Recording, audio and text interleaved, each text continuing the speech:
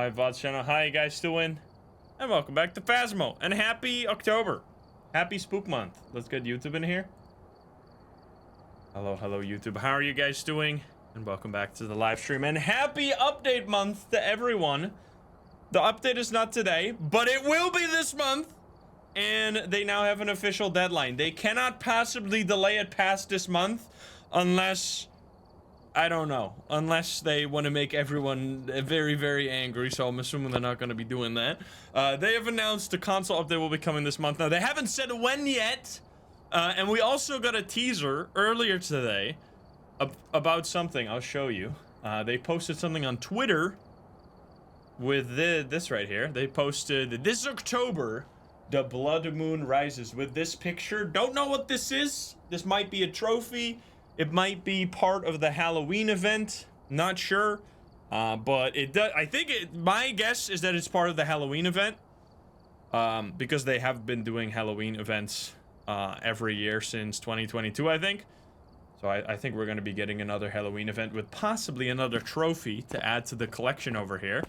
So this is exciting stuff. I have a PS5 still in the box that I bought last year for when they first announced console that I will finally be able to unbox and now play the console update, which is actually going to be kind of fun because it's going to restart from level 1, right? Because it's not, I don't think it's cross progression on release. It's cross play on release, but not cross progression on release.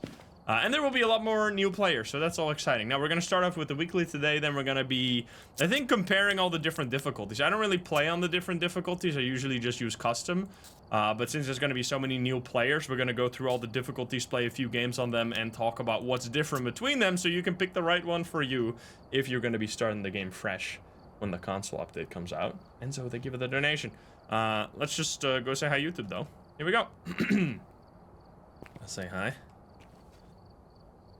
Hi YouTube, how are you doing? And welcome back to Phasmophobia. Today we are back with another weekly challenge, and this one is called Vulnerable. You'll be going into this one with no defenses. Be careful out there. Now, I think this one might be a lot easier than it sounds, as long as they give us good sanity, and we'll see that if that's the case going into it. We're going to be going on Willow's Treehouse. I hope you enjoy. If you're not subscribed, please do so. If you like the video, like it. If you dislike it, dislike it, but let's not waste any more time. Let's hop into the game. Let's go. Alrighty. Here we go.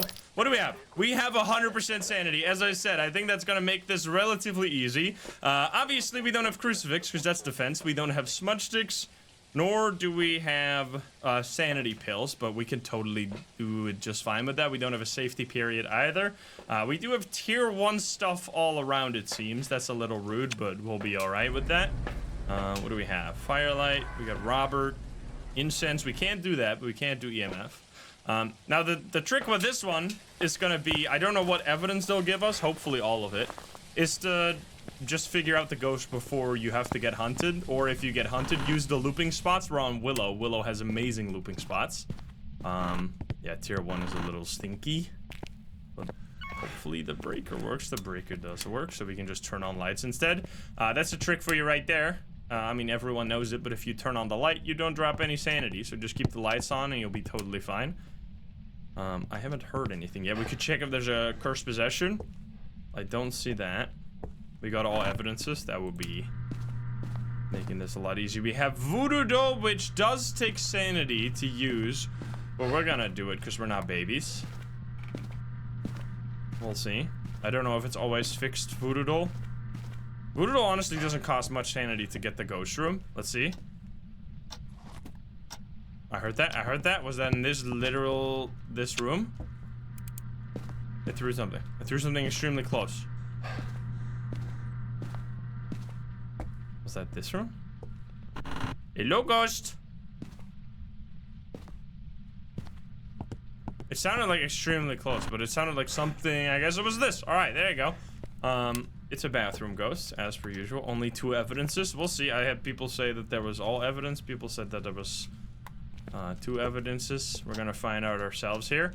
Now, at the start, we don't have to worry about anything because we have 100% sanity. This challenge would be a whole lot different if you had 0% sanity, obviously, because then you would have to either permanently hide or be really good at looping, which I think As long as crouch looping is still in the game, looping won't be very hard, but they have said that they eventually want to get rid of crouch looping. Which, what does that mean? That means that they want to make it so that you can't sprint while crouched, which does make sense, because how the fuck would anyone be sprinting while crouching? Now, another thing that the developers told us, I don't know how well spread this is already. You know, one of the staple bugs in this game is this right here.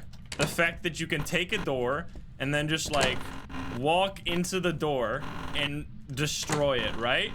They are finally gonna fix this. They are finally fixing this. I don't know if it'll be in the next update, but it is something that they're gonna be fixing soon. So no more breaking doors, pushing them around. Okay, it's definitely not an Oni because we had airball. Also, the ghost events drain your sanity, so be careful. I love that. I do it all the time. It's definitely gonna kill me a few times because sometimes I don't forget if a door is a pull or a push door, and then if I can't walk through doors, that's gonna kill me.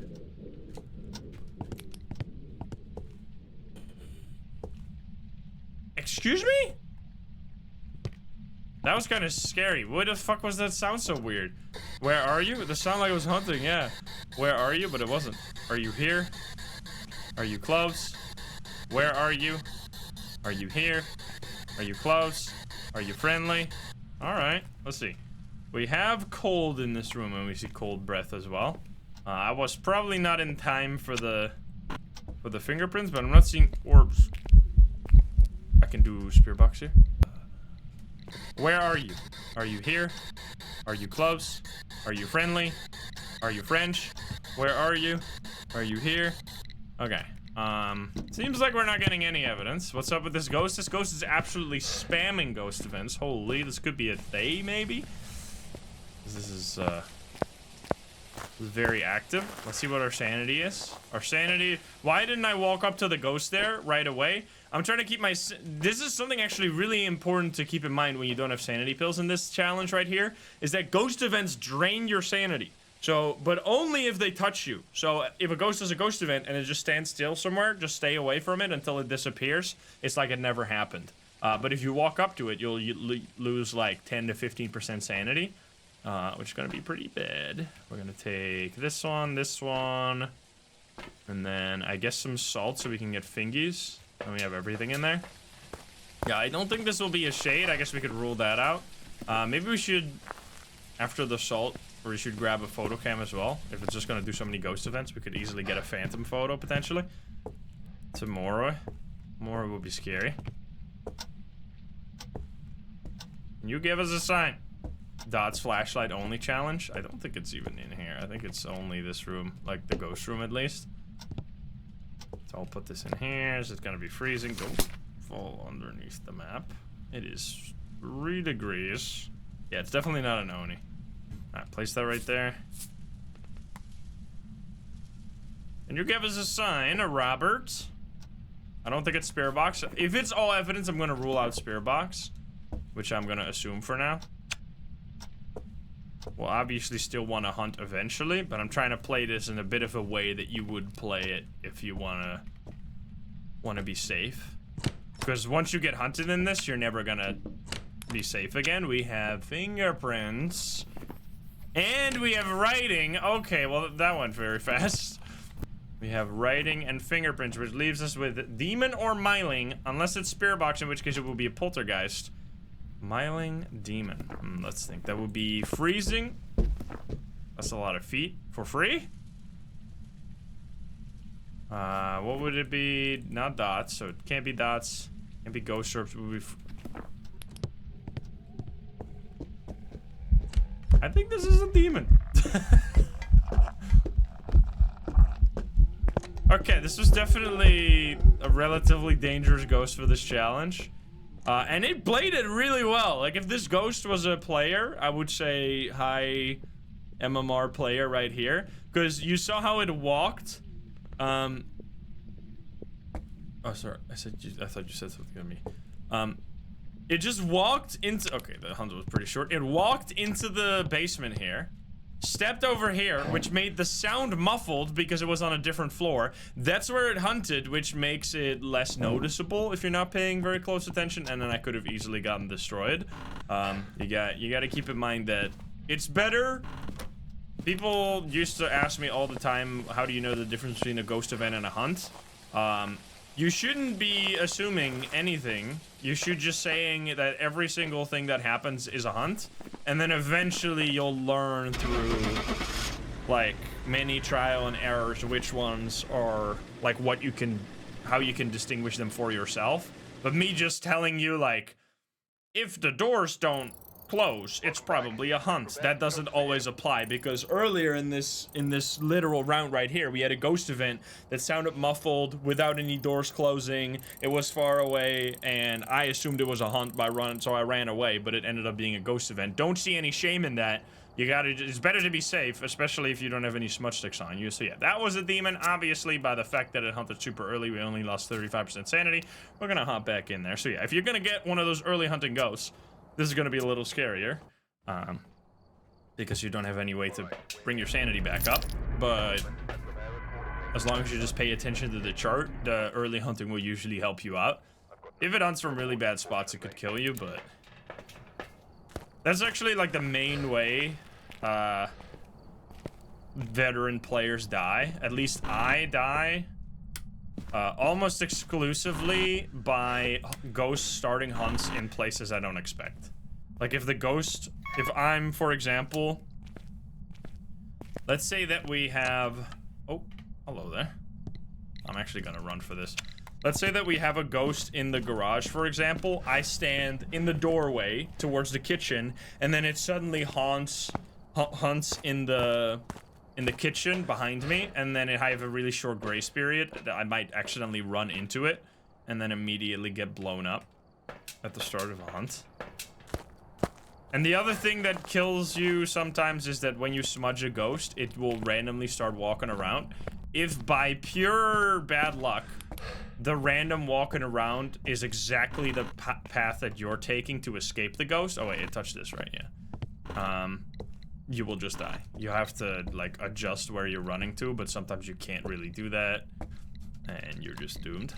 I'm literally, let's see, which one of these is it? It's 10 degrees.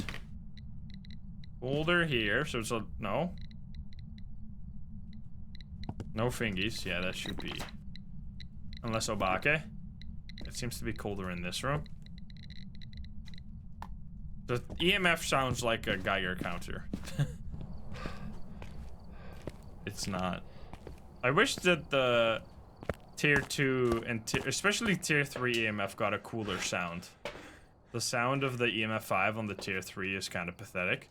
Okay, what else do we want? Let's do salt. Well, I guess the salt doesn't matter anymore because you already know it's not going to be fingies. Yeah, the whole challenge is basically no protection, but that doesn't really matter. As long as you figure out the evidence before the ghosts start hunting, which, unless you have, like I had last game, a demon, that should be very possible. Unless you have a really sneaky ghost with some sneaky evidence, like a Goryo, because we do have tier 1 equipment, which is pretty unfortunate. Can you give me a sign?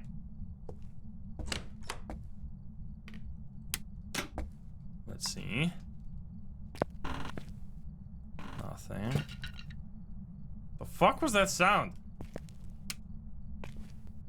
Huh? I don't think I've ever heard that sound before. What did it just throw? This? Was that? Oh!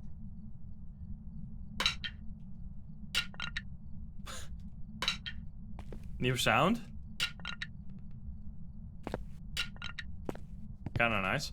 Okay, definitely no fingies. Is it still here? It is going down. Let's ask the ghost. Are you French?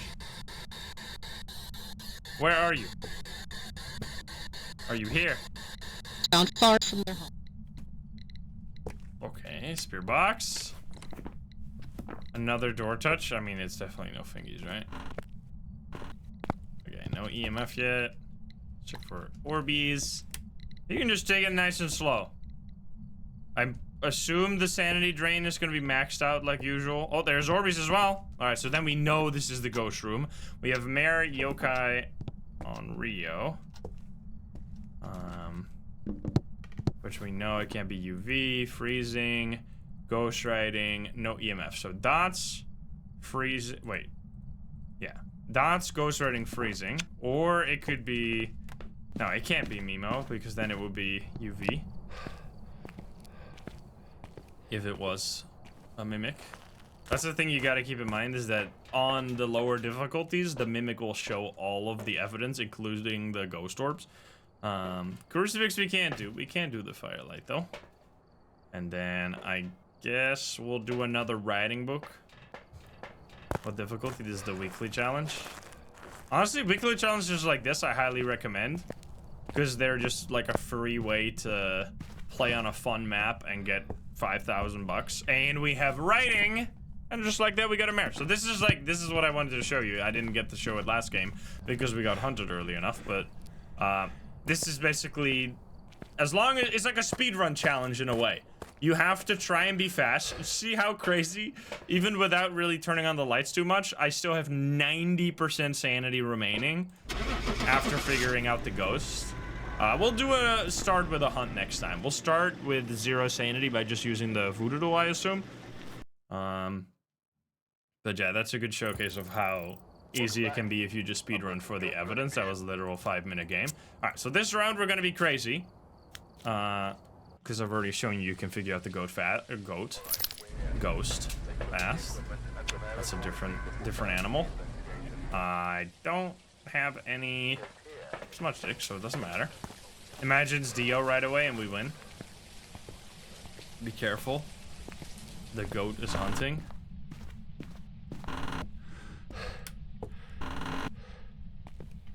It's in the basement. That's unfortunate. Roscoe, thank you for that too. Is it gonna be this again? So you definitely want to turn on the breaker before we start going a little insane. So it seems to be always voodoo doll. And people confirm. I've had voodoo doll twice now, unless it's just coincidence, which is possible. So don't do the voodoo doll right away, because we don't know where the ghost is. So I want to turn on the breaker so then I can light up the looping spots. Very important part of looping is to make sure that you turn off your own lights if you want the ghost to like run away from you. But that requires you to have the lights on like this, so I can see the ghost is in the living room again. All right. I'm getting pretty lucky with these ghost rooms here. Because all the rooms that are close to the entrance are obviously going to be easier because you can bring the equipment very fast. But I'm going to go crazy. So let's pull the pins until we get hunted.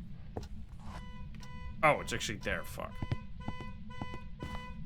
I'm going to turn that off because it's going to drive me insane. You try to loop, but you're terrible. I think the important part of looping is to have headphones. I've tried looping without headphones and it makes it so much harder. Okay, that's pretty ass. Wait, is this a banshee? This is very dangerous what I'm doing right now.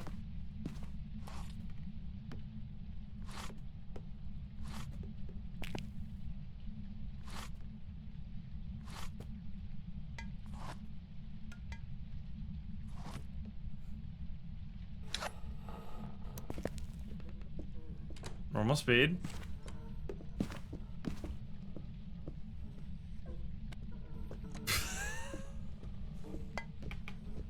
Jesus. Hey, bitch! Come this way. Okay, it's not a yokai. Oh, it's a crawly bitch. Oh no, this is the most dangerous ghost to loop. Because you can't see it. This is like the strongest ghost model in the game. You gotta just play it safe. And so this is where headphones is very important. Hey, bitch!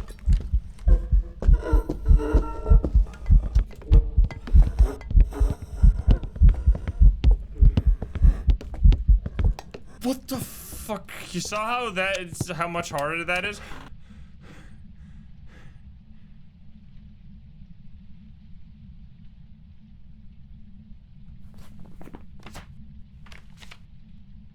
you kidding me? Okay, I honestly think that ghost model is like a genuine separate ghost ability. I'm gonna say that's another mare. Apart from what the ghosts can, like, all the abilities that the ghosts have on paper through their ghost types, or just because of the game changing over the years. That actually, oh my god! That ghost model specifically, any female ghosts are so much stronger than male ghosts in this game because of that ghost model right there. Because if it crawls, it's so hard to see. It speeds up like it's much easier to speed up because you feel like you have some kind of safety. Like, the ghost can't see me, but no, even though it's crawling on the floor, it still has the same like hitbox as any other ghost, so it will still see over objects even though it's like crawling on the floor. So yeah, why was that a mare? You might be confused. That was a mare because when it's gonna say one ability. Wait, why does it not say ability use? Wait, well, was that a coincidence? Wait, why doesn't it say ability use? Okay, I think this is probably, it's supposed to say one. I'm pretty sure it's supposed to say one, so assuming this is supposed to say one, why did I know? Because the bear has an ability where if you flick on a light switch, it has a small chance, like, I forget what exactly the chance is, like 20% or something, to turn that light switch off immediately right after you turn it on. That's like the ability from the mare, because the mare loves the dark, right? Which is, I really like those types of abilities that are not necessarily super easy to get, so you can easily identify the ghost, but if you pay attention to them, you will be able to notice it and figure out a ghost, and you feel like a professional, and your friends will be like, what the fuck, how did you know that? And you'll be like, well, I watched a certain YouTuber who's told me this before. Anyway, so yeah, I don't know why it says 0 here right now. Maybe it was just literally a coincidence of the ghost turning. Does it say? Okay, so it is bugged. It is bugged because it says light switch just here 0. Right? Even though it definitely just switched that light switch. So yeah, I think it's supposed to say 1 here, and that was an ability, unless that was super lucky, in which case, what the hell, how did I get that correct? But yeah, that's how you do the weekly challenge. Play it safe, or you can go Insano style and just accept that you're going to be 0 sanity and just have fun with it. Because what you have to keep in mind with the weekly challenge is dying is meaningless, because you don't lose any items. It's just for fun. So go at it. Let me know how it went for you. I hope you enjoyed that one. If you're not subscribed, please do so. If you liked the video, like it. If you dislike it, dislike it. And if you want to join the Love the Game share and chat, you can join us over at twitch.tv/Insym. Get the link in the description down below. Thank you so much, and I'll see you in the next one. Bye, guys. Have a good one. Bye-bye. Easy challenge. Let's go. All right, it's ghost gambling time. Death is meaningless. Death is not an escape. All right, let's see. I just saw 1,000 biddies. Lauren, thank you for the 1,000 biddies. Thank you, thank you. All right, it is time. We're gonna go through all the difficulties. Excuse me. So we're gonna start with amateur. You wanna do some amateur ghost gambling? Is this gonna change how you vote? Hey, Eve, what's up? Holy. Amateur time? Amateur actually has a lot of different settings. Oh yeah, you regain half the equipment if you die. I never completely forgot that.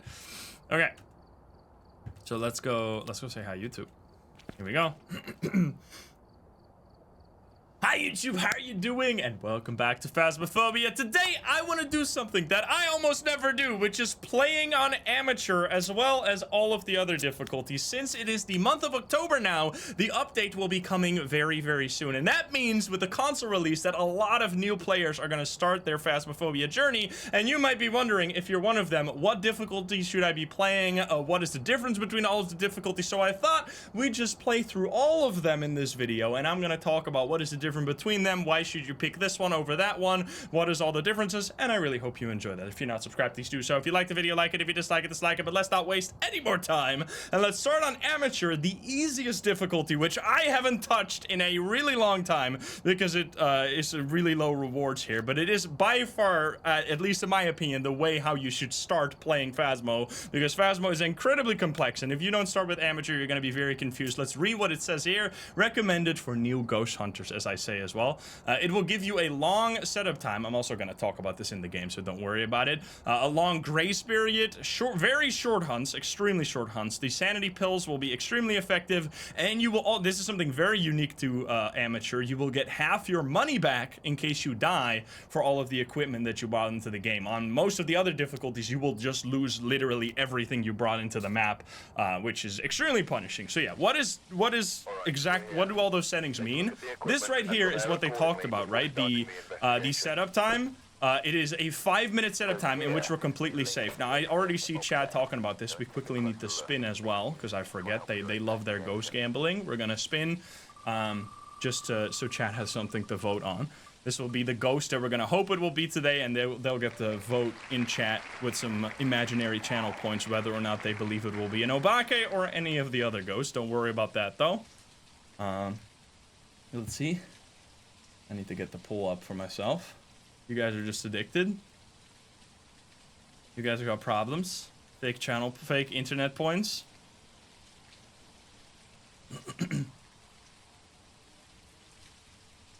Let's see it. Don't judge you. I'm not judging.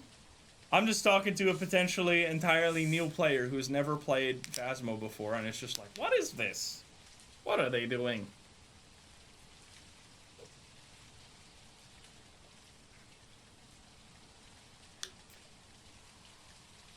Oh boy, that's a lot of points, huh? Jesus.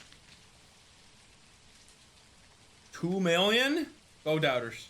Get your free points. Get your free coins. Shot3, thank you for the 7.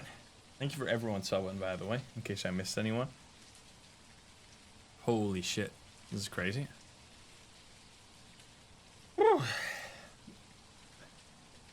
Excuse me.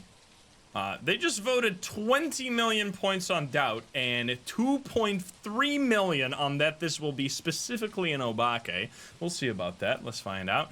Okay, so this timer right here, as I said, is the setup time. In this period, the ghost will not be able to hunt at all, no matter what happens, unless you use the cursed possession, which I'll show you when we get into the game. That will remove the setup timer, but in any other way, through natural means, the ghost will not be able to hunt, even if your sanity goes lower, but I think your sanity actually gets locked at 50%. Now, on this difficulty, you also have the screens, which you'll be having for most of the lower difficulties. Only the very high difficulties will lock off these two screens.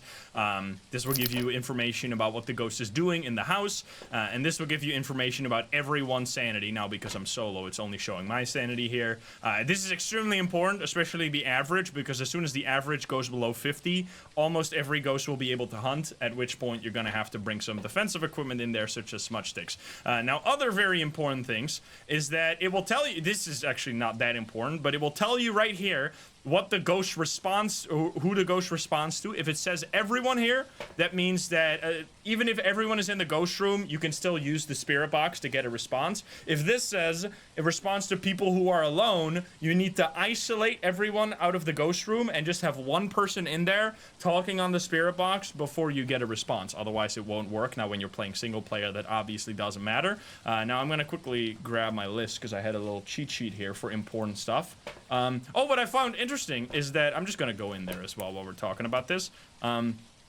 With just some regular stuff. I usually start with stuff to find the ghost room. I recommend an EMF and a thermo, but you can start with all kinds of stuff. You can start with the photo cam. I recommend the EMF because the main way that I find the ghost room is by listening for anything happening in the house, and then I sometimes don't know exactly where it's coming from, so then I'll use the EMF to identify where the sound was coming from. What you want to do right away on in the game is turning on as many lights as possible. Now, what's very nice about amateur is that the breaker starts on by default, which I think is only on intermediate and amateur. On the other difficulties, I think even on intermediate it will start off. So literally only on amateur it will start on. So you can just immediately turn on the lights, which will prevent your sanity from draining. Another thing which is very important in amateur, is that you have every single available hiding spot. So if you are new to the game, this is very important because on the later difficulties, sometimes you'll open a closet like this, and then there will be a bunch of shit inside, which will prevent you from using that as a hiding spot. So if you're running away from the ghost during a hunt, and you find, there's a sound coming from here, you find the wrong, or you find a blocked hiding spot, you might get killed. Where was that sound exactly coming from? This is why I'm running around. Oh, that's another thing. On amateur, this is actually the only difficulty I think on which that's the case. All of the doors start closed, which is, it used to be that that's all, for all of the difficulties, but this is actually really important, especially on larger maps. If all the doors start closed, that means that if you walk around and you see a door that's opened and you or your teammates did not open that door, you know that the ghost is in this area. So we know that this door got touched, we know that this door got touched, so we know the ghost is in this area. Which is really important. Let's see which one of these it actually is. Also, that's a big boner. We're gonna use the thermo. You can just click and then hold the button. It will give you updates on the temperature. What's really important to know about the breaker starting on by default is that the temperature will start really high in all the rooms. If the breaker starts off, all the rooms will be really cold, like around 11 degrees. And then get warmer as long as you turn the breaker on. But this, the breaker being on means all of them will be hot, except the ghost room, which is this one right here. So you can see that we have 9 degrees in there. We also, this will be very different from how I usually play the game. Let's drop everything. You will be getting every single evidence from all of the ghosts. So this is something that I highly recommend you start off playing with, because if you don't have all the evidence, it's going to be extremely confusing if you're not familiar with how the game works. So for example, I will get, if it is a spirit, I will get spirit box. What is the, I think it's ghost writing. Yeah, you will get EMF, spirit box, and ghost writing. Whereas on the higher difficulty, it will hide one of these evidences. So then you will only get EMF and spirit box, for example, and then you still have to figure out what the difference is between these ghosts through other things, like more advanced mechanics. But I highly recommend you stay away from those and just learn them by watching people play, or watching people such as me play the game, or joining public lobbies and observing other people. Now you can see the time is still going. We still have 2 minutes of safety period, but you can also see that by properly managing my sanity, I am not even close to being hunted yet. So I really don't, the setup period, you kind of just want to ignore pretty much, and you just rather want to keep your sanity high, because 5 minutes is really not enough to, I mean, you could finish the entire game in 5 minutes if you're really fast, but that's not what you're going to be doing when you play the game for the first time. So what's the first thing you do? This, I'm also just going to use this as a bit of a way to give tips on how to play the game. So you want to keep on the lights as long as you're, the only reason you want to ever turn off the lights is if you want to look for orbs, or if you want to talk on the spirit box. Those are the only 2 things for which the lights have to be off. In any other situation, you want to keep the lights on to prevent your sanity from draining, unless you want your sanity to drain and you want to be hunted later. Another really important thing on amateur is that once you found the ghost room, this is the room that you can bring all your equipment, and you never have to worry about the ghost leaving and going to another area and changing that into the ghost room. This is like a really important mechanic in Phasmo, is that the ghost will be basically stuck around one room. On the higher difficulties, however, that room can change throughout the game, so you'll have to constantly be monitoring, is it still in this area? Should I go somewhere else? You don't have to worry about that on amateur, because the ghosts don't roam at all. Or they do roam, but they don't change the ghost room at all, which is very important. As I already said, the hunts are going to be super short, which will be nice for when the ghosts start hunting. But let's just collect some evidence. What I highly recommend when you start, find the ghost room. Do that by listening. Do you hear anything? Or by using the temperature, such as this. We can see that it's probably going to be like 5 degrees here by now. 3 degrees even. So yeah, this is definitely the ghost room, and you can see that if I walk even remotely out of this room, like in this one, it'll immediately be like 20 degrees. You see that? It's like a huge difference in temperature, so we know this is the ghost room. Now I'm gonna quickly turn. It just giggled. It just giggled on this thing that is fucking cursed. The teddy bear giggled. That's the type of sounds you can listen for to find where the ghost is. Now, as you can see, this sound happened in a room that's not actually the ghost room, so the sounds don't happen inside of the room. They will happen in a circle around them. Okay, so let's quickly turn off the lights to look for orbs, which we immediately see. That right there is orbs. You can see them as long as you have the night vision on. If I have the night vision, if I don't have the night vision on, you can't see anything. Gotta turn on the night vision, and you can see right here that it's really hard if the lights are on to see the orbs. That's why I said you should turn off the... they will also move around the room. There you go, they move to around there. So make sure, especially in a room like this, to walk around, check all the different areas. I think we have EMF 5, or EMF 4, which means that was a ghost event. But I didn't hear anything, so I'm not sure what the fuck. Okay, so we get ghost orbs. Now what's really important, let's try with Spirit Box here. So we're gonna, for Spirit Box, you have to turn off the lights. If I don't turn off the lights, the Spirit Box simply won't work. I think this is explained. You actually have like a journal here, which has information about all of the items, I think, in the game. Yeah, it has, only certain ghosts will talk through the Spirit Box. When asked a question with your voice, make sure the lights are off. So it does say it here, but I feel like this is one of those games that you much rather want to learn by just observing people or like learning through example than having someone like read a book about it. Like, I don't think that works very well. I don't think that was EMF 5. I think that was EMF 4. All right, let's turn off the lights. That was terrifying. Even though we're playing on amateur, that scared the shit out of me. Okay. So that right there was a ghost event, which... Was that EMF 5? Okay. You see this right here? The EMF is going all the way into the red. That means it's EMF 5. How do you get EMF? You get it by walking around and going to stuff that the ghost is interacting with. It will give you like an EMF reading, and if it's an EMF 5 ghost, by doing that enough, it will eventually give you an EMF 5. What just happened? A lot of stuff just happened. The Ghost of the Ghost event, which is one of the things that the ghost can do. It's actually really rare for the ghost to do a ghost event on amateur because the setting for ghost events is set all the way to the minimum amount, whereas in the higher difficulties, this gets more common because they want the higher difficulties to be scarier and also harder, because ghost events will drop your sanity. If you get touched by the ghost during a ghost event, let's fill in EMF so we don't forget. If you get touched by the ghost during a ghost event, this will drain your sanity. And I think we just got touched, yeah? So we went from 100% sanity immediately to around 85 sanity there. Well, we probably were at 95. So yeah, that will drain your sanity. That's why on the higher difficulties they do it more, because this is a way to drain your sanity really fast. Also what the ghost did there is that it... wait, Obake is actually still an option. What the hell? Wait, Obake and Raichu, this is what the believers are hoping for, by the way. This is actually crazy. So, what did it just do? It did a ghost event that broke the lights. You can see that these lights don't work. Even though the breaker is on, the lights don't work anymore. Which means that this is now a dangerous room to stay in because my sanity will keep draining. Now, on amateur, your sanity will drain really slowly compared to the higher difficulties. But I still recommend that if you don't have to be in a room that's dark... you shouldn't be in a room that's dark unless you want to get hunted. Unless you're a bit more confident in your ability and you don't mind to eventually get hunted. I'm going to grab some salt, I think. Threw that around. What are we looking for now? So, we have 2 ghosts remaining. This is actually really rare. Usually when you have 2 evidence, there will be a lot more ghosts remaining, but this is a very specific combination where there's only 2. We either want to look for UV for Obake, or dots for Raichu. This is important to look for because sometimes, like, some evidences are hard to get. For example, writing is relatively hard to get.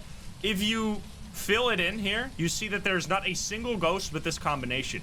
So I can just click on this again, have it crossed out, so I know in my head I don't have to look for this because it's impossible. Same thing with freezing. Freezing is impossible, so let's not look for that. Spirit Box is impossible, so let's not look for that. We're only interested in UV and dots. Which dots is one of the harder evidences, and UV is one of the easier, so I'm gonna start with UV here. How do we do UV? If the ghost touches the door, it will have a chance, or it will leave a fingerprint, unless it's an Obake, in which case it sometimes doesn't, but let's just assume it always leaves a fingerprint, which you can see that with your UV light. I'm also gonna grab a dots. Alternatively, you can grab salt. If the ghost steps in salt, it will leave footsteps, which will also count as UV evidence. So we're gonna place this down here. Place this down. This is the dot sensor. How does this work? it will just sometimes like if you place it in the ghost room and you're in the area, or like around it so you can see it, or place a camera alternatively, you will see like a green ghost walk through the dots, which will be considered dots evidence. I'm gonna place the salt on the floor as well. Like you want to place the salt in a position where you, the tier 1, I have the tier 2 items here. When you're starting out complete as a beginner, you have the tier 1 equipment, which I highly recommend going through the tutorial because they will just explain you how to use the tiered equipment.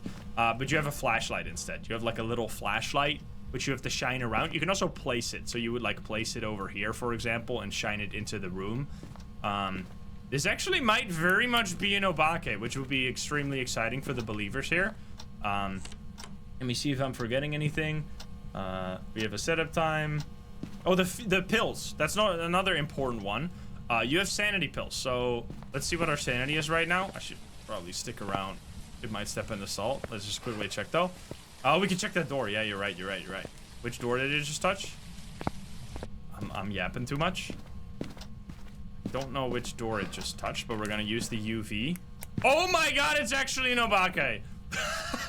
I can't believe we're gonna start with that's insane, dude.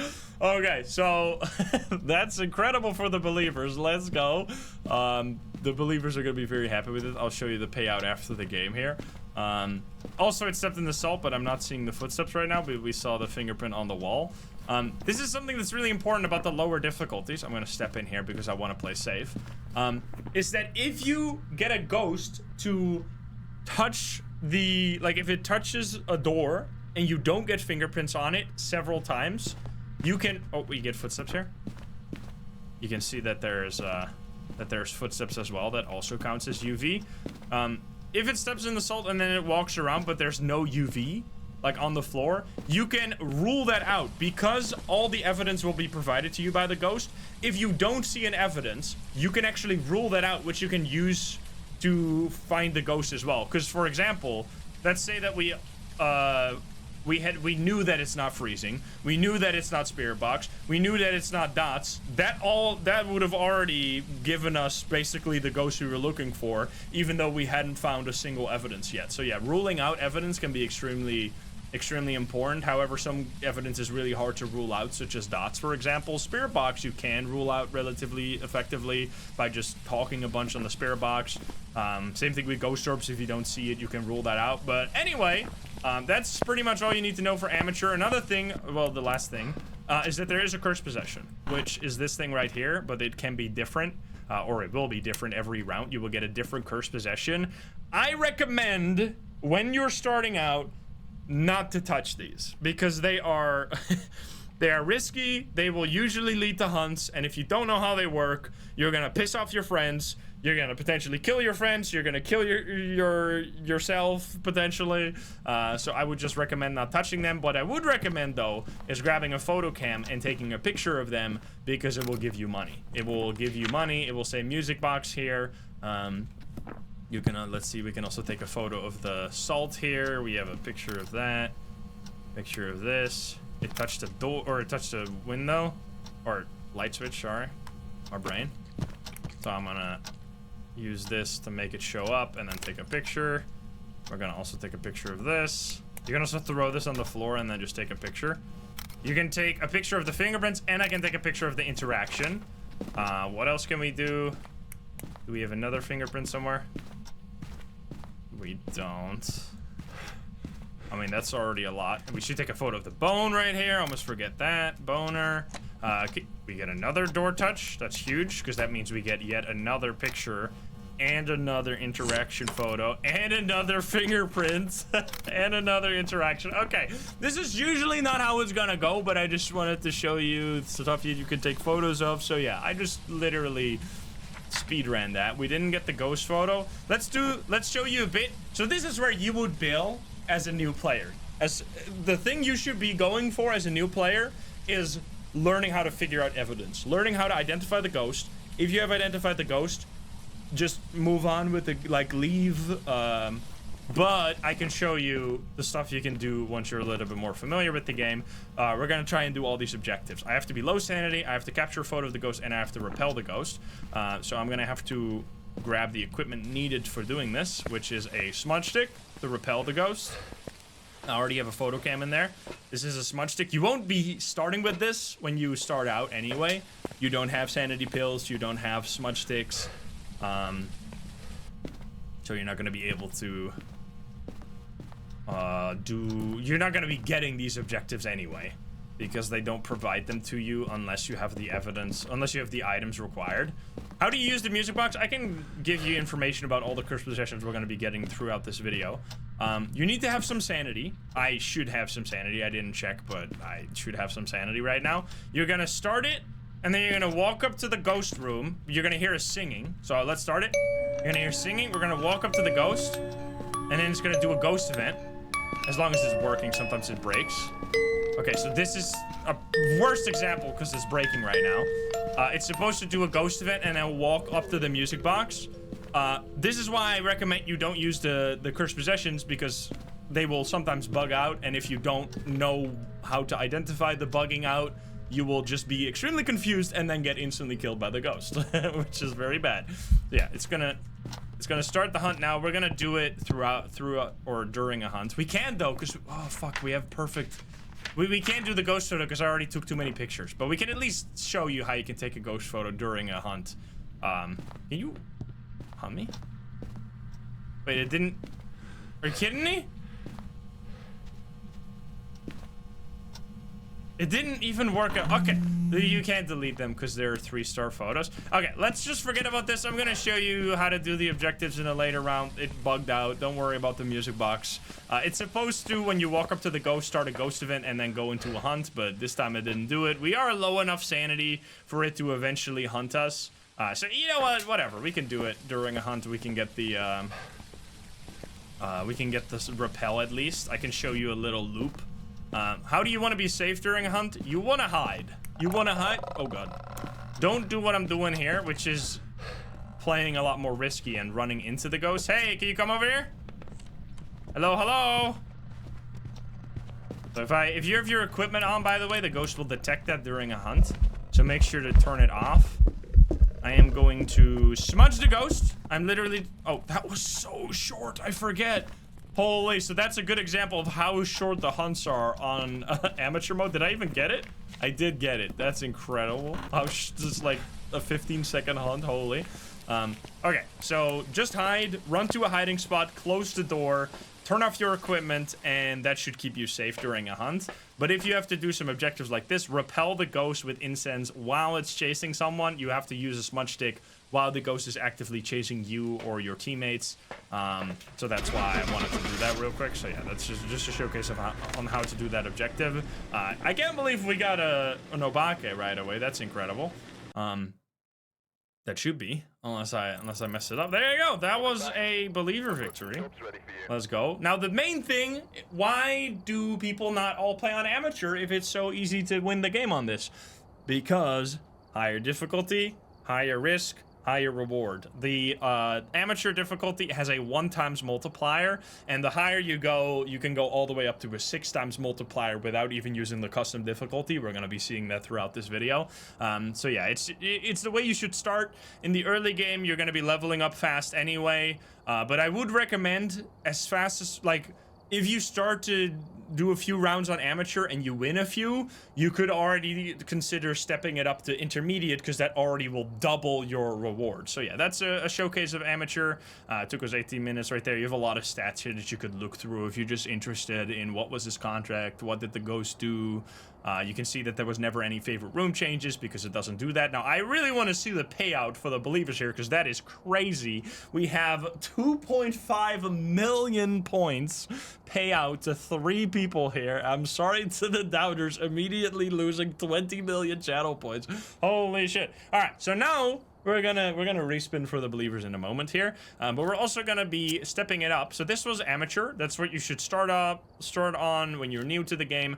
This is once you start to become a little bit familiar with the mechanics, you can step it up to intermediate, which will immediately double your rewards. So that is a every single game will give you twice the rewards you would get from an amateur game, so that's a big difference. However, everything will just be slightly harder. You still have a setup time. I really think you should just be ignoring the setup time. It's not long enough to really matter. The grace period is average now. The hunts will be slightly longer. Sanity pills will restore slightly less. The fuse box will now start off, which is a bit of a big change that we're gonna see in a moment here. There will be less places to hide. I'll show you that as well. But you will still regain, I think, 25% of your value when you die, and there's a bunch more settings that we're going to be talking about that it doesn't show here right away. But before we do that, let's spin the wheel again and see if we can go 2 for 2 when it comes to believer wins. What do we get? Will it be... Oh my god, Obake again? No, Raichu. Will it be a Raichu this time? That's what the doubters were hoping for last round.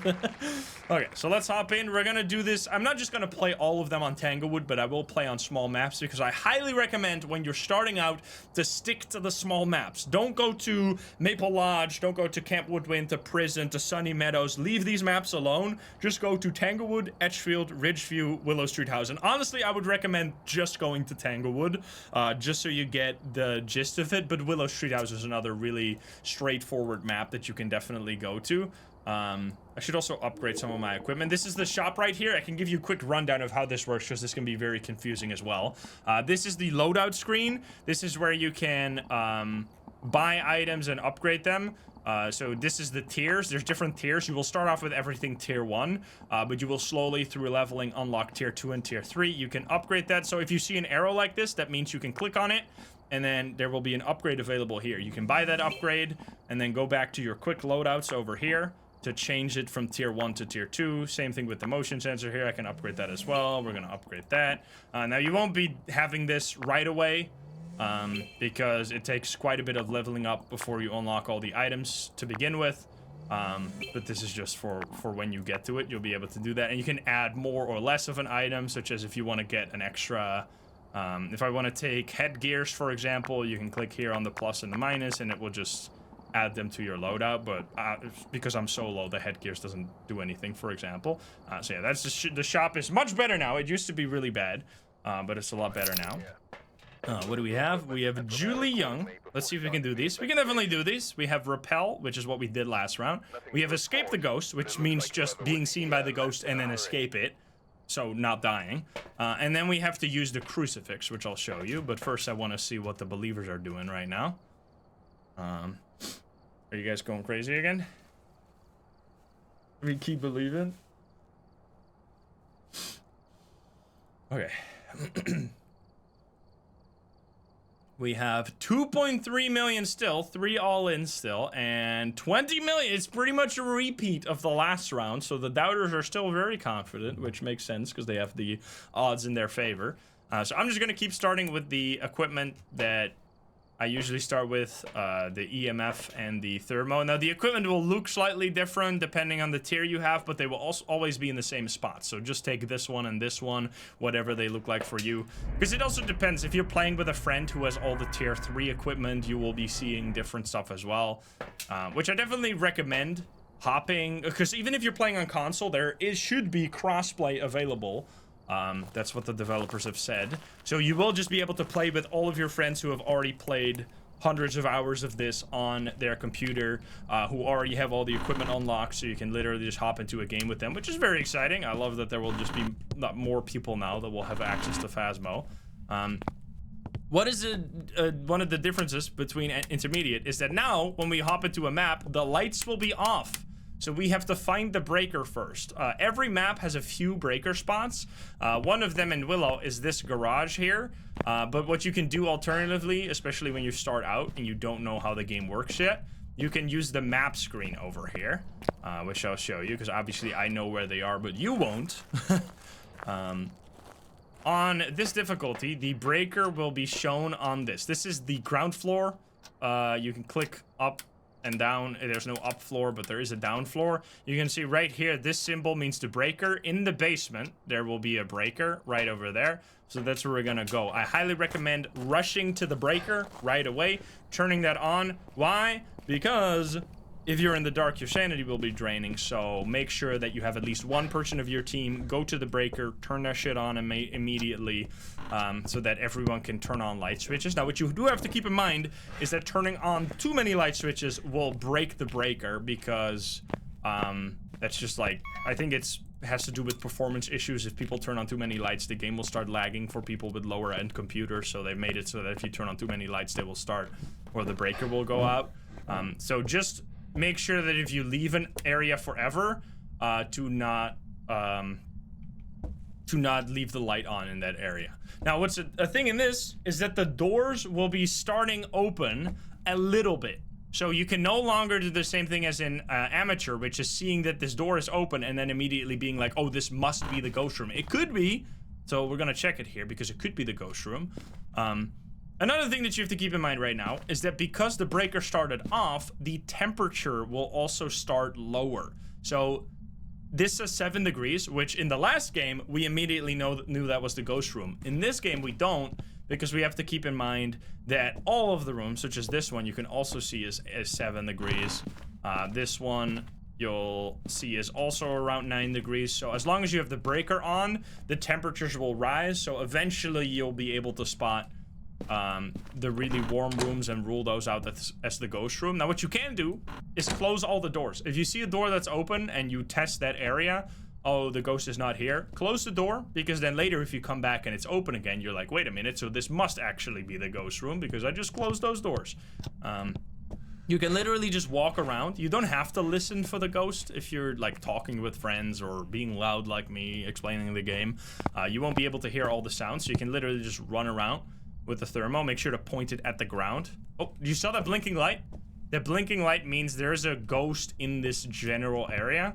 Doesn't have to mean it's in this room, because it's in this room right here. You see the really low temperature, 2 degrees, and you see the paintings here, or the pictures that were thrown on the floor, which you can also get EMF off of that. We get an EMF 3 right there. So yeah, this is really important.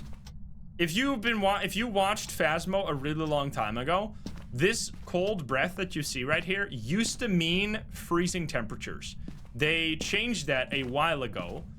It doesn't mean that anymore. You now need to have the thermo to confirm whether or not it is freezing. And what is freezing? Well, below 0. But in this game, anything below 1 degree on the thermo will eventually turn into freezing. So as soon as you see 0 point something, you know, okay, this is going to be freezing. And if for a really long time you don't see that, you can rule out freezing. So we're just going to leave that here for now, and we're going to grab some evidence.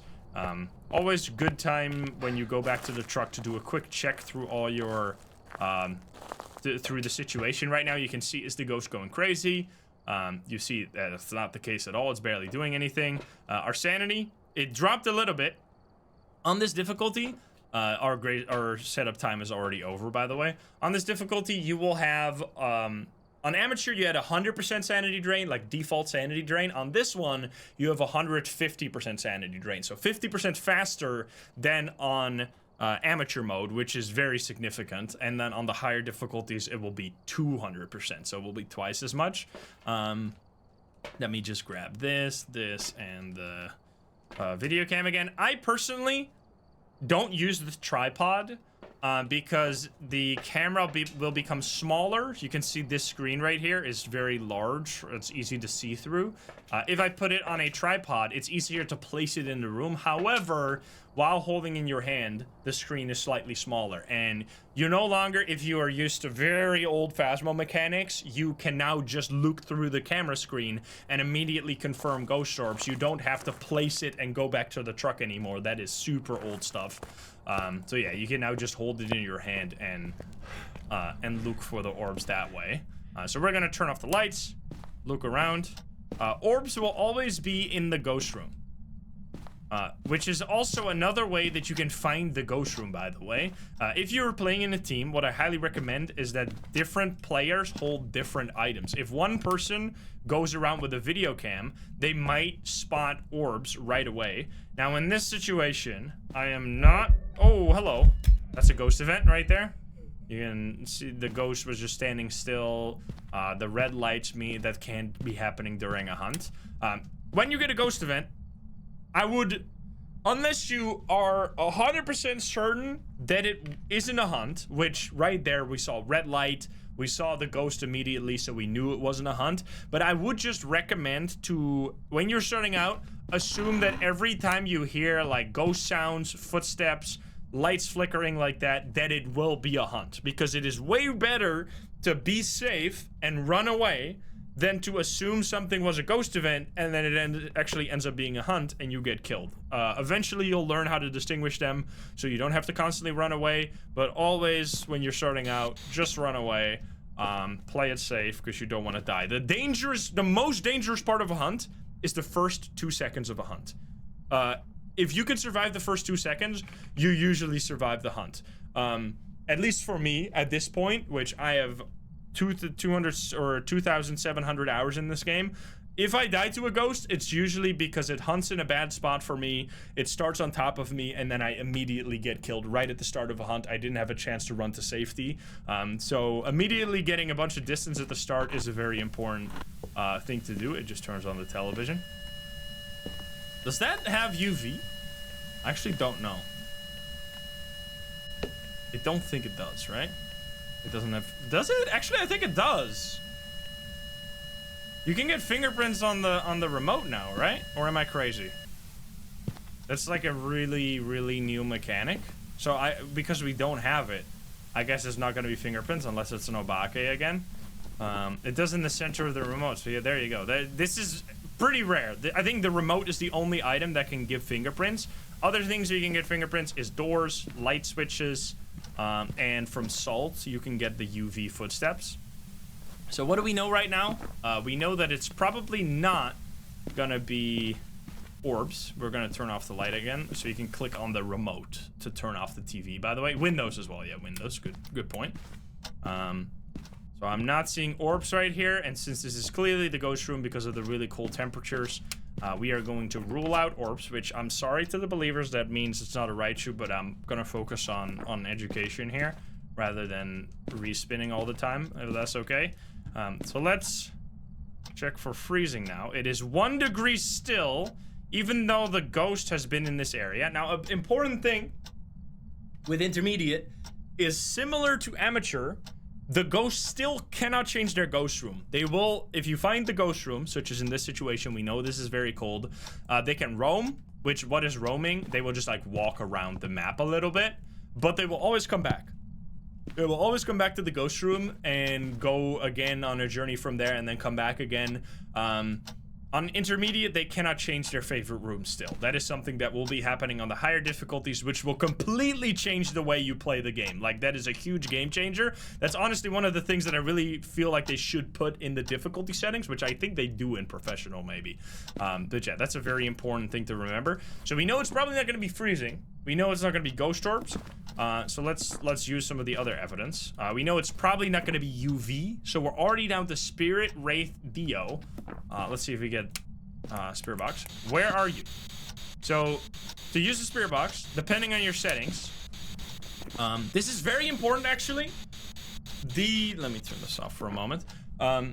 If you're playing on console, I don't know how this is going to work, but the developers have confirmed that the voice recognition will work, but not right at release. What does this mean? This means that the ghost will be able to detect your microphone, but it will be able to understand what you're saying if you're using like a PlayStation controller microphone or something, which is a really important aspect of the game. What I assume you'll be able to do is go into your settings and change your voice recognition mode to text.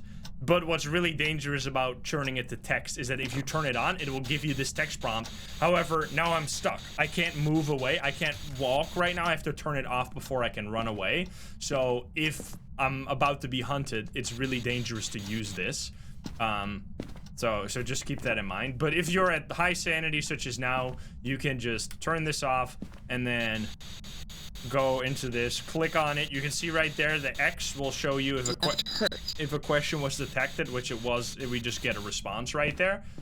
So they will eventually have that working, but not right on release, they said. So if you are watching this in the future, keep that in mind. But do stay quiet during a hunt. What I would recommend is changing your voice recognition or your audio here. Yeah, here. Oh, airball. You see that thing right there? That's a ghost event. Why am I running away? Ghost events will drain your sanity, but only if they touch you. So if you see a ghost event, don't walk up to it and just stay away from it to preserve your sanity. You can take this time to take a picture, or what I can do here is wait for the ghost to go to stop, and I'm gonna run on top of it. Where are you? Are you here? Are you close? Where are you? Are you here? Are you close? Are you friendly? Where are you? That's what I was hoping to get, dude. Okay, because that's a perfect example. Okay, I'm gonna explain this because this is gonna hopefully give you some love for this game if you're starting out as much as I love this game. There's so many mechanics that the ghosts can do and that you can learn about the ghosts. What did I do right there? We saw the ghost doing a ghost event. I stayed away because I didn't want to drain my sanity. However, what's really important is that if a ghost does a ghost event, it's standing right there. Like, you can see it, and that means that even if the ghost disappears, it'll still be standing right there. So if I run immediately on top of the area where the ghost was standing to use the spirit box, it will usually give me a spirit box response. And even more so, a Dio specifically has a hidden ability. A lot of ghosts have hidden abilities. The Dio has a hidden ability that if you're super close to the ghost while using a spirit box and you get a spirit box response, there's a 33% chance that that spirit box response will be that very specific sound you just heard. So that is a way you can confirm Dio without getting the hunt from a Dio. Dio also has a very distinctive hunting behavior that I really want to show you because it's super cool. We can look around for the first possession. I don't know what it is. So yeah, that's like a really good example of high level. Like, if you know all the mechanics, I know the ghost was going to be there because of the ghost event. I ran on top of it, stayed close, used the spirit box a bunch, and got the response, right? Because I know what a Dio can do, and that's how I figured it out here. So I didn't even get all of the other evidence in this situation. What would have been the other evidence? It would have been dots. It would have been ghost writing. Okay, yeah, so we would have had to place those in the ghost room, but I didn't do that yet. Now, this is kind of, this is an advanced thing. You can figure out almost every single ghost through, literally basically every single ghost, through means that don't involve the evidence, which is actually my favorite way to play the game. And it is a good idea to start picking up on that from either your friends or watching videos like this to learn something. I've made entire guides about how to identify every ghost without using a single evidence item. Because, for example, in this case, a Dio is very difficult because dots is very hard to get when you're starting out. It's probably the most confusing evidence. And ghostwriting just can take a long time. You'd have to place the ghostwriting book in the ghost room and just eventually hope that it uses the... that it writes in the book. So let's do that anyway, because I would love to show you what the dots looks like. Because it is kind of confusing what you're even looking for. So we're going to grab dots, we're going to grab the writing book and a photo cam so we can take some photos. Now, there's other stuff in intermediate. There will still be lots of hiding spots in intermediate, but not all of them. So some of them will be blocked. So what now starts to become important is that you kind of scout, you kind of want to scout what your safe escape route is. So I have my photo cam still.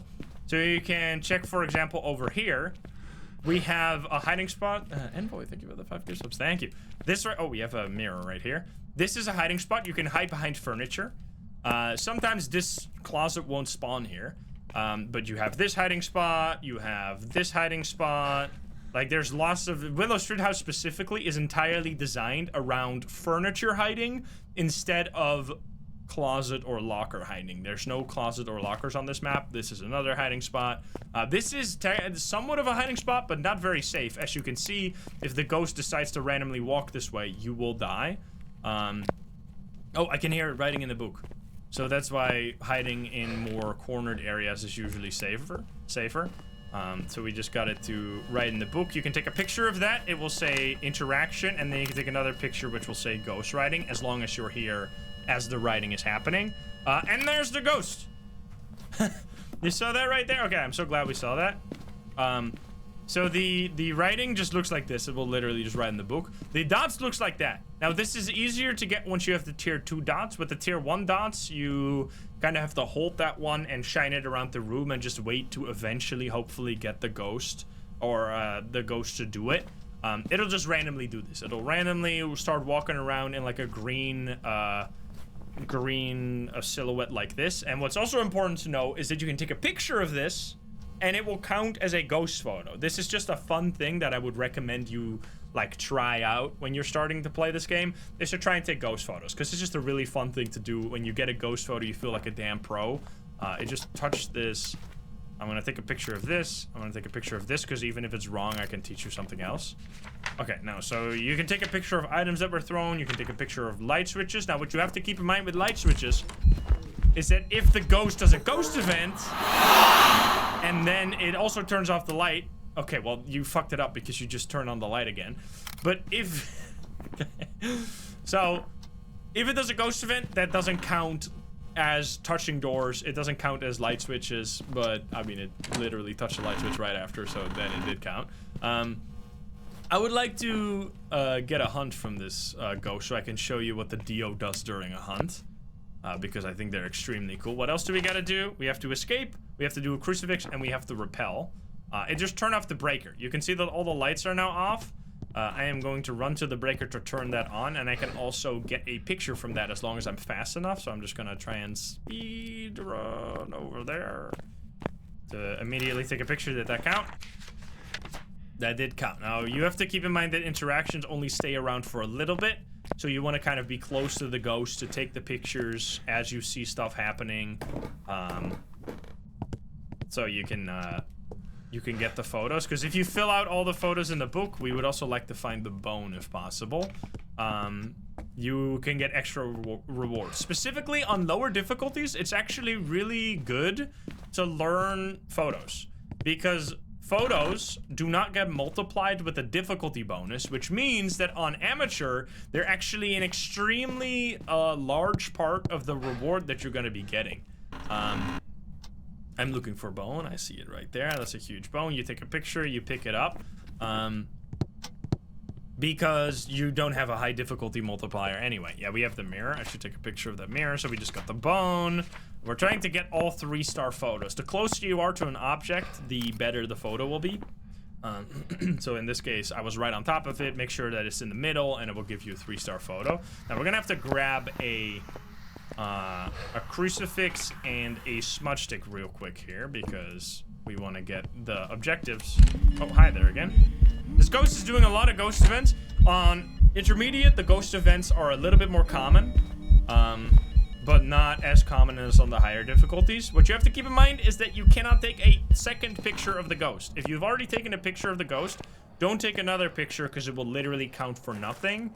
Now you can delete photos now, which is really nice, but you can get multiple money from that. I'm gonna take this. I'm gonna take the smudge stick. I'll take a second crucifix as well, because we just need to do crucifix. We need to escape and repel. We can do all of that. So the front door closing does not necessarily mean that it's a hunt, because the front door, when a ghost is a ghost event, it will close all of the doors in the room that is doing the ghost event, and it will also turn off all the lights. Usually, depending on the ghost event, it might do something different.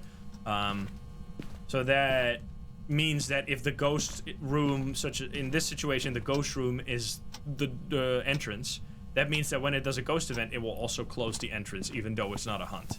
It keeps turning on the TV, dude.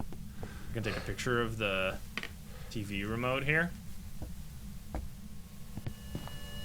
You take it off the TV remote, I think, right? Yeah. So not of the TV, but of the TV remote, which is a little confusing. I'm gonna use the mirror now. Every time I use the mirror, this is another cursed possession. This will show you the ghost room. It'll show you the room that the ghost, or not the room that the ghost is in, but the favorite room of the ghost. So if I pull this up, once you start recognizing the houses very well, I'll literally be able to just pull up the mirror, look at it for like 10 seconds, or not even 10 seconds, 1 second, pull it down immediately, and I'll know right away what room this is. But you won't be able to do that when you don't know all the rooms yet, but it's good to, like, once you get familiar with it,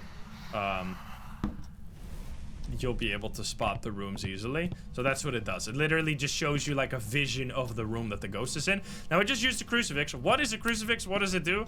If you place it in a room or in the ghost room, it will, you can see by holding F, I can place this. On console, this will be different. I don't know what button it will be, but it will be a different button. It'll show you a circle. In that circle, you can see it over there.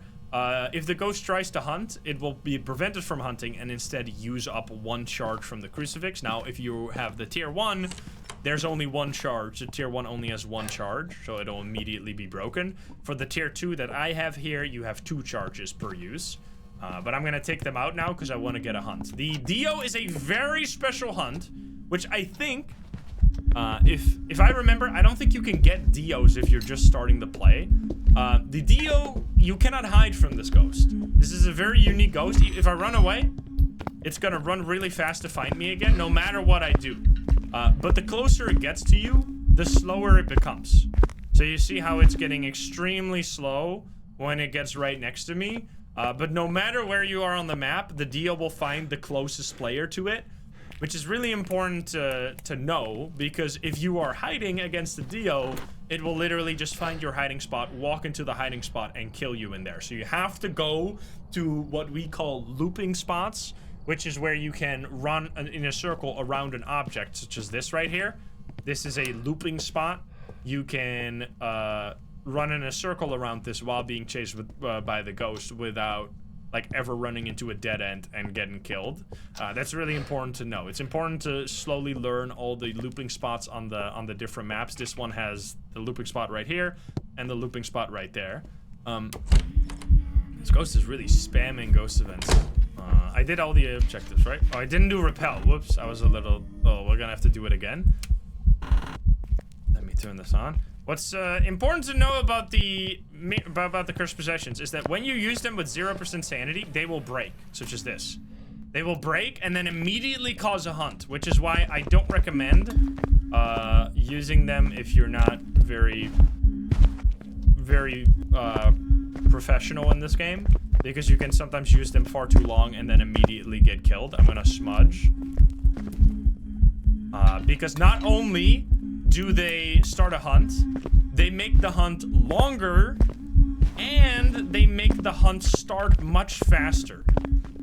This is a thing called the grace period, which on amateur, this is 5 seconds. What does this mean? When the ghost starts a hunt, the lights will start blinking, you will hear a spooky sound. This will be a 5-second warning on that the ghost is about to start a hunt, which will give you like a head start to run away from the ghost before it actually is able to kill you. On intermediate, this is 4 seconds. You get a 4-second warning. However, if you break the cursed possession, no matter whatever the grace period is, it changes to become a single second, which is very short, obviously. So you only get a 1-second warning before the ghost starts hunting, which means it's much more likely to kill you if you're in the area of the ghost. So that's why I don't recommend ever breaking the cursed possession unless you like really want to get hunts and you kind of know what you're doing. So yeah, we just got a Dio right there, and we also got a perfect game. What is a perfect game? If you get all objectives, you take all 3-star photos, plus you get the bone, you get an extra reward right here. You can see that I got 230. And this, you can see, gave us a lot of money. You saw, what did I get on amateur? I got like $300. By doing a perfect game on a higher difficulty, I already get 1,000. That is so much more than that amateur game just gave me. So that's why I recommend intermediate for people that have already gotten the gist of collecting evidence, who are going to be able to do it a little faster so they don't need to use the lower sanity drain. And then you will be rewarded with much, much higher rewards. I don't think I missed anything in that one I'm checking. Oh yeah, the sanity pills will heal you a little less. But outside of that, the main things with intermediate is that they still don't change their favorite room. You still have a lot of hiding spots. You still have slower sanity drain than the higher difficulties, but it starts to look a little bit like professional. The breaker will be off, some hiding spots will be blocked, some doors will be open, there will be more ghost events, so it's like a good gateway between amateur and professional, which, speaking of professional, that's where we're gonna go to next.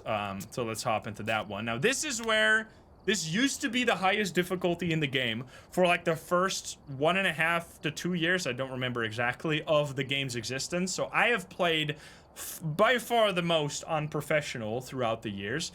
This is, in my opinion, the most balanced difficulty and the intended way to play Phasmophobia, unless you want to challenge yourself with a higher difficulty. So what you're trying to be able to do, what your first goal should be, is to beat a professional game. If you want to set goals for yourself when you start playing Phasmo, rise through the difficulty to get the professional and be able to consistently beat a game of professional, because this is where like the game gets hard, but it is still really fair, and you don't have to use all of the advanced mechanics that we're gonna also talk about here and there. So what do we have? The ghost room can now rarely change. This is what I talked about before. The ghost rooms can change. On this difficulty, for the first time, it'll be able to change the ghost room. So now if you find the ghost room, it sometimes will become something else, and you have to keep monitoring that throughout the game. You will have no setup time, which in my opinion, this doesn't matter at all. You will have a shorter grace period. It's a 3-second instead of 4 seconds on intermediate. The hunts will be maximum length now, I think. Yeah, the hunts are now the maximum length. The sanity pills will restore even a little bit less sanity, but as long as you manage your sanity properly, you don't ever have to really use the sanity pills. The fuse box still starts off, and you now have much fewer hiding places. But what you do have to keep in mind here, which is the big one, you don't see it here, but we still have 3 evidence. That is going to be the big change once we get to Nightmare or Insanity, is that the evidence that the ghost gives you goes down. Whereas here, that's why I think this is the intended way to play the game. You get a lot higher rewards, but you still get 3 evidence, which is like what you're used to on the lower difficulty. So yeah, let's hop in. We're going to talk about this one, and we're going to play that on... I'm going to stick to the small maps, as I said, so we're going to do this one on Edgefield, which is actually a slightly trickier map for the looping specifically, but I almost forget. We got to spin for the people in chat right here, so let's see. That was not a Raichu, so the believers lost that round. What will it be? Will it be a Revenant? Alrighty.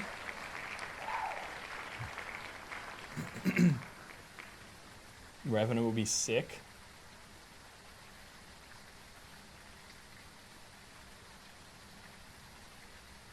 Let me check the poll.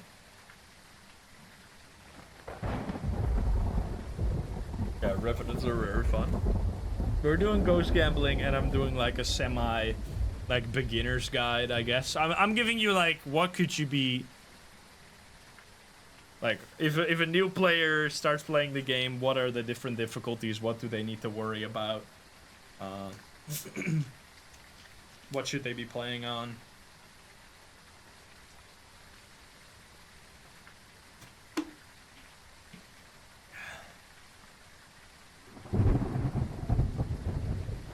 Yeah, I really like Nightmare too.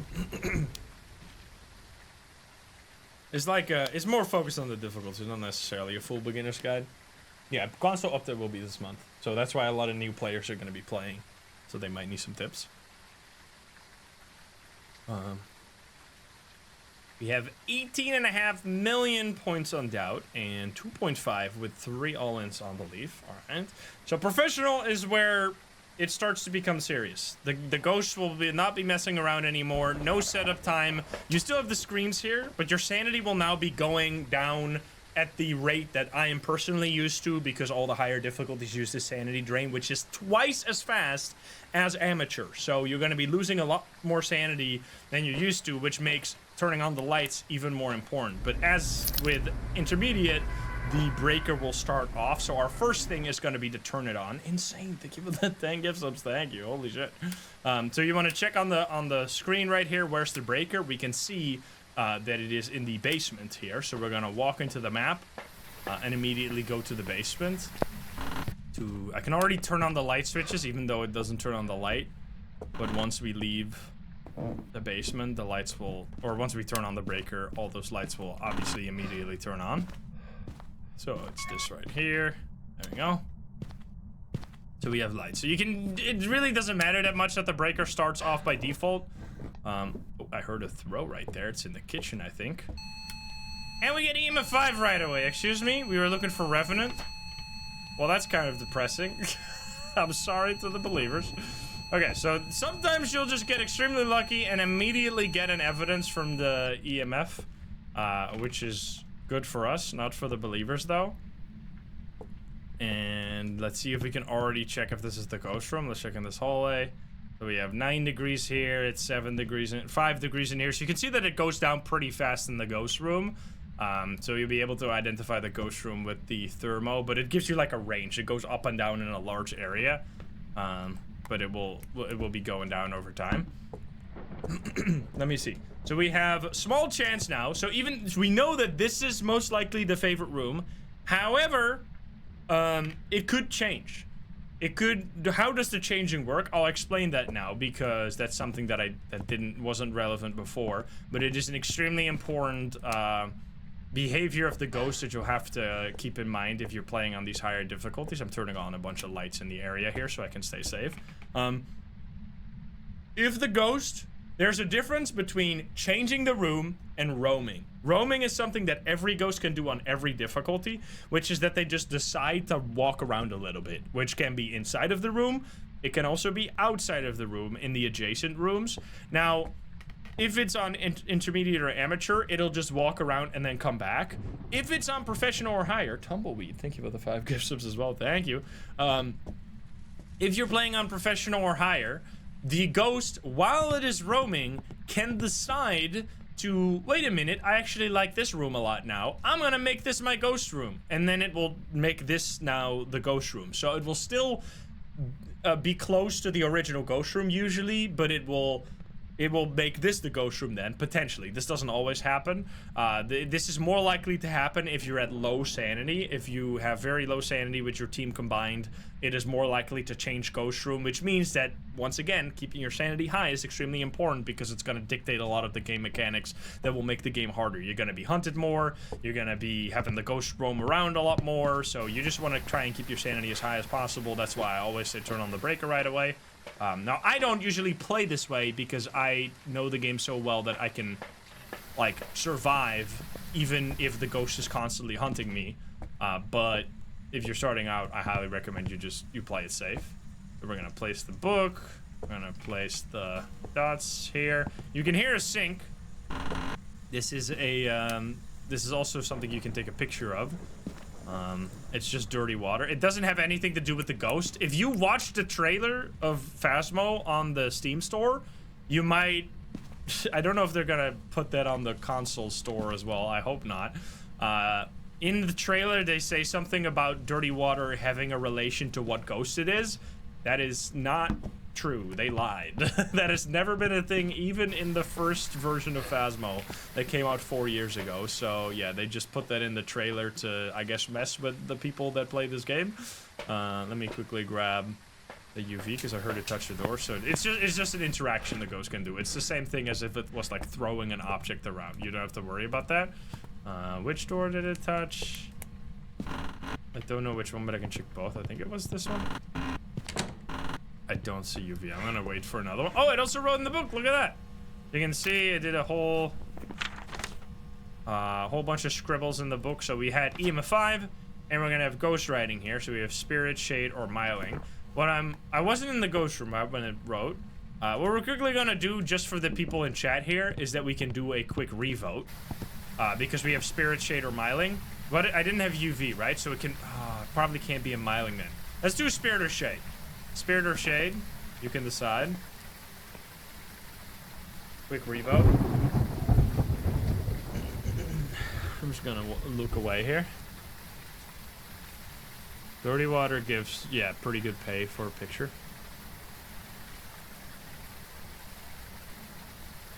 It's a spirit, it did dirty water. Daydream, thank you for the 100 biddies.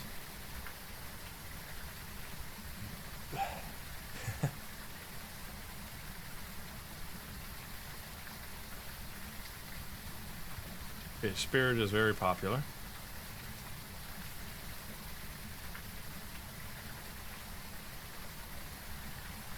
Haunted plumber. It's a shade emote. 50-50. Uh-oh. Let's see.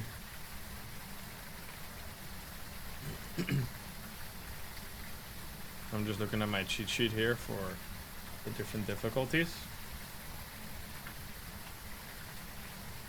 This is actually very close. What the hell?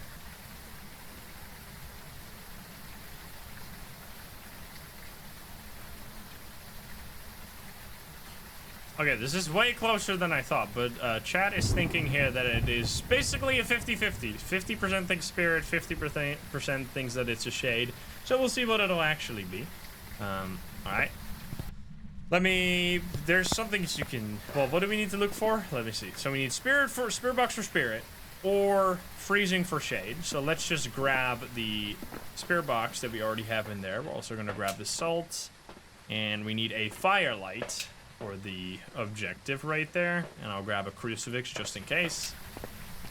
And we can also do it with a candle, because the shade will never blow out a candle if you're in the same room with it. So we can test if it's a shade this way. Let's place that, but I'm gonna quickly do this. Where are you? Are you here? Where are you? Are you here? Are you close? Are you friendly? Are you French? Are you pizza? Where are you?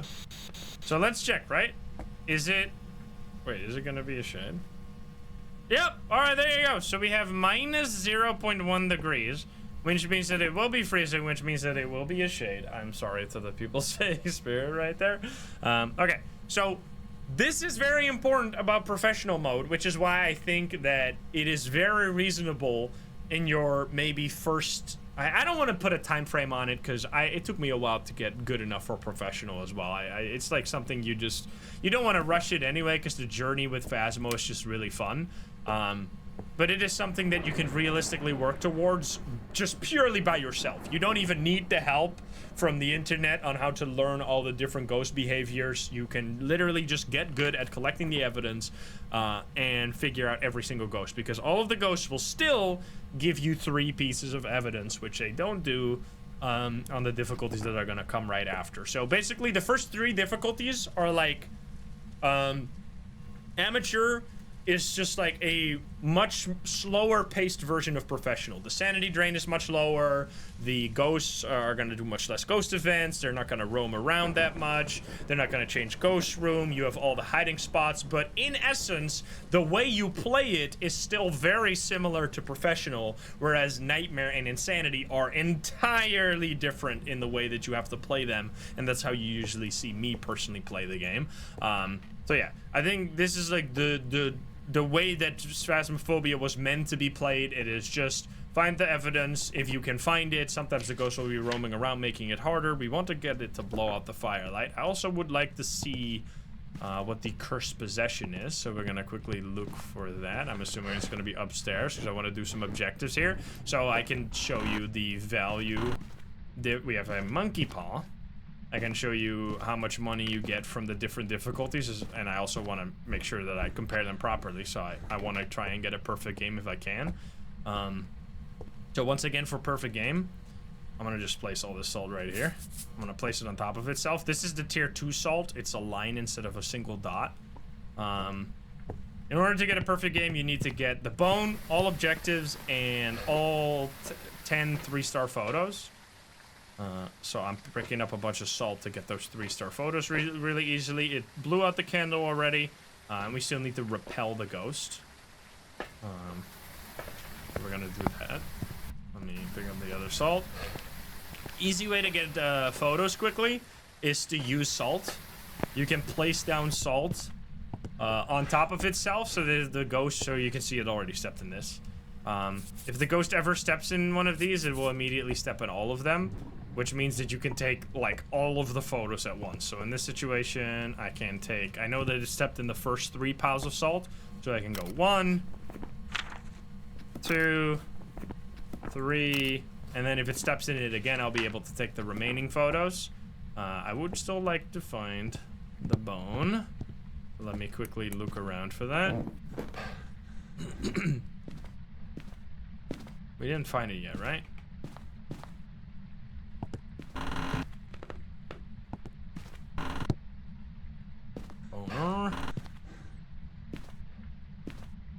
the photos were a little fucked. Yeah, I can take a photo of the dirty water.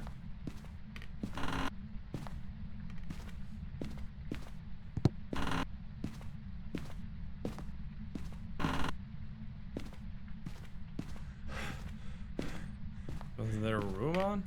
Or was it right there? It's in the basement? Excuse me. Basement boner?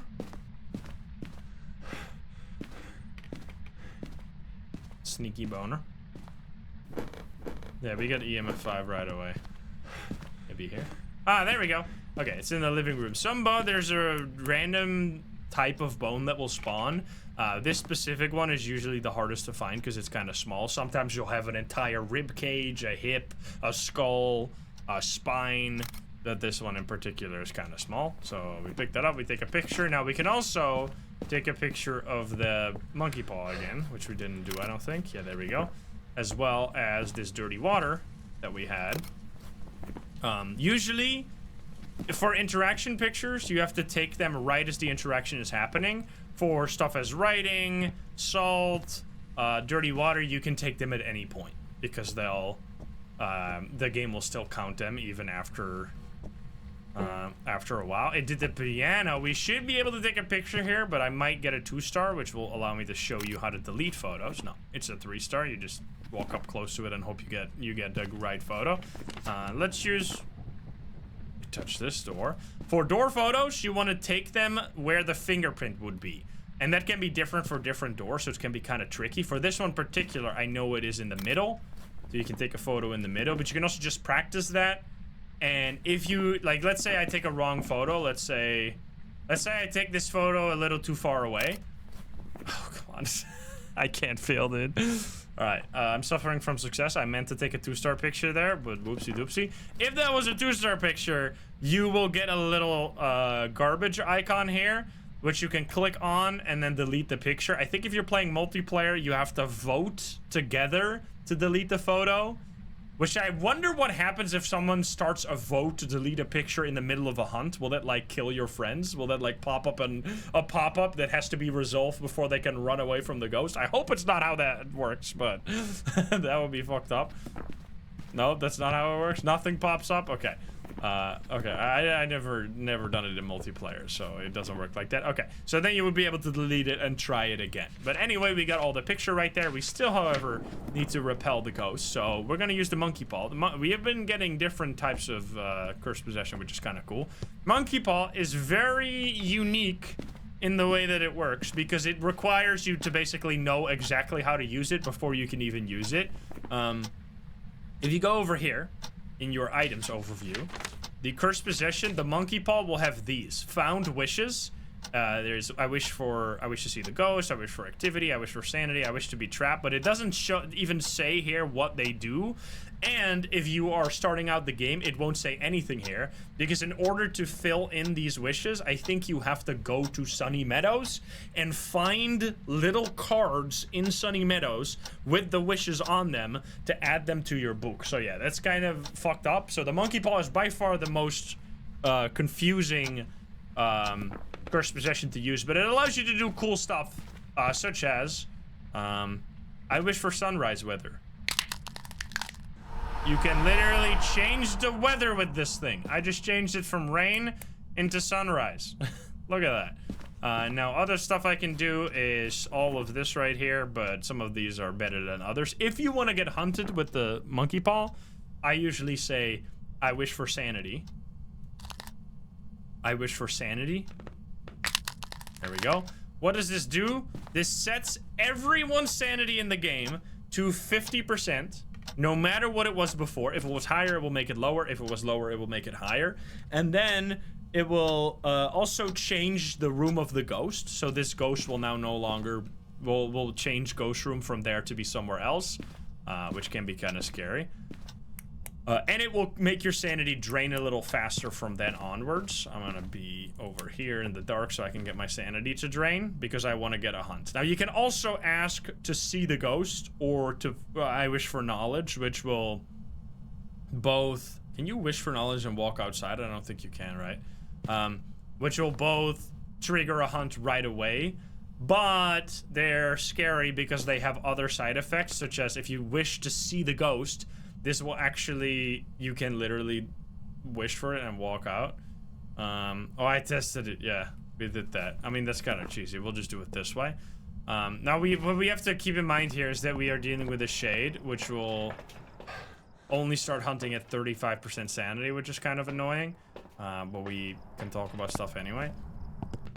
So, you have to keep in mind that all of the wishes have like a negative side effect, such as if you wish to see the ghost, this will do a ghost event, but then it will trigger a hunt right after and make you blind for the entire duration of the hunt, which I guess we could do. It doesn't really matter. I wish to see the ghost because it does a ghost event and triggers a hunt. I didn't even see the ghost, you liar. But now it makes me blind. I am blind. I cannot really see the ghost very well, which makes the hunt a lot scarier. You can see how there's like a darkness bubble around me. So I'm just gonna smudge and then run to a hiding spot. So I'm gonna run upstairs. Luckily, I know the layout of the map relatively well. So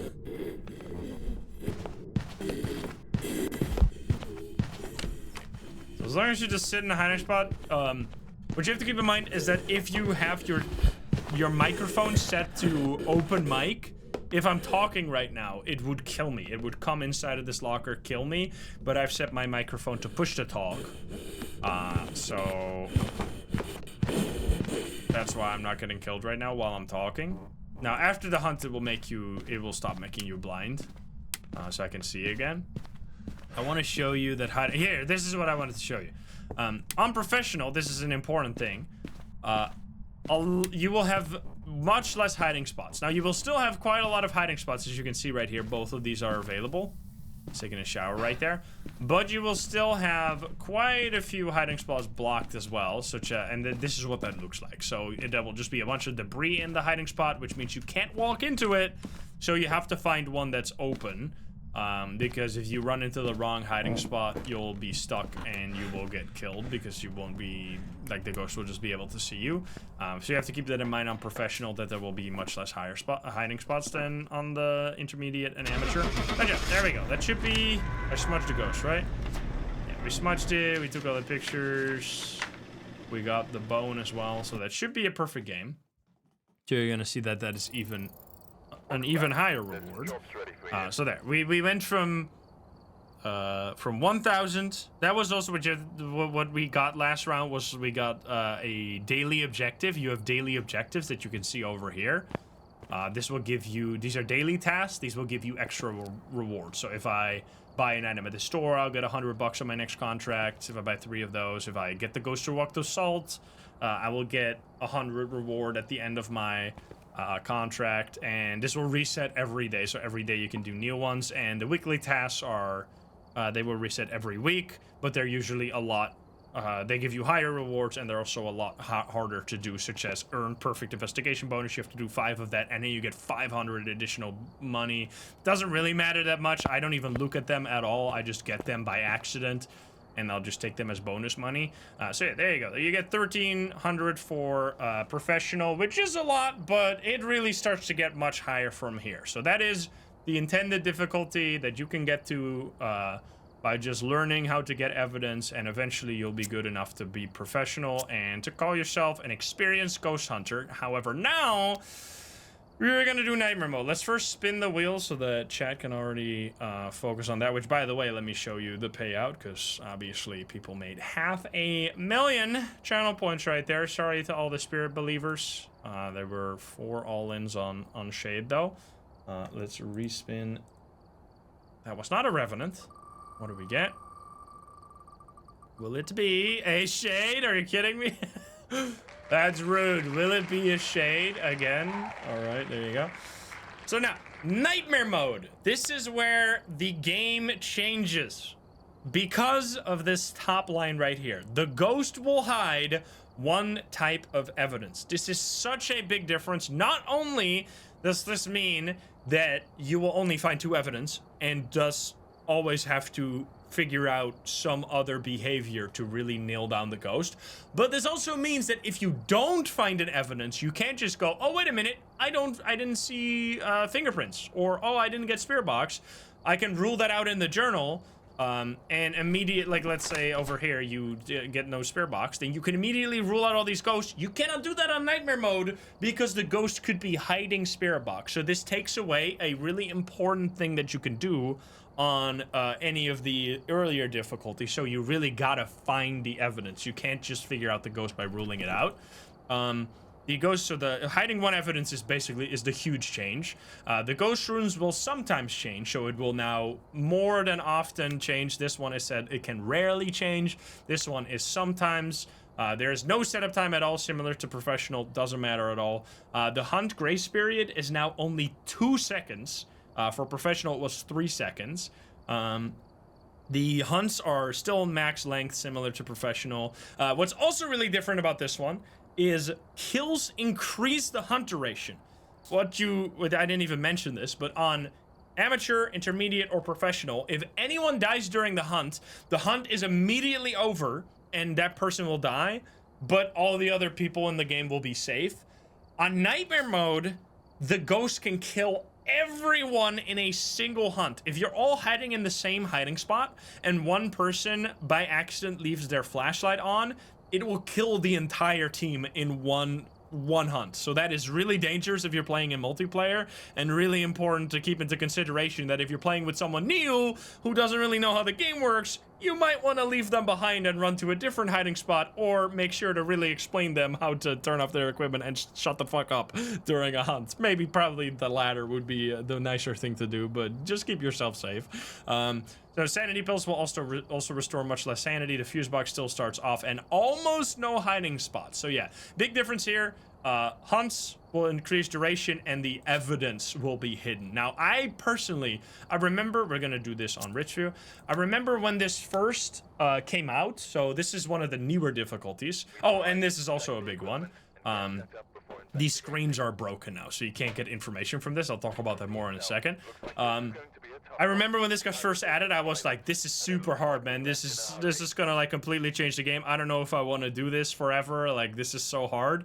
But then obviously eventually we got good enough to, because like nightmare mode is literally my default difficulty now. I think insanity, which is the one above this one, is even too hard. Or like, if I want to do insanity, I'd rather just do an entirely no evidence challenge. Because that one takes another evidence away, which makes it even more insane.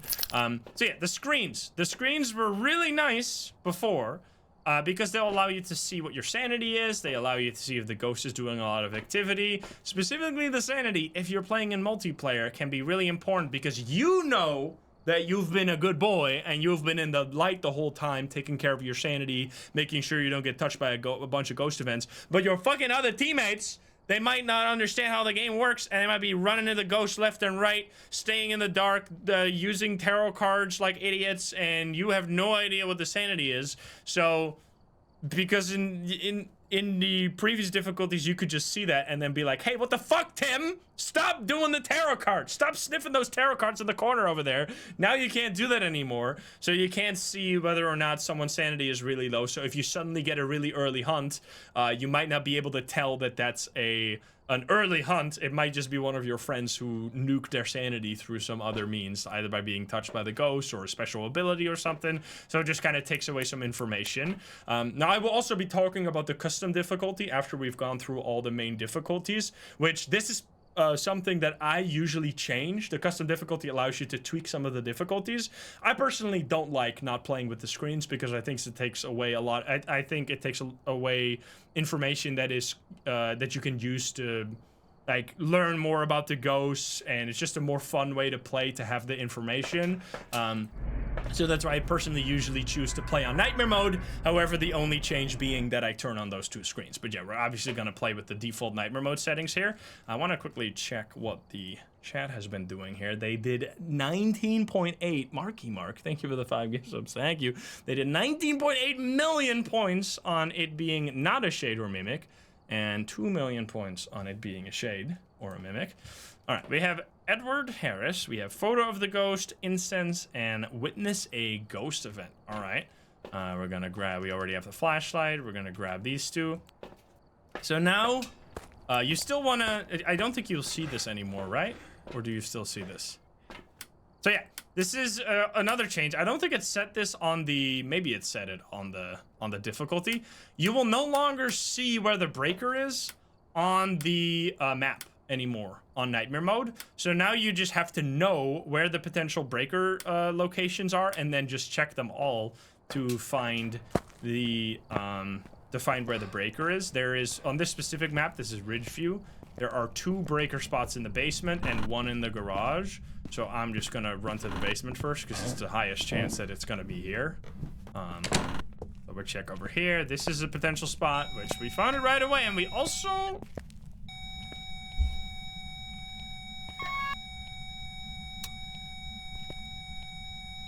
What?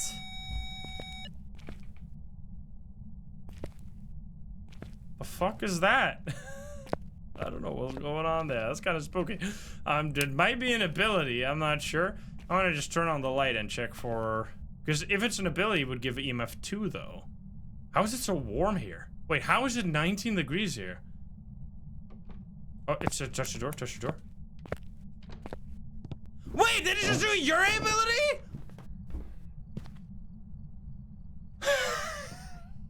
Alright, we're gonna quickly leave this one so the believers don't have to deal with this shit, and then I'll come right back. So, I don't even know what's going on. Maybe Mimic, like, genuinely Mimic, because, so don't worry about this one. I'll explain what happened here, but I just want to see if this was actually a Ure first, because it might be a Mimic, in which case that would be super troll. Because it did do an ability, it did do like EMF at the breaker, which could have been because it's a Jinn. What's happening? It's stuck on it. Uh-oh. There we go, it was a Ure, okay. So that was just a quick game. Why was it a Ure? Because it did this. Abilities used 1. You saw how I was in the basement. This is really hard to explain, assuming that someone watching this has no idea how the game works. Ure has an ability where it will drain your sanity by like 15% or something. When it does that, wait, can we see how much did it drain? It only drained 5%? I don't understand this. So yeah, it's supposed to drain your sanity by like 13 to 15%. It didn't do that, but it still did the ability. And when it does that, it will close a door close to the player, which can be the front door. However, the only way for any other ghost to close the front door is either by hunting or by doing a ghost event. So if you hear the front door close and there wasn't a ghost event, there wasn't a hunt, you almost always know it's going to be a Ure. And it will also do this very distinct, like, double door touch sound effect. But that's a little harder to learn, but you'll eventually start recognizing it. So yeah, that was just, I really quickly wanted to do that one because I didn't want to have the believers be stuck in purgatory for a long time while I talk about all the ins and outs of playing Nightmare Mode. Plus, already knowing what the ghost is kind of defeats the purpose of us going through that game. So yeah, will it be a Goryo this time? And then we're hopping straight back into Nightmare Mode because that one didn't count. How stupid. Oh, hell no. I've got nothing else to report, unfortunately. Nothing else to report, unfortunately.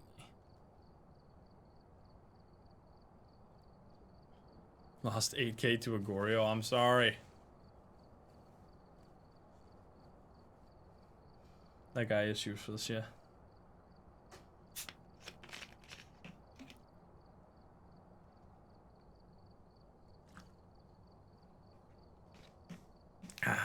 Yeah, I don't know what happened with that shit. That was so weird. The basement EMF was strange.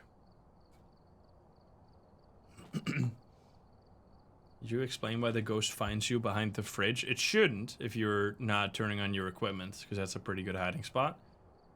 Best map for new people, I'd say Tanglewood. Tanglewood is just the best map to learn. We have 1.8 million versus 15 million over here. All right, will it be a Goryo?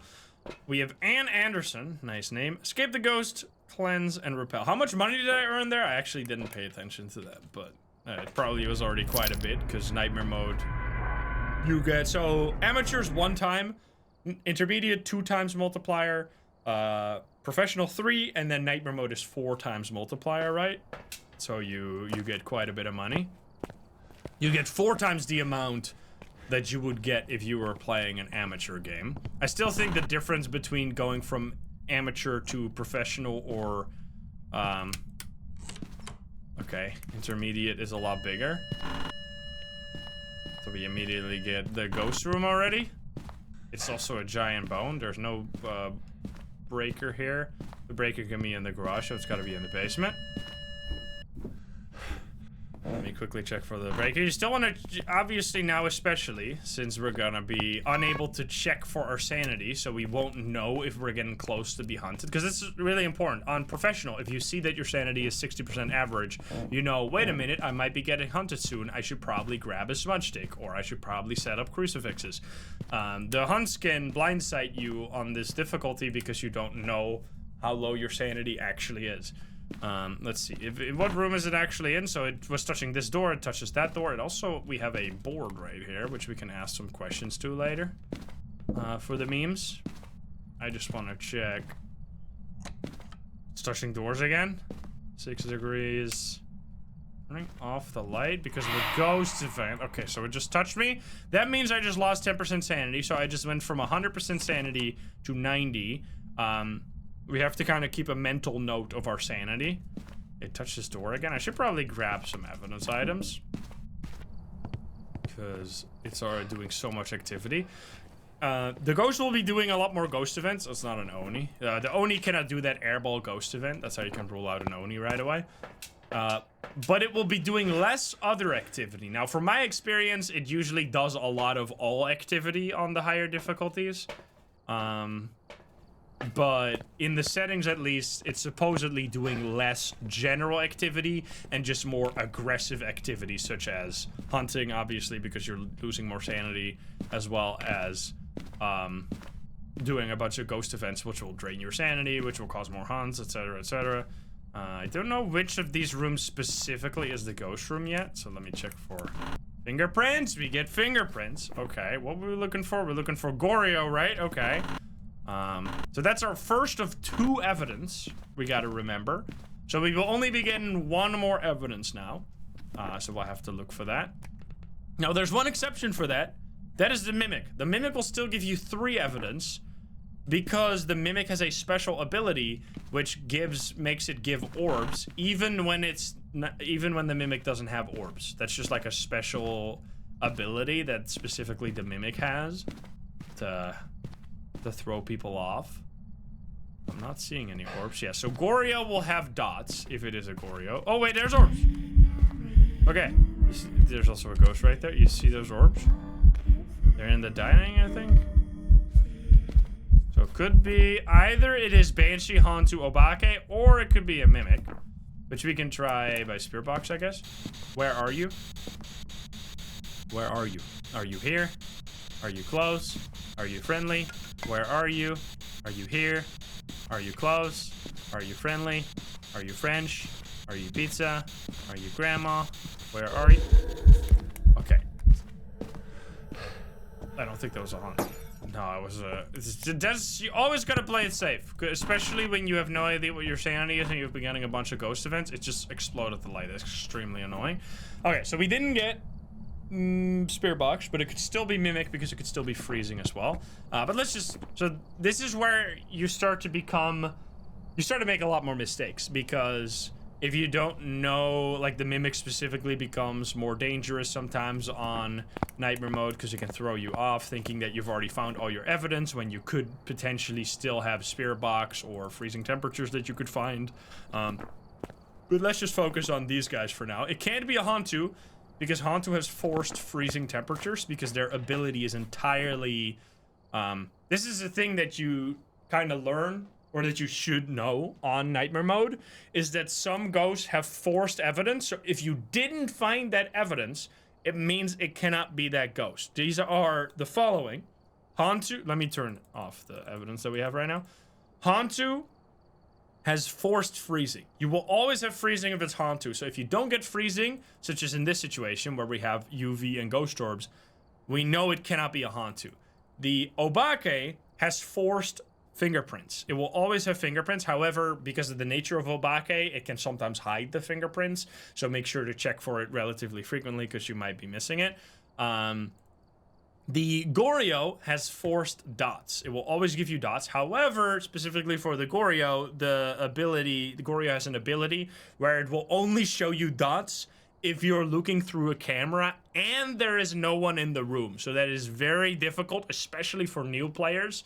Goryos are probably going to be the most annoying to find because dots is already the hardest evidence. So to add on top of that, you can only see it if no one's in the room, makes it even harder and even more annoying. Especially on nightmare mode, you're constantly having to deal with that because it has forced dots. Then we have Moro and Dio, who both have forced spirit box. This is for the Dio because of that special Dio ability that we found a few rounds ago where it like breathes into the spirit box really loudly. You don't really need that at all to figure out a Dio, but they've just decided to make that part of the forced evidence for Dio. And for Moroi, the Moroi has a special ability where if you use the spirit box or the paramic and you get a response on either of them, it will curse you and make your sanity drain much, much faster than normal sanity drain. Even if you're in the light, your sanity will still keep draining. You can get rid of this by taking a sanity pill to get rid of the curse. But because it's all that's related to the spirit box, they've decided to make the Moro have 4 spirit box as well. And I think those are all of them, right? Those are all the 4. And obviously, Mimic has forced ghost orbs.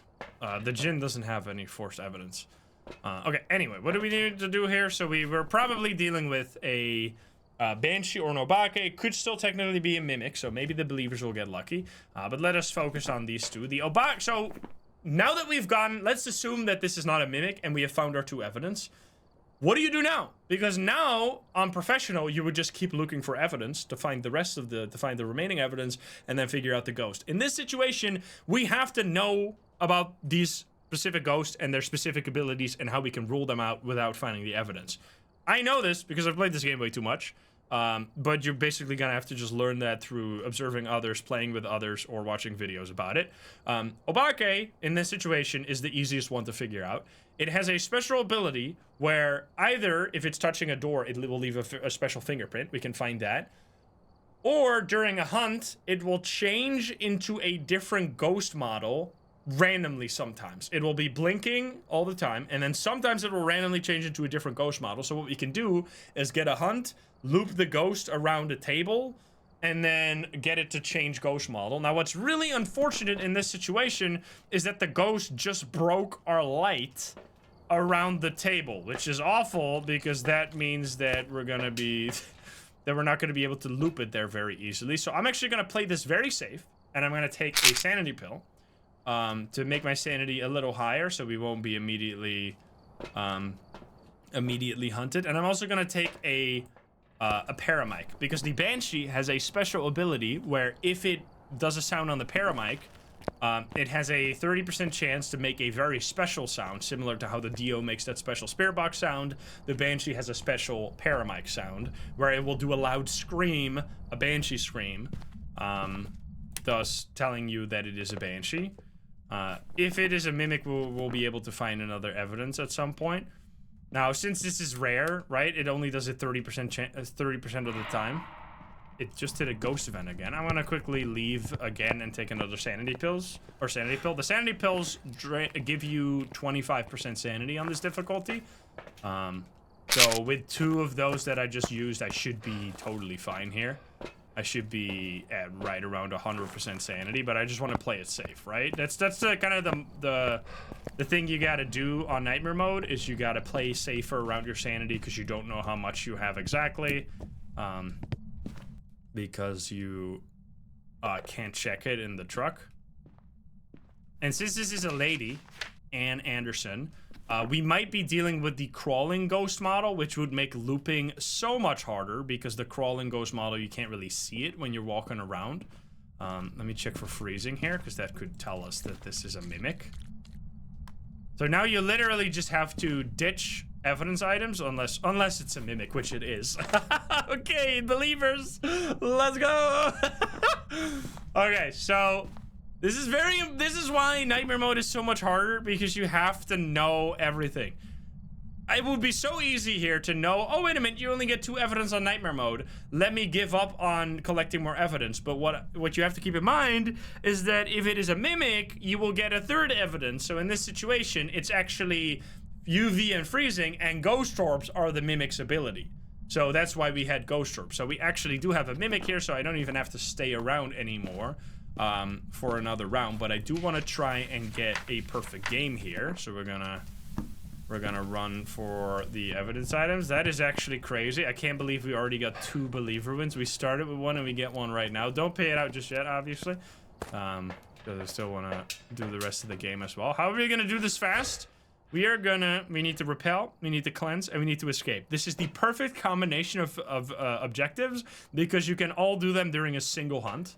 So we're gonna just grab 1 smudge stick, we grab our photo cam, and we grab the salt.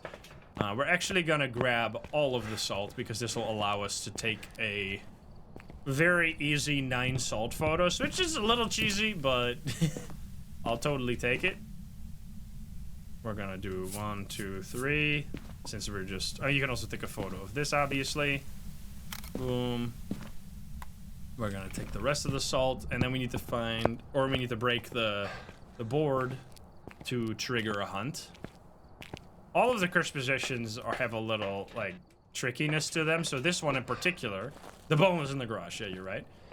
This one, you have to make sure, which is apparently a thing that you have to do for Ouija boards IRL as well, or that's at least the lore surrounding them, that you have to say goodbye if you want to stop using them. If you don't do that and you just walk away from them, it will start a hunt, and you will probably die because you didn't expect it, unless you were expecting it, in which case, what a gamer. Let's take that picture, so we get the bone picture, so we already have 2. I am going to turn off the TV because it's pissing me off. Okay, and then we're going to go upstairs here because we just want to play it safe. We have a smudge stick, and I have my photo cam. Oh, it turned off the breakages now. We don't really care because we're just going to be starting a hunt. So I walk away. Did I not fill in mimic yet? Yeah, fill in mimic. You don't have to, it doesn't have to be highlighted in black. It can just be, like, as long as the circle is around the ghost that it is, it doesn't matter. We're gonna stand here, we're gonna ask, how did you die? How did you die? You can actually take a picture of that as well. Shot? Do you like me? Are you French? Are you angry? I don't think it responds to any of those. When did you die? 547. Okay, then. How old are you? 79. Do these photos actually count? They do. Marco.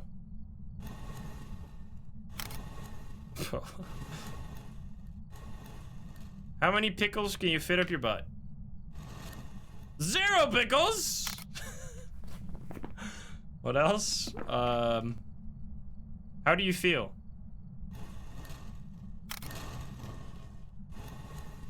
Hurts! How many people did you kill? There you go, 0. Are you stupid? Do you like me? Yes! Okay, we already filled everything out. Hide and seek. You cheated? Come up here. It's going down into the basement. Ghost.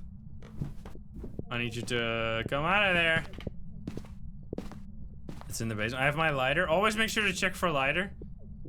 To make sure that you got the whole setup. I don't want to walk up there or walk close to them, because I might die. Can you please come out of there? Fuck. I might not get the hunt in time. Or I might not get the smudge in time. There we go, finally. Okay, I'm smudging and then I'm running away.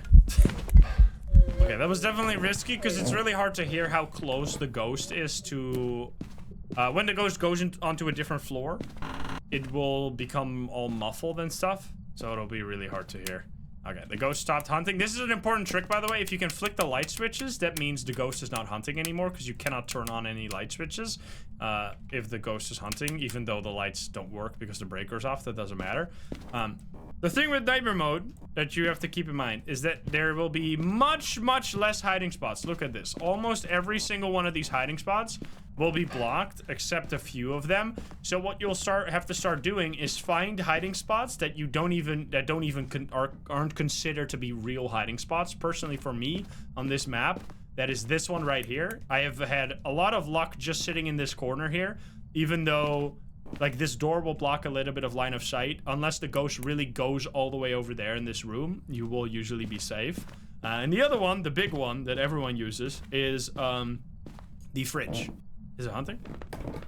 I can't because I smudged it. The fridge right here is a really good hiding spot. You can just sit right here, make sure to turn off all your equipment and shut the fuck up, obviously. But then you will usually be safe back there. Yeah, I think that's good. We did all of the objectives. We got all the pictures. We already know it's a mimic, so we're gonna get out of here. And then we can do for the next one, we can do a long poll while the ads are playing. Let's just do, well, I'm just gonna go to the bathroom anyway. Just don't worry about the poll then. I'm gonna wait here for a second. I'm just gonna go.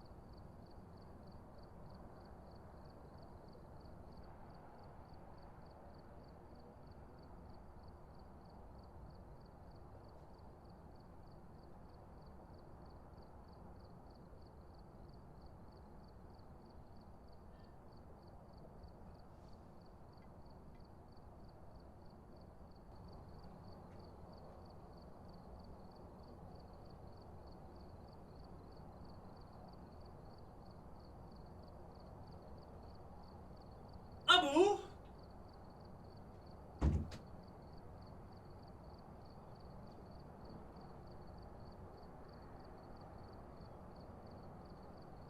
You want to see something crazy?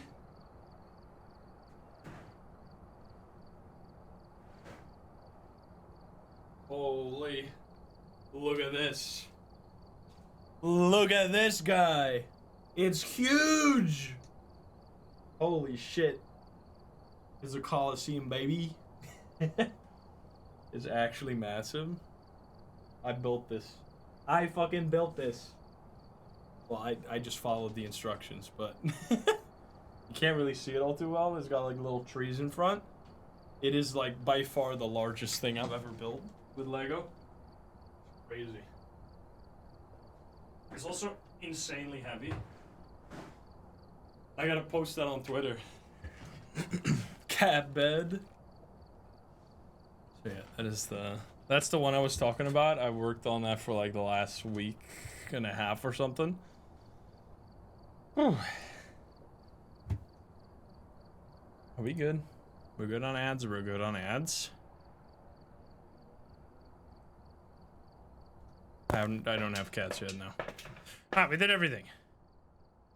There we go. Look at this. It's all the same picture. It's responding. It's responding. It's responding. It's responding.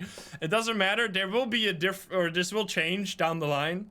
But right now, you can literally just take the exact same picture over and over again, as long as it's not like a ghost photo or a bone photo or a board photo. There's a few photos that are unique and you can take multiple of, but these are like interaction photos, so they do count. So yeah, there you go. That was a mimic, which is basically a ghost that can mimic every other ghost, even evidence of other ghosts, or just, well, specifically ghost orbs. You can see we're getting a lot more money now. When we were playing amateur, we got around 400.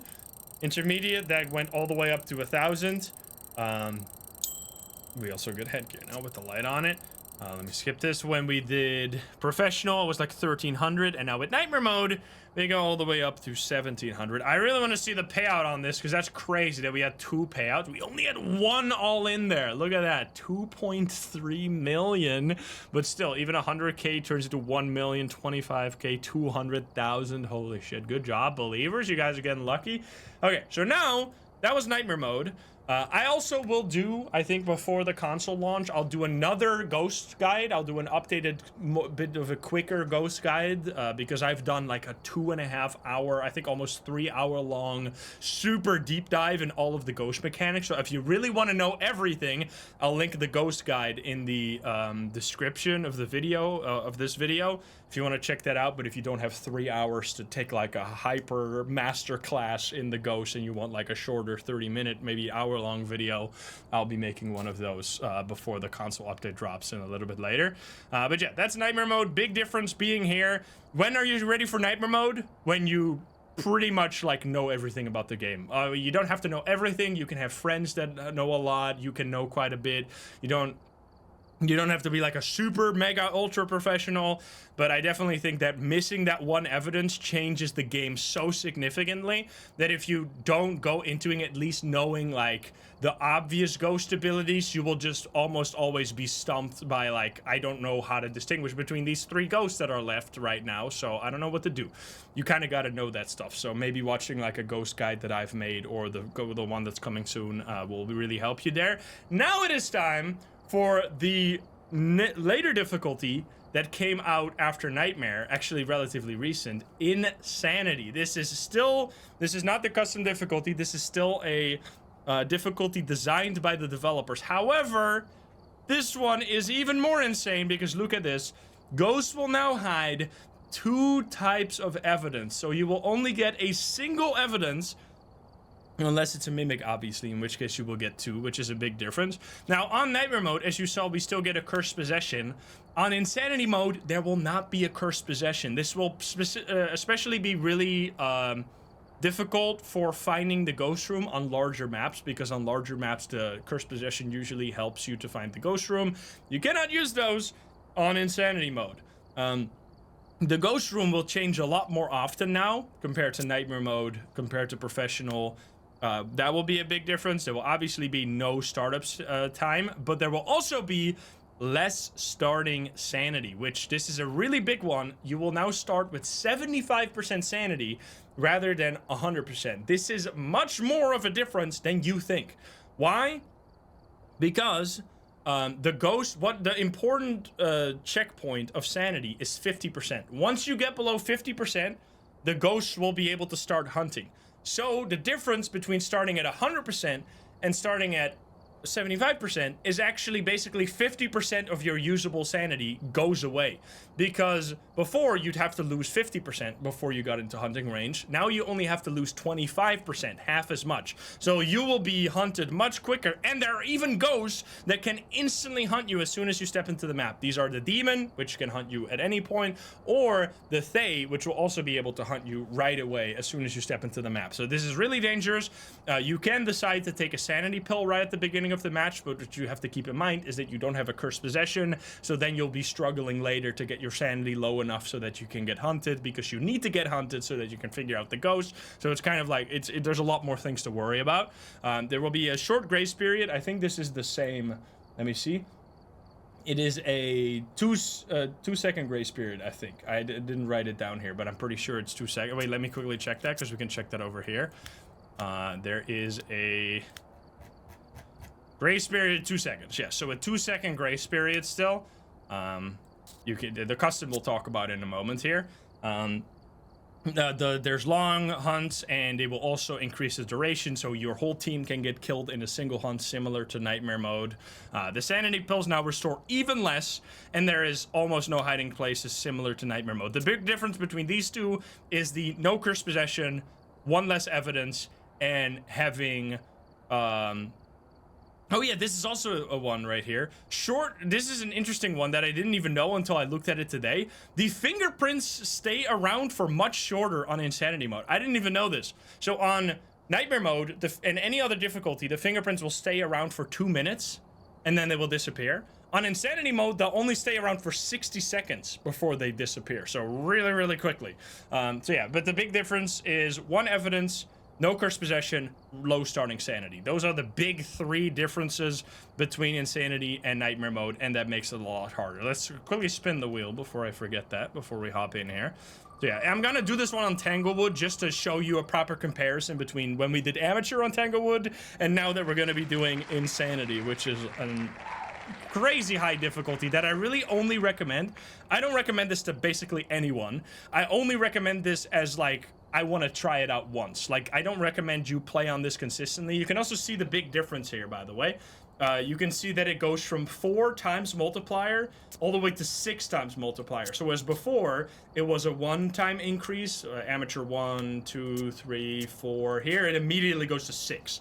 You also have this little skull. What does this mean? This means that if you go to Sunny Meadows by yourself with this difficulty, you'll get a bronze trophy. If you can get the ghost correct and do all the objectives and get the ghost photo, you'll get this trophy right here. Because it's so hard to do. But anyway, we're gonna go to not Sunny Meadows. We're gonna go to Tanglewood instead. You just got Doomslayed. Let's go. Congrats. How do you get silver and gold? 10. So bronze is 6. Silver is 10. Gold is 15 times. You have to do 6, 10, 15 times difficulty to get those trophies. If you just do the one on 15 times, you'll get all of them at once. Yeah, not 24 anymore.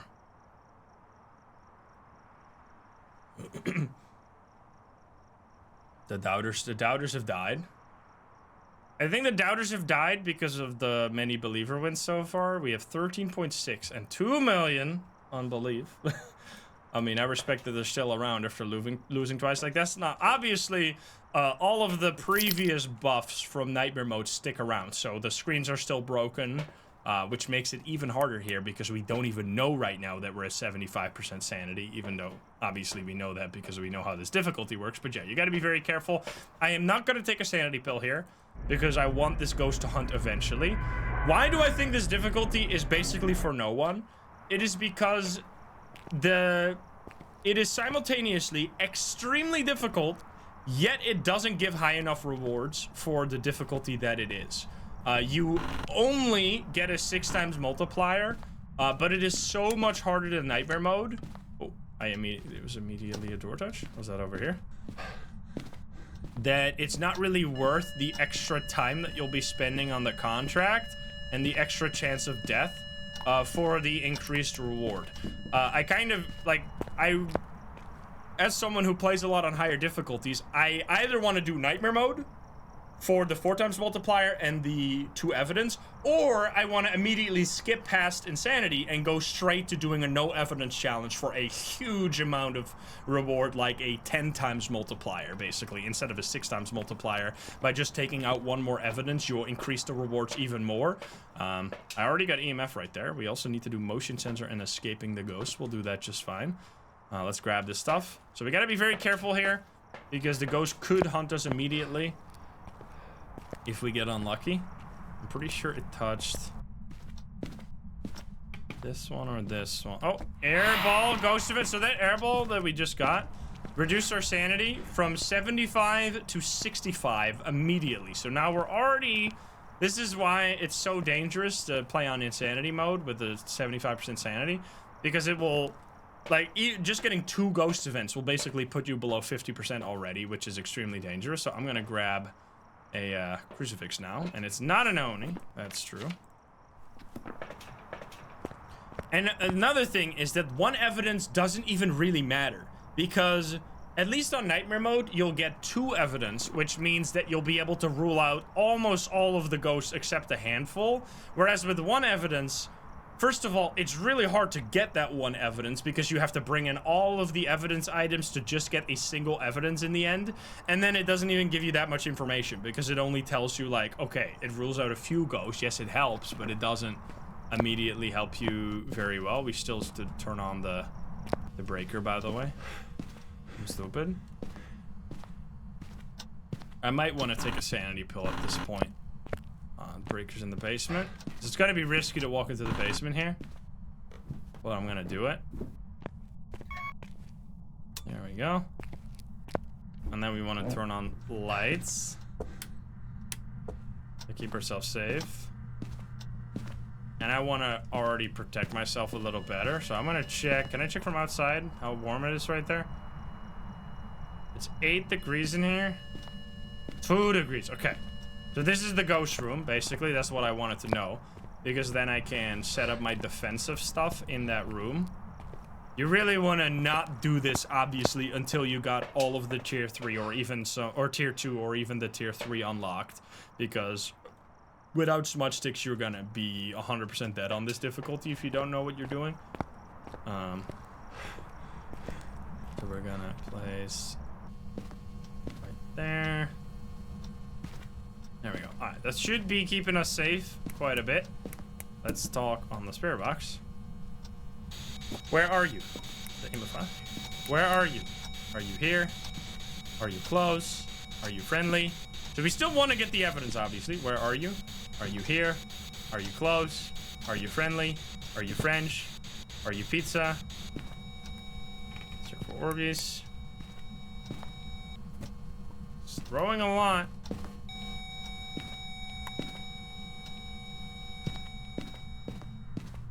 What are we looking for again? We're looking for demons, right?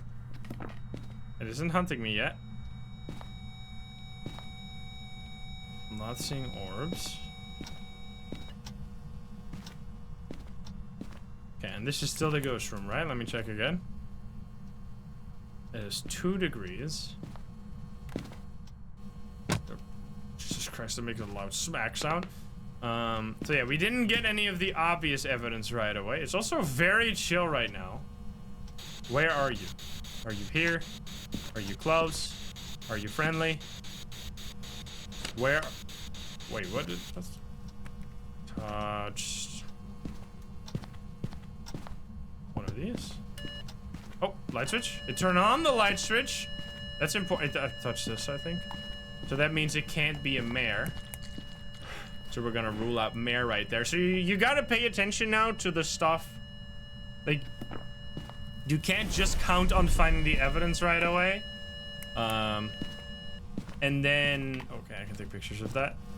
And then doing the secondary, like, you looking at the behavior of the ghost, you gotta be looking for the behavior of the ghost the whole time.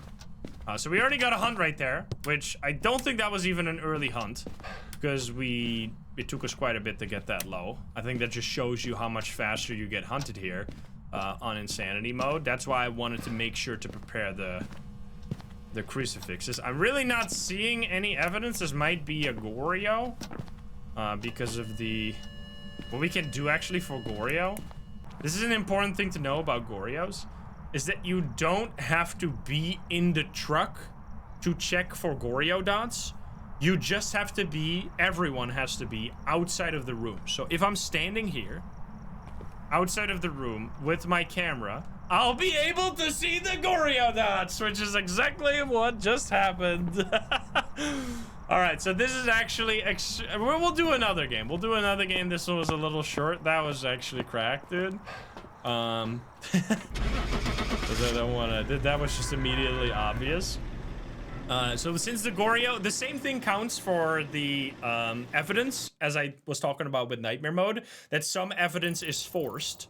Goryo will have forced dots, Dio and Moro will have forced Spirit Box, Obake will have forced fingerprints, but what now is really important is that there's only one evidence. So for Goryo, you will always have dots, which is extremely annoying because finding dots for Goryos can be very hard. We got really lucky right there. I don't know why my game is frozen, by the way.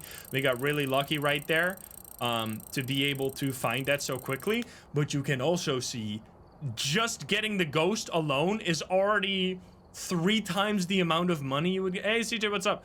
Just getting the ghost on insanity mode is already enough for 3 times as much as doing a perfect game on amateur. So obviously the 6 times multiplier makes a big difference for getting big rewards, but that was also just a very quick game. It was a 6-minute game. So let's hop back in.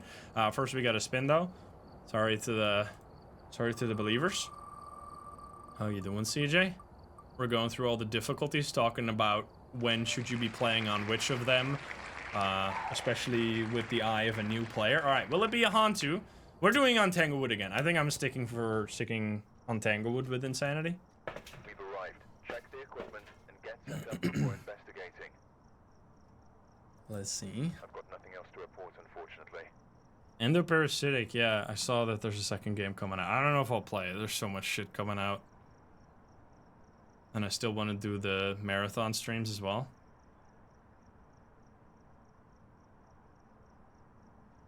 Who believes in Hantu? All these people right here. I'm ready to lose again.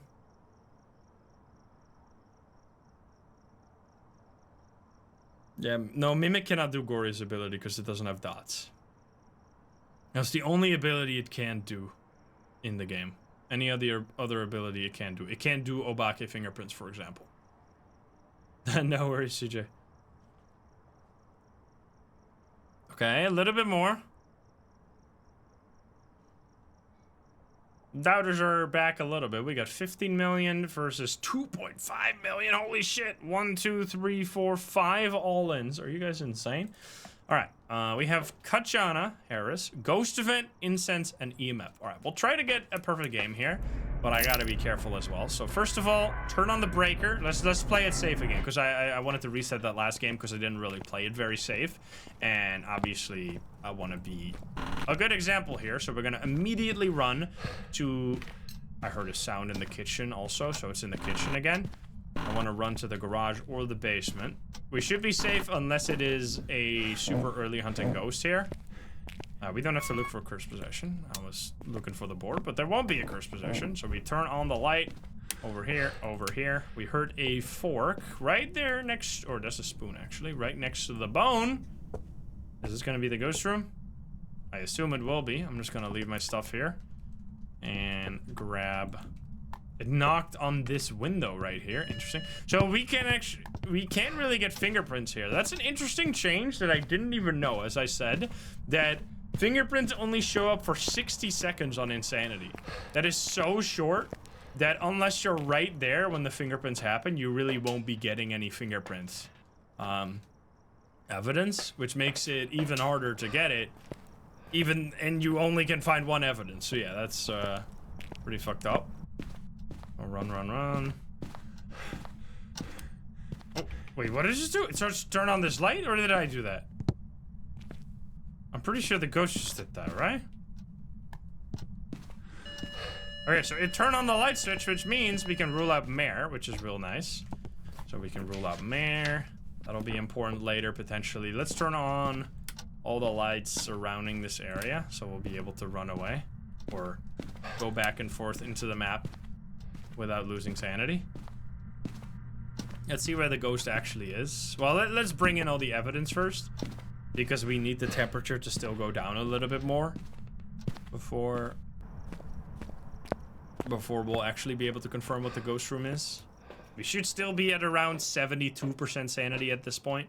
I'm gonna take this and the ghost. You kind of want to just set up everything. Like, I'm gonna run back here again and grab the crucifixes as well, because you'll never know what ghost you're running into. It might be a Thay, it might be a demon. You really want to just play it safe on this difficulty, so we're gonna grab both of those as well as a smudge stick to really be as safe as possible. I think it's the kitchen. but it might be interacting in a large area. So we're just putting this here for now.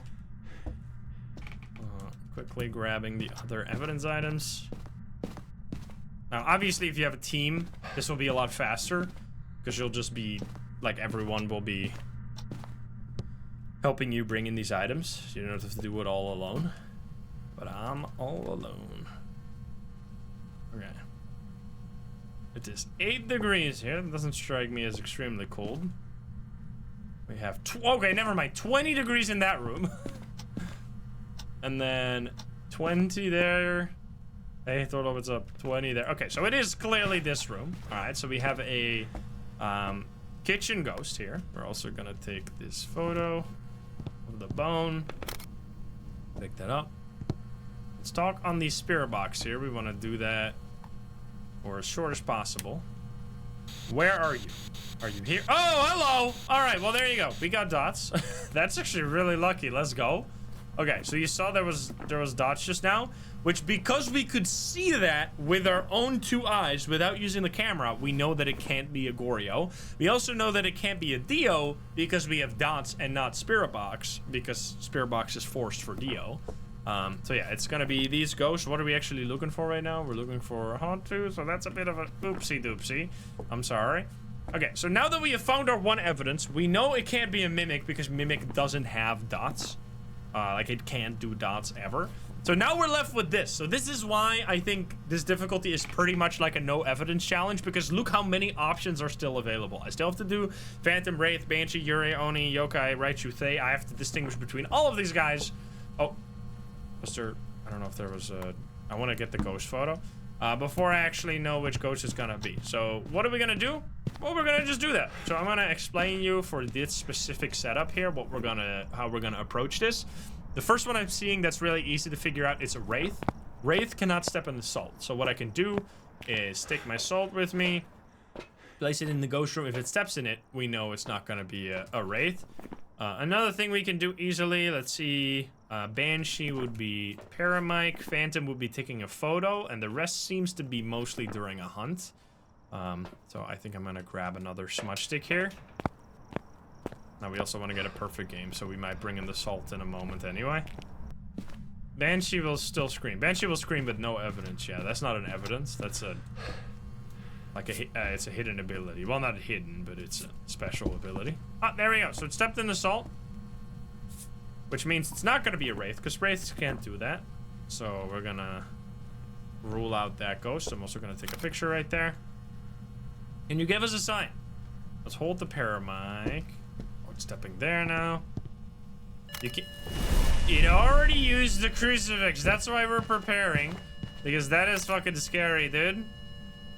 That was actually felt slightly early, maybe? Maybe Raichu? Okay, what are we at right now? We already got so many pictures. Do we need to do anything else? We need to cleanse, and we need to get a ghost event. Can you show yourself? You want to make sure to turn on the lights every time the ghost... But it can't be... It can't be a mare, excuse me? It just turn off the light? But it can't be a mare unless we're... Wait, that didn't count. Okay, it didn't turn off the light. It did a ghost event. Wait, what? Oh yeah, it did a ghost event, but it didn't do a ghost event. What the fuck? Okay, let me step out here because I need to be safe and I need to talk about a bunch of shit. So the fact that I took a photo there of the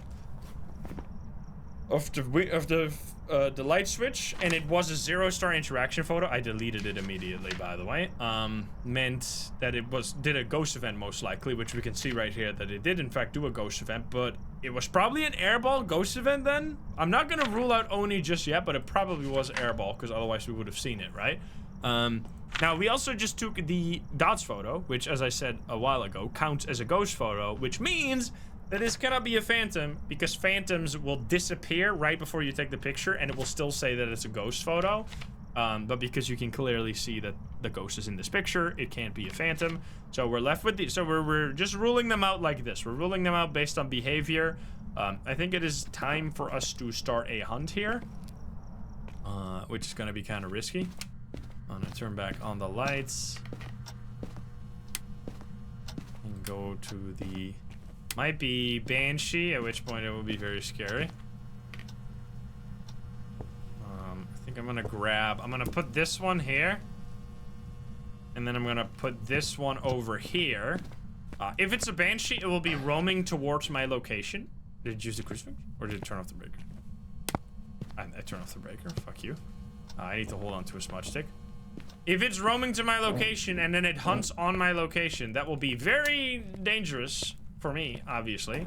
So that's why I'm bringing a crucifix over there. So while I'm waiting here with the paramic, I'll be protecting myself against a potential Banshee attack from really close by. So now we're gonna grab the paramic. As I said, the Banshee has a special sound on the paramic. So we're just gonna stand back here and point that into the ghost room. For the Oni, we're gonna be seeing this during a hunt. The Oni would... That's a whisper, that's what we're looking for, but that was not the Banshee scream, obviously. For the Oni, during a hunt, it will be blinking a lot more. I would like to still take photos as well. I touched it twice, that means 2 pictures. Okay, we need 1 more. This is going well. We're gonna get a perfect game here. That was not you right now. So for an Oni, it'll be blinking. Oh, hello. I can't take a picture of this because we already took the ghost photo. That is a singing ghost event. The Banshee has a higher chance at doing singing ghost events. It doesn't mean that if you get a singing ghost event, it must be a Banshee, but it means that if you get a lot of them, you should probably consider it being a Banshee. Anyway, so Onis will be blinking a lot more during the hunt. I'll point it out if it happens. Yokai is the only ghost that won't be able to detect your equipment from far away. All the other ghosts, if they're relatively close to you, they'll hear you talk or they'll detect your equipment and then come to your hiding spot or follow you. But yokais won't be able to do that unless they're really, really close to you. And then we have 2 really scary ghosts. Thays are faster at the start of a game and then get slower over time. If you're close to them for a while, they'll get slower and slower and slower until they're extremely slow. Whereas Raichus are fast based on if there's electronic equipment nearby them. If there's electronics around them, they'll be really fast. So if you have your flashlight on, for example, they'll be really fast. It's extremely sus right here. What's going on with this ghost? Very Banshee behavior, but we don't know yet.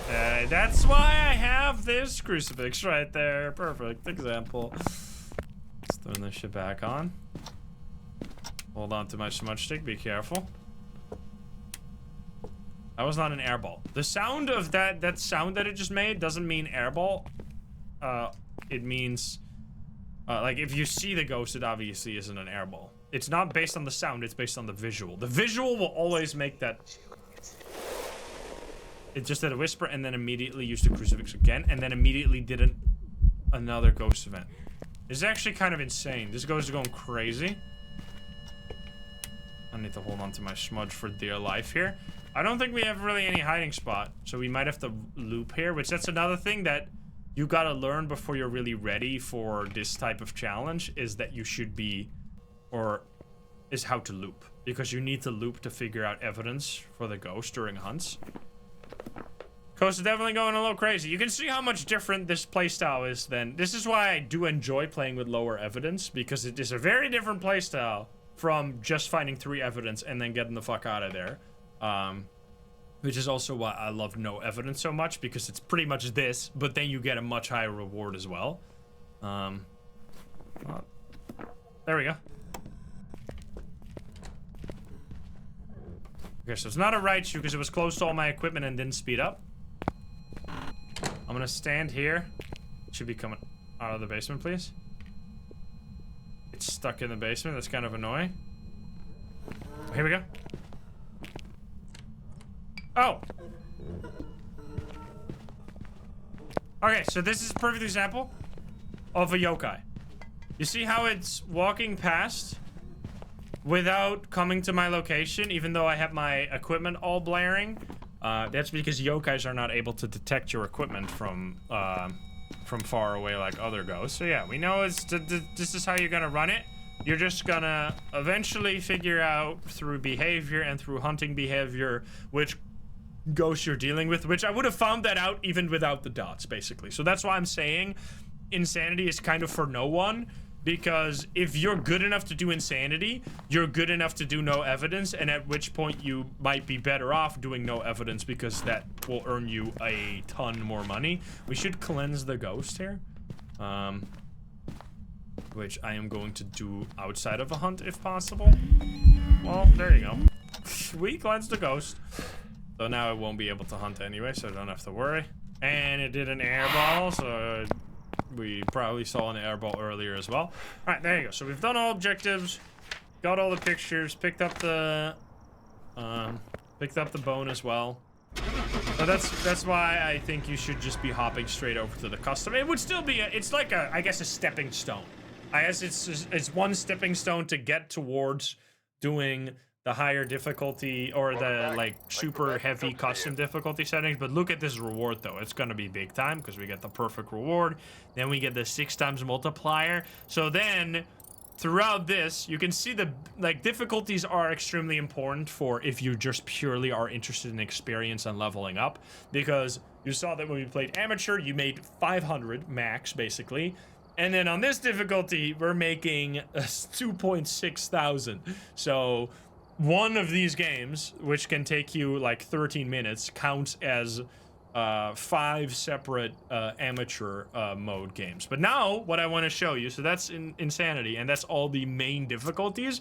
There is also, well, there's also the challenge mode. This is different every week. Challenge mode is very important for trying out, for learning specific like weird ways of playing the game with low evidence or like no sanity or something. I think this is a good way to get introduced into some custom difficulty shenanigans. What's important for these is that the developers set the difficulty. We don't know what the difficulty is. We just get like a vague description, such as this one, vulnerable. You'll be going into this one with no defenses. Be careful out there. But for the week that you're watching this, this will be a different one because every week it's going to be a different one. If you beat this 3 times by figuring out the ghost, you will get one giant payout of $5,000 in one go.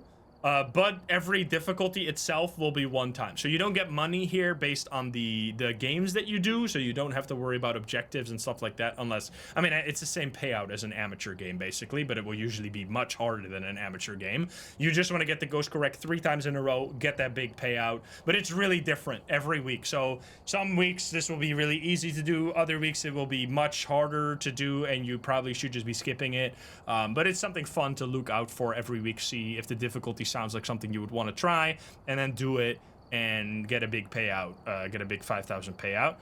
The other thing is the custom difficulty right here. This is something that they added relatively recently, which is extremely cool. We used to have to do a bunch, like whenever we wanted to do challenges, we'd have to just make them up ourselves. Now we can actually make our own challenges by going into each difficulty setting and changing them. So this is like very hands-on. You kind of need to know how the game works, obviously, to properly tweak this. So for example, this is how I knew all of the exact settings. So this is amateur mode. So let's see, that one good way to start using the custom difficulty, in my opinion, is, let's say, for example, you're like me, you like to play nightmare mode, but you don't like the screens being broken. What you can do is you can click over here to preset. You can load up nightmare mode, which will give you the setting of nightmare mode. And then you can go into the settings and turn on sanity monitor, turn on activity monitor, turn that on. This will change the difficulty slightly, so you can see at the bottom here that we went from 4 times reward to 3.9 times reward. That is a very high, that is still a really high difficulty. It basically didn't change it very much. But now we have the screens. If you don't like, for example, that it roams, like let's say that you don't like changing favorite room, you can turn that off as well. You can turn off changing favorite room. Yes, you're losing out on some multiplier, but this is still a really high difficulty. You can just like tweak some of the mechanics that you don't like. Like let's say you want the ghost to be more active, you can turn up the activity, and you can change a few things like that. Let's say that you want shorter hunts, you can turn down the hunt duration. Whilst now you don't want to change all of these because then you reduce the difficulty by a lot and then you don't get a big reward. But it's a good thing to, for example, if you want to try out insanity while still knowing what your sanity is, you can go into here, go turn on the activity chart, and then you still get a huge payout, but you'll have some more information. So I think that's a really cool way to use it easily. The other way that you can use it is do stuff like this, which is what I think we're gonna play one round of.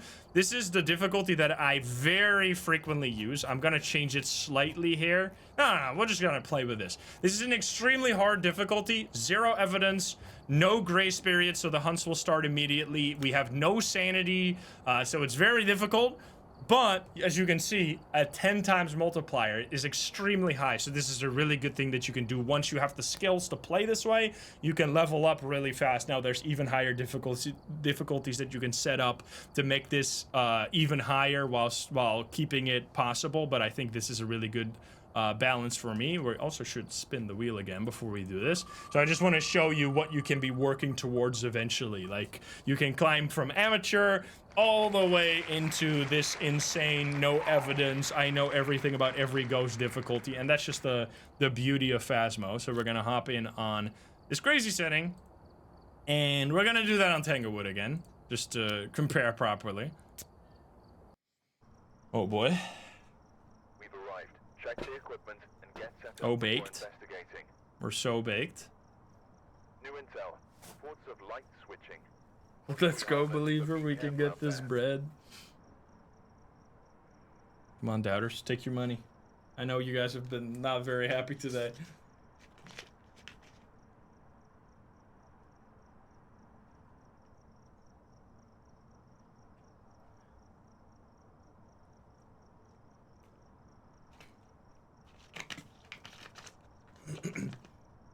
I already lost twice. Yeah, I'm sorry. Holy. Let's go, doubters. Let's lose. Well. Alright, doubters. Let's go. 17 million versus 1.8 million with one all in. Alright. So now we're gonna be... This is like my domain. This is where I usually hang out. This is not something I recommend for anyone who is new to the game, obviously, because this is all kind of fucked up. We're gonna immediately start with a hunt in this situation. To try and... Because the hunts are extreme... They give you a lot of information on what ghost it is. So... That's why I start with 0% sanity. Now, I also start with the breaker on, actually, because that'll allow me to immediately turn on the lights. That's just what I like to do in this setting. Oh boy. I might have been better off taking a crucifix here, because I could instantly die. But we're gonna hope that doesn't happen. So we're gonna sit at a looping spot. This is a looping spot. We don't have any hiding spots, obviously. And we're gonna be luring the ghost over here during a hunt, trying to see if it's faster, slower, does anything weird during the hunt, and then if we don't get any information, we can smudge it, place crucifixes in the ghost room, and then we're gonna gather more information. But we're not even gonna bring in any evidence items, because we don't have to worry about the evidence, because this is a 0 evidence challenge at this point. Now, it's not hunting, which is pretty suspicious. That means we might not be dealing with something like a demon. Could still be possible. But, oh, there we go. Okay, it's a Revenant. Hey, bitch! You want to see something scary?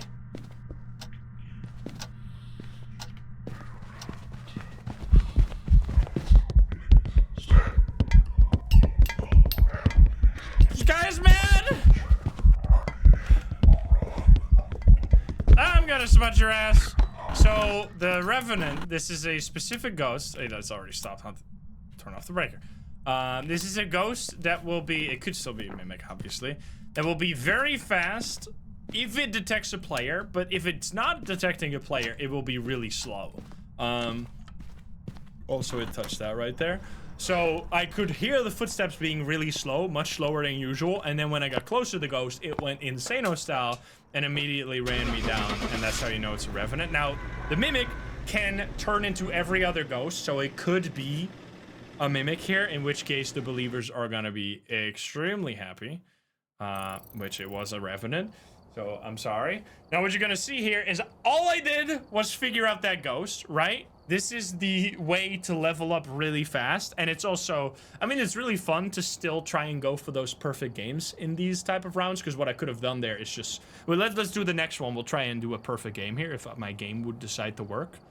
I guess we're gonna spin the wheel real quick again. Oh, it's working now, but let's spin the wheel anyway. What will the next ghost be? So we're gonna do another round of this just to show you how crazy this can get. Will it be a djinn? All right, will it be a djinn? Now look at the money of this. So that was the exact same payout as that perfect insanity mode game that took us like 13 minutes. This one took us 2 minutes. So you can see how this is very efficient at getting a lot of levels. Now, it's gonna get even crazier if we actually do all the objectives, so let's do that now. We have good objectives. Paramike, witness a ghost event. I'm gonna quickly... I guess we don't have to reset. Paramike is extremely annoying. Ghost event is kind of annoying. I'm gonna quickly... It's still in the voting period anyway, so people can't even be salty, even if they want it to be. I don't want ghost event. Ghost event is annoying. Motion sensor firelight repel. Perfect. Alright. This is not necessarily the last game for today, no. Maybe using it will help your investigation. People don't think djinn, huh? Or people think it might be a djinn? What's going on here? We went from 17 million to 12.5 million with still the same amount of believers. The polls are weird today. Alright, so we have Doris. We need to repel, firelight, and motion sensor. We're gonna do it in the same way. Identifying the ghost is, if we can do that, that will be really nice. So we're gonna try and rush for that. It's always a little risky to not take a crucifix with me here, but I'll be fine. Hopefully. Alright, so I immediately run towards my looping spot, and then I just kind of sit here in the corner. Okay, so the ghost is in that area. I'm gonna stay away a little bit. There is ghosts such as wraiths, phantoms, and banshees that can roam towards your location, which can make this very scary. There's a bone right there. Perfect. We needed to find that. I want to smudge the ghost here so I can get a little safety period. So after you smudge the ghost for 90 seconds, the ghost can't hunt. Unless it's a demon, at which case it can hunt it after 60 seconds. Leon, thank you for the 3 months, by the way. Okay, here we go. Perfect.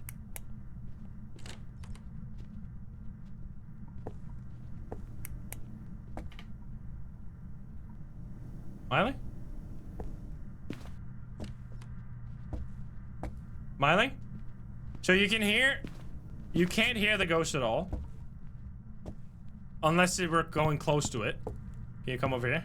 Hello, sir. Which means that it's a Myling. Myling has an ability to be very quiet during a hunt. I should have smushed it there. That's my bad. Needed to repel it anyway. So that is the Myling behavior. What we're gonna do here as well to figure out if it's not a mimic is doing another hunt. If you get the same behavior in another hunt, that usually means you're not dealing with a mimic, because the mimic will be changing ghosts constantly, so every hunt will basically be a different ghost. I just want this guy to hunt again, or this lady, so I can get a smudge in. I think it's the same. So I'm gonna smudge you at 56:46. It doesn't really matter. Oh god. Scary ghost. What the fuck? I walked through the door. Pool door.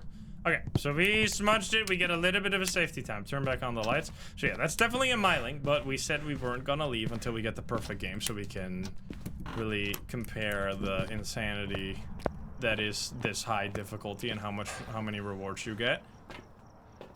Let's see. We have still firelight, still motion sensor, but let's find the ghost room real quick and throw in crucifixes.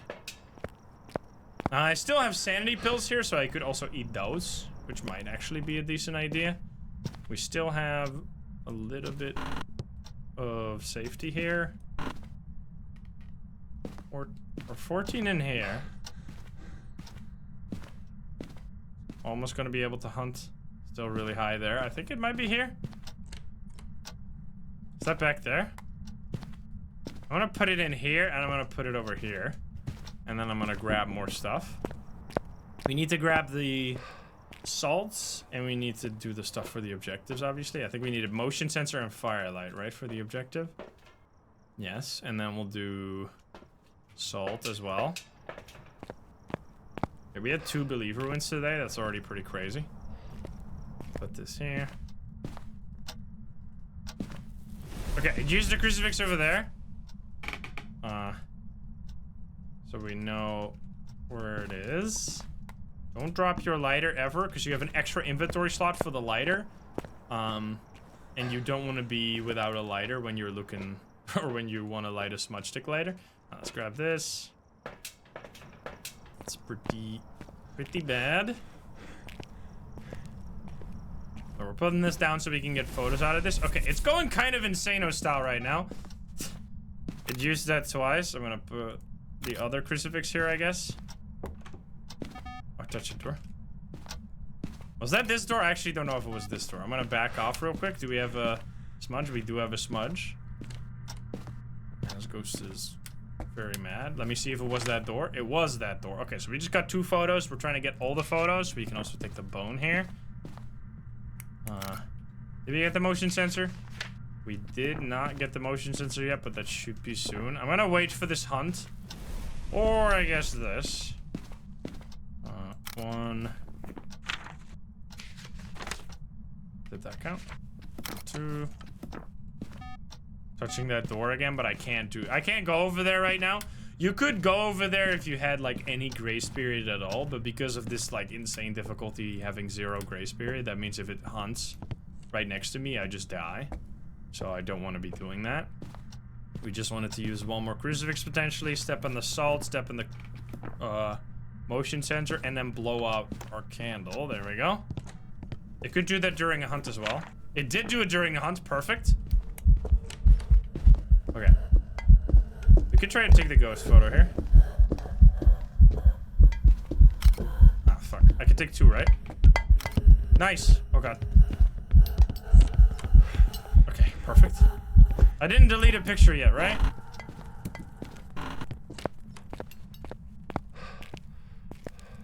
I think we're good. Okay, we're fine. I just smudged the ghost, so that... I just took a photo during a hunt, which can be kind of tricky.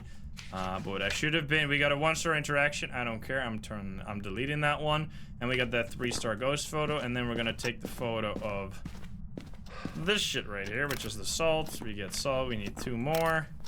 1, 2, and look at that. So there we go. That is a perfect game on this difficulty. We did all of the objectives.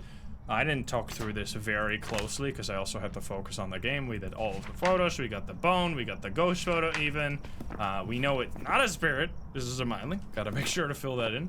And we'll see what the reward is for that one.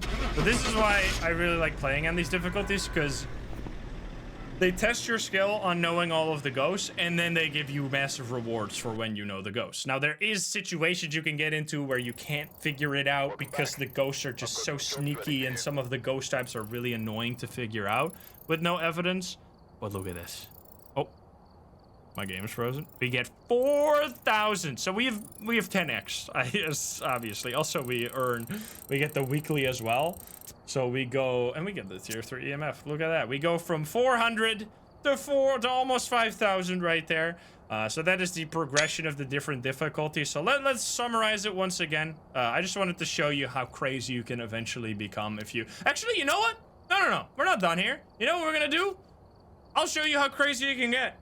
Let's do the full mega... This is the highest possible difficulty in the game. You shouldn't be playing this. What is the actual highest thing you can do? It is what you can do to earn this trophy right here. This golden trophy is a special reward for doing a special challenge, which is also like basically its own difficulty. It is called Apocalypse, the Apocalypse Challenge. What do you have to do this? You have to set your difficulty to the highest possible 15 times. Now, we can actually make one slight adjustment, and what we're gonna do is turning up the event frequency to medium, which will still keep it at 15 times. It's important that it says this right here. You see, if it has that the golden skull here, you know that it works for the challenge, otherwise you won't be earning the golden trophy. And then you have to go all by yourself to Sunny Meadows. This is the hardest thing that you can do, and that's what we're gonna be doing right now, just to show you, starting at amateur, where can you end up eventually? Let's spin again though. What is it gonna be? Hopefully, okay, Thay would be very scary. This is gonna be total hell. Let's hop in. Wait a minute. Can I add? I can add the head cam, right? I have the headlight. Yeah, here we go. Perfect. That's very important. And then anything else? EMF, I guess doesn't really matter, but sure. I should go to Apocalypse. Wait, you can have no selected? No tier selected? Oh, because it's selecting tier 3 here. Wait, what? Wait, what is it gonna do then? Is it gonna select the last one? Like it's gonna select the tier 2 version, or will it just not allow me to have this? Yeah, okay. Wait. Wait, will this work? Oh, it's what a lazy. Come on, man. That's some lazy bullcrap. Alright, whatever, it doesn't matter. I'll just use my other loadout. We're gonna be losing out on some items though if we die. We need anything else? You have the tier 2 headcam, right? That's the most important? Yeah. Alright. But that should be fine. We don't need the sanity pills, so let's take out the sanity pills. It's gonna be expensive otherwise. There we go. Okay, we need to see tier 3 EMF doesn't matter. I mean, I guess it does. Let's see. Motion sensor firelight cleanse is kind of fine. We're running with this. We don't need the EMF. There have been new reports of a cursed object nearby. This must be the reason that the ghost was summoned here. Take a look. See. You may be able to use it to your advantage. We have 12 million versus 2 million over on the believer side. All right, so this is the true highest difficulty. What you will immediately see is that we are slow as hell. One of the settings that none of the difficulties change, but that you can change if you want to, is the player speed. You can turn this up or you can turn it down, and since this is the highest difficulty, everything is turned up to max. You also don't have any flashlights. No flashlight, that's another setting that none of the difficulties touch, but you could do if you want to. We luckily have this thing right here, which is the tier. It's not as good as the tier 3, but it does something.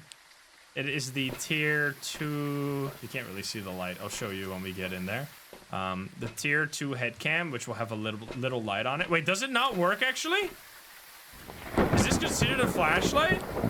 Wait, that is so bullshit. Okay, it doesn't work. I didn't know it doesn't work. Okay, that's gonna make this a lot more fucked up. That means we're gonna have to use the video camera right here. I didn't know that it was considered to be a flashlight, but I guess it says that it's a flashlight. Okay, so when should you be doing this challenge? You can really only beat this challenge when you have unlocked all of the tier 3 equipment, because the main thing that you need is the tier 3 head cam, because without that you'll have to use, for example, what I'm doing right here, which is a video cam. Anonymous, thank you for the 5 gifts, by the way. To check for, to look, because it's going to be super dark since the breaker's going to be broken. So we will almost surely be getting murdered here. Now there is really fast ghost. That's another thing that none of the difficulties change. None of the difficulties turn up the ghost speed. This one does. The ghost will be faster. There will be no sanity, no grace period, high roaming, no evidence, obviously. It is total insanity. The door is still open, right? Yeah, so it's still not hunting right now. I haven't heard anything yet. I'm being kind of careful because I need to ding the bell for good luck. Here we go. That will hopefully give us good luck. So I would just be happy if I can even figure out the ghost here. It's really not hunting, huh? Is this going to be a shade in this very room right here? What's going on? So I'm looking at the door right now, because once the door will close, we know that it's hunting. Is this a shed? Excuse me.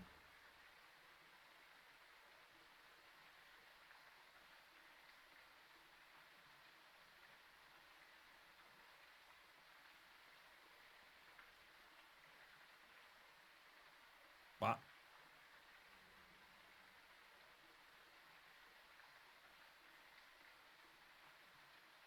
You can see the timer at the top. We've been in this map for over 1.5 minutes, 2 minutes, and it's still not hunting. What the fuck?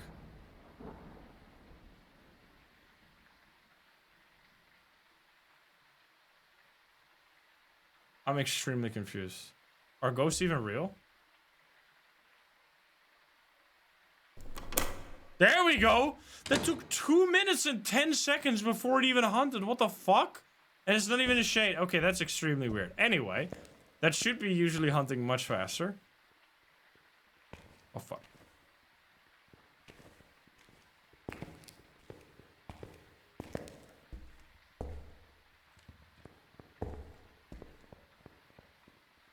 You can hear the ghost over there. Okay, this is pretty bad. Is it still counting up? I want to try again a little closer. It's gotta be very dark, because we don't have the tier 3. I think that sounded like normal speed. Not a Thay, that's for sure.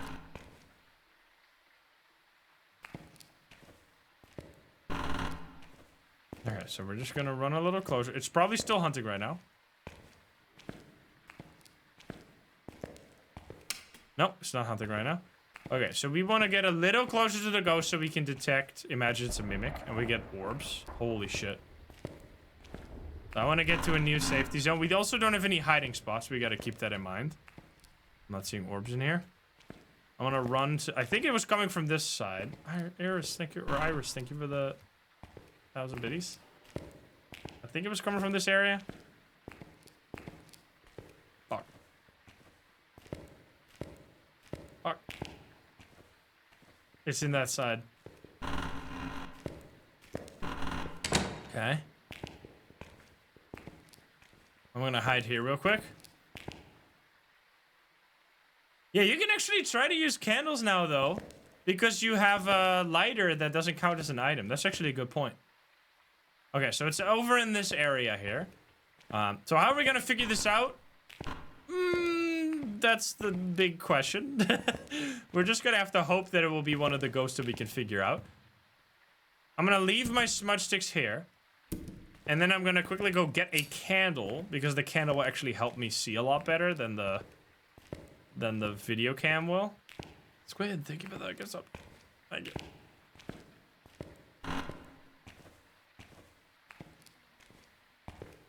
It's actually concerning to me how many people don't have an ad block. Not to blame you guys for getting ads, because it's my fault, but...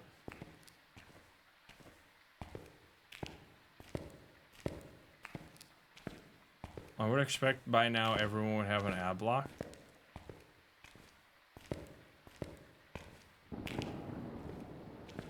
It doesn't work for Twitch. Apparently uBlock works.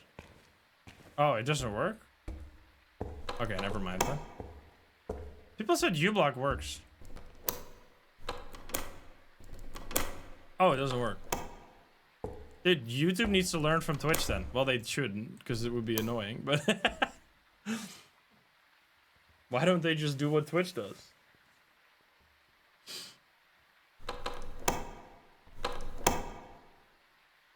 I have uBlock, it works.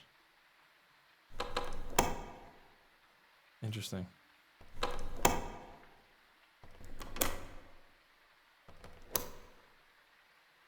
The only benefit of being Russian, 0 ads.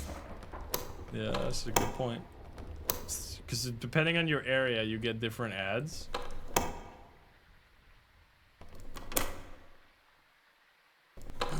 Can I fucking leave? How long is this hunt, bro? Thank you. Jesus, I shouldn't have been had my lighter lit the whole time, actually. I realize I want to swap it out. Okay, so we'll take a candle. Civvy bells. Civis bells. Thank you for the 5 gift subs. Alright, cleanse, firelight, and motion sensor. Do we just take this then? And I am Wookie. Thank you for the 5 gifts as well. Okay, what do we take? We take the... We have 2 smudges. We have that, like, weird cheese spot there, right? We could take salt, I guess? Or I guess we just take the motion sensor. We don't have night vision. I just wanted to go insane. We're going through all the difficulties, and I thought it would be stupid to also... It would be fun stupid to also try this out. Weird cheese. I'm gonna wait to light this until I get closer. Loop, loop. Thank you for the prime.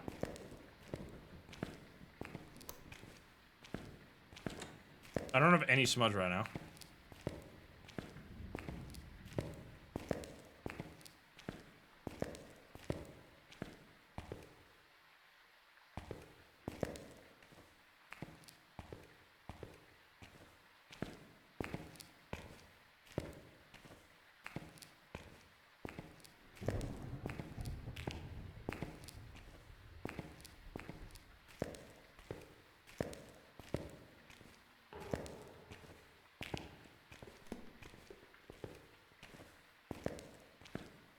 All right.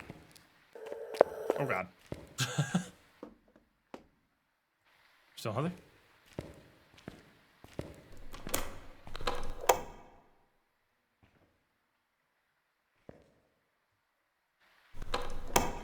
What do we even do here? Okay, here we go. So we have a candle now, which is a lot better. Yeah, there we go. I will take a... Do I take the motion sensor? I guess I take the motion sensor just for the objective. I just want to get to the little cheese spot here.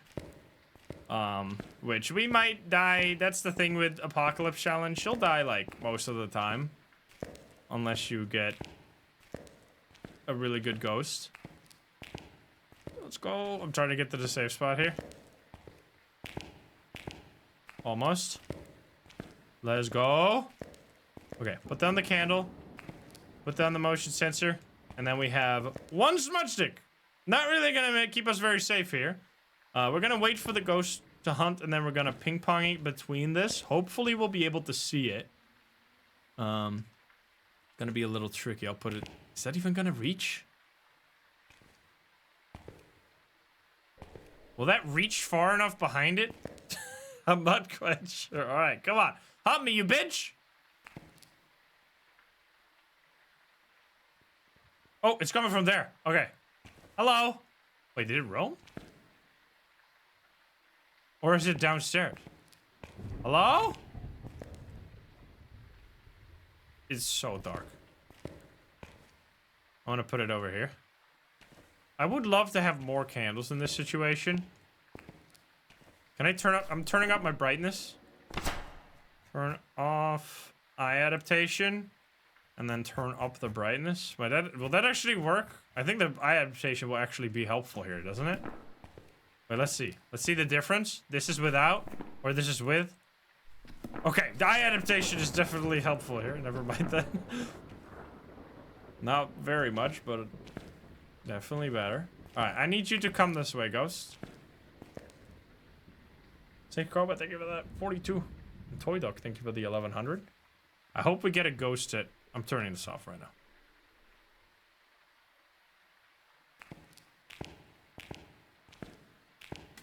Okay, you piece.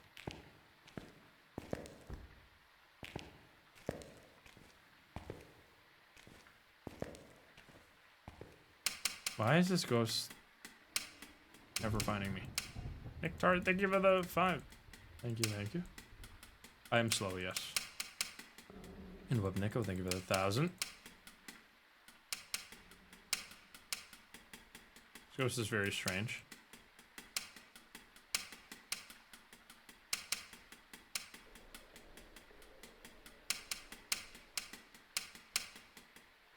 There we go. Ghost, come this way! Okay. Wait, it's in the basement now? Okay, wait, it's in the basement. No wonder it didn't find me. Is it coming upstairs? Yeah. Come on, friend.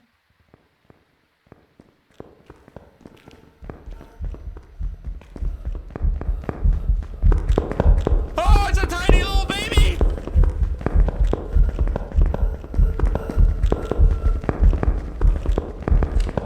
Ah! You blew out the candle!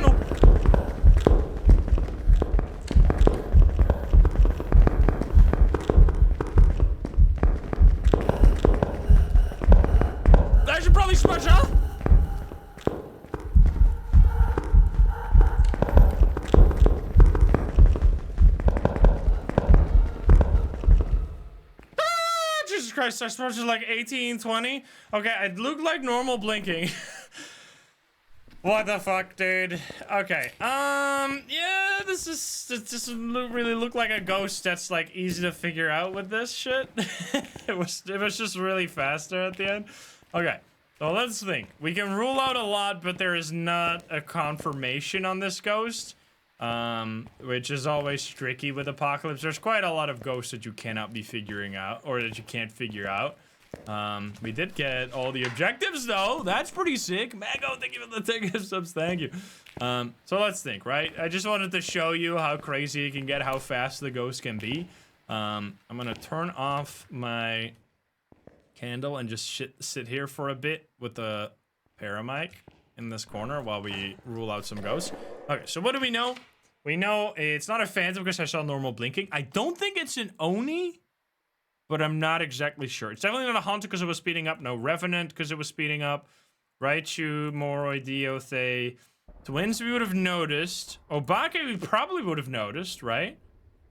Spirit we get to notice right now. We need to actually keep flicking the light switch. I smudged. Wait, what if it's a spirit?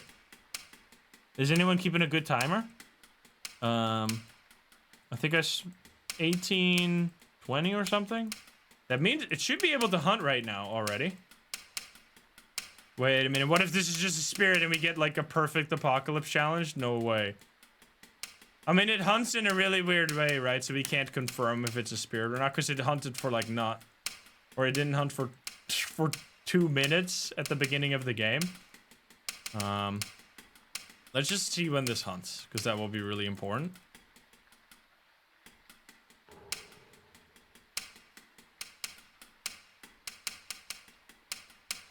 Been 2 minutes.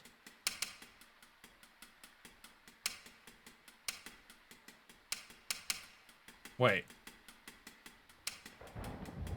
Dude, imagine. I would still need the photo, but we're not gonna do that. I already have the trophy anyway.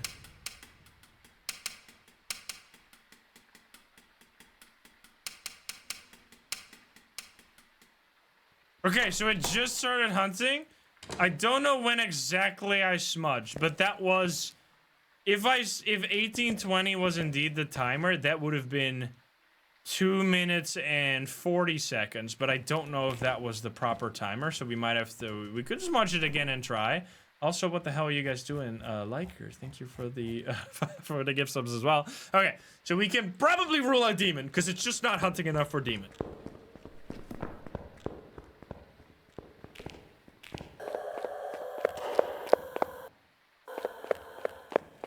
Did you scream at me? Oh, I was hoping Banshee. Okay. We can rule out Myling, right?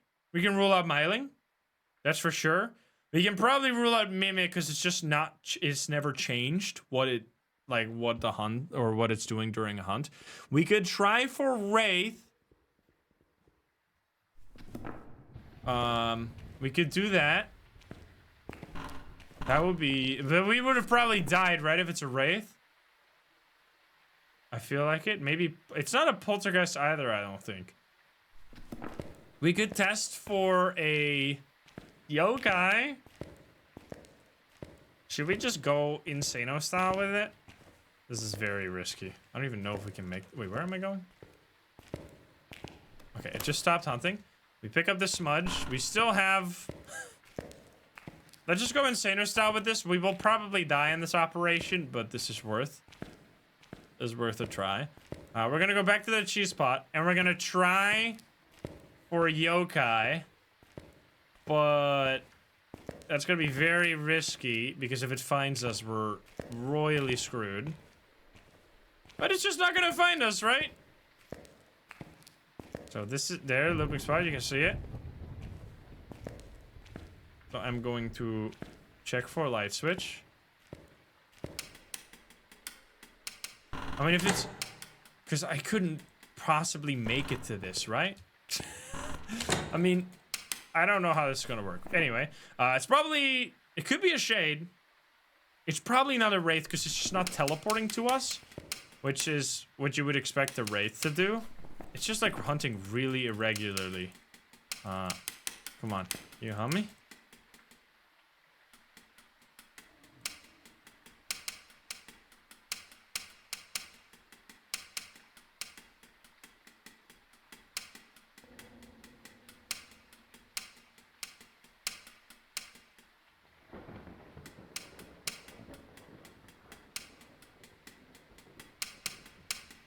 This is fucking crazy. I mean, I kind of want to go for shade with this guy because it's just not hunting enough at all. Like, it was hunting. It's leaving these, like, really weird pauses in between hunts. But that's the thing with shade. They just, like, it doesn't have to mean that it's a shade.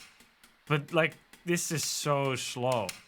I feel like shade is a very likely option here. And then we don't have to test for... Just, like, look at how ridiculously long this hunt doesn't have. Okay, here we go, finally. Do we still try? We still try, right? We still go insane? Are you gonna come upstairs? So I have one smudge. Then I'll have to run towards the looping spot. And we'll see how that goes. You have to come up here, though. Otherwise, I'm never gonna be able to do this.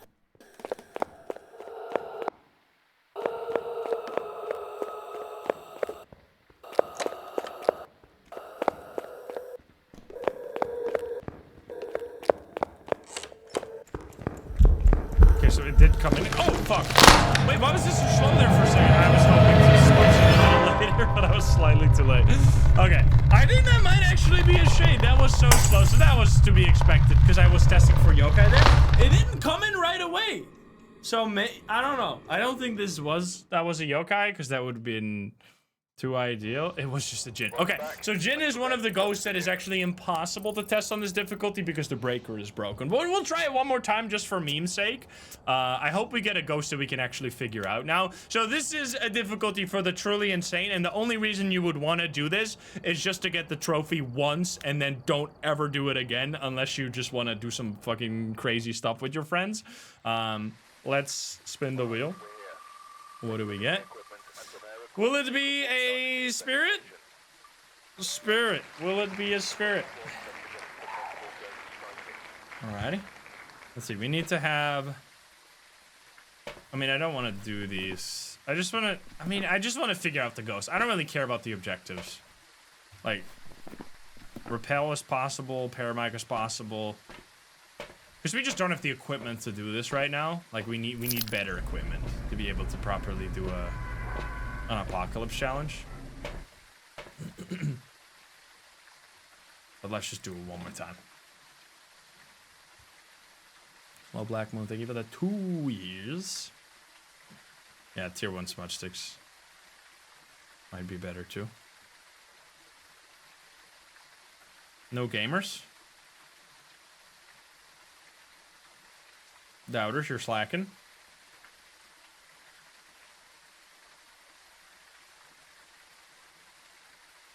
All in on belief. Seems like the doubters are gone. No more doubters. I mean, still 11 million.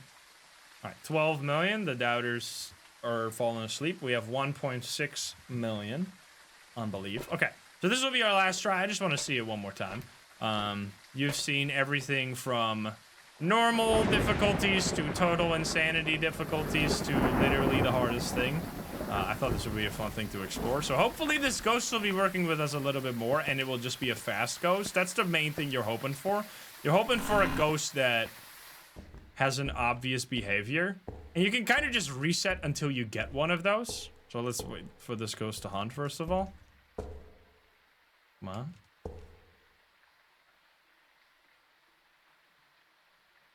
Again? What's with these ghosts, dude?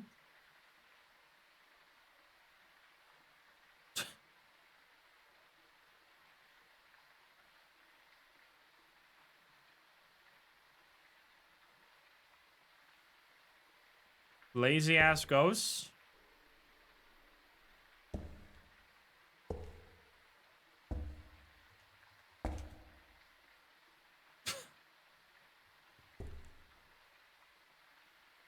Did you just touch the door?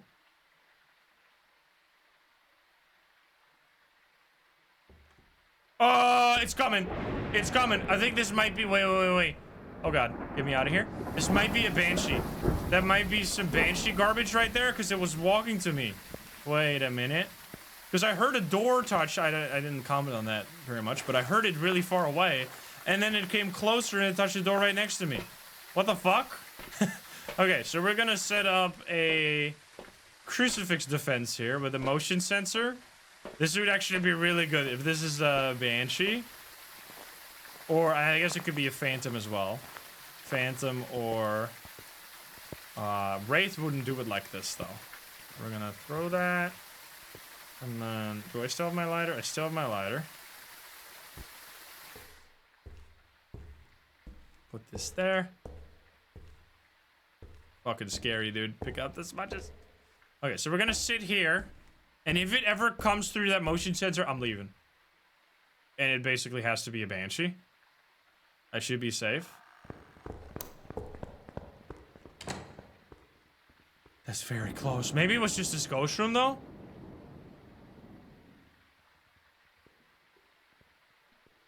That's fucking scary, dude.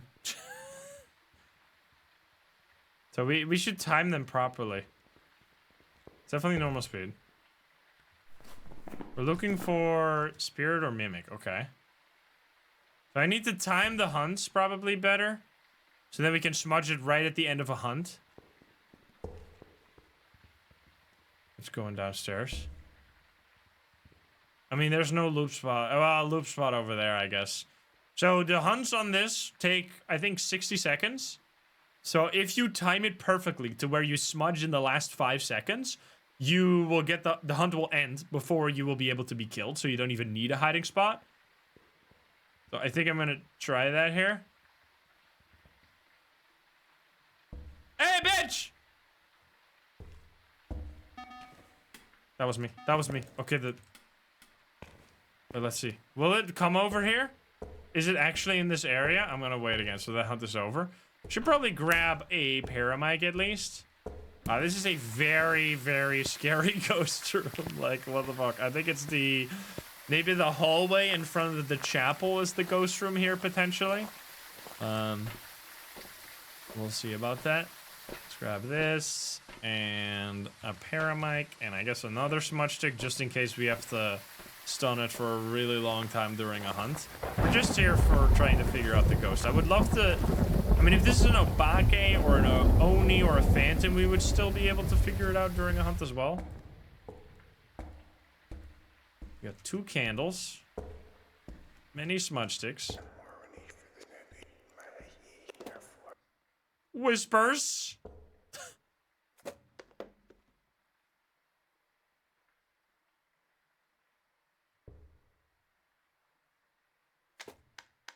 Throwing.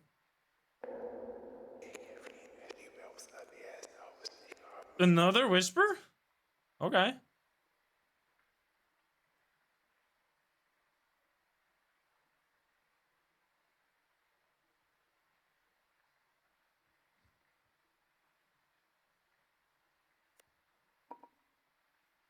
Another throw.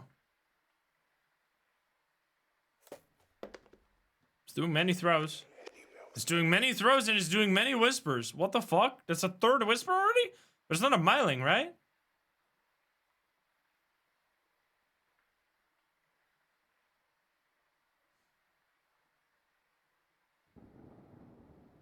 Hey, aim shark.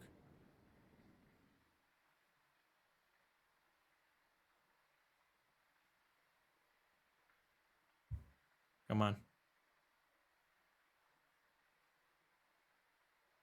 3 whispers in 1 minute. Okay, it's going.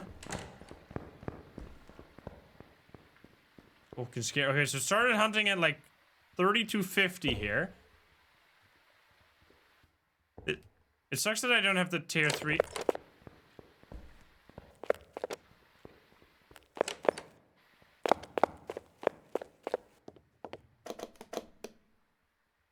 Was throwing a bit there. 3250. We need you to get back up here. I think I can do it. Hey, you beast! You son of a bitch, come over here! Come on! We have 10 seconds. Please. You fuck! I don't think it's doing it. It needs to, like, come in this area at the exact right time. So then we don't have to have a hiding spot. We're gonna keep trying. Let's get more whispers. Yeah, it doesn't sound very fast. It doesn't. Oh my god, let's go. Come on, we need something. We need to scream. Maestro, he was up in a hot debate about conferred frequency. Yeah, it's something around 30%. I mean, that's what the dev said. Oh, here we go. Oh shit, I might be dead. Oh, I'm fine. Okay, so we need to time this. 34:20 or 10. Oh, I think it was 34:15.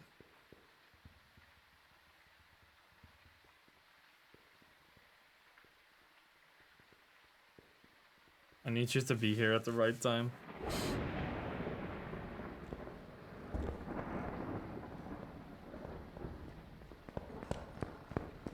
Oh god. We could just go for it. We could just go crazy. Hey, you beast! I'm going crazy. I'm going crazy. I'm probably dead. Wait, is Obake? You son of a bitch walked on top of me! I think it was an Obake though. She walked on top of me right as the smudge stick ran out. That's so annoying. There's like nothing I can do. That's why you need the tier 1 smudge sticks. That's on me. I think I saw Obake though. Wait. I'm pretty sure I saw changing ghost model there, unless I'm crazy. It wasn't shit, you fucking bitch. All right, never mind. I'm insane. Okay, so this was just a little side quest. I just wanted to see. I just wanted to show you just how insane it can get and how unfair it can get. We just don't have the right equipment. You really should only be playing this if you have the tier 3 head cam, because then you'll be able to see in the dark. Which, as long as you can't see in the dark, you really can't play this difficulty. It's just gonna be wildly unfair. And you also want to have like a bunch of exposable or expendable money that you don't really care about, because right now, if I run out of money, I won't be able to play anymore. Whereas if you are at level 100, you can just prestige anyway. It doesn't really matter how much money you have, and you will have like 100k. So yeah, that's how crazy you can get it. But so let's run through them, because that's what I was about to do before we hopped into the apocalypse little side quest there. Amateur is where you should start on. If you're playing new, do amateur, learn how to find evidence. That's the important first step. Your first task on amateur is learn how to find evidence. Then you can step up to intermediate once you know how the evidence items work. On intermediate, keep finding evidence, because here you're gonna start learning a little bit more about hunting behaviors, because the hunts are gonna start happening a little bit more frequently. So you're gonna have to hunt the hiding spots. You're gonna have to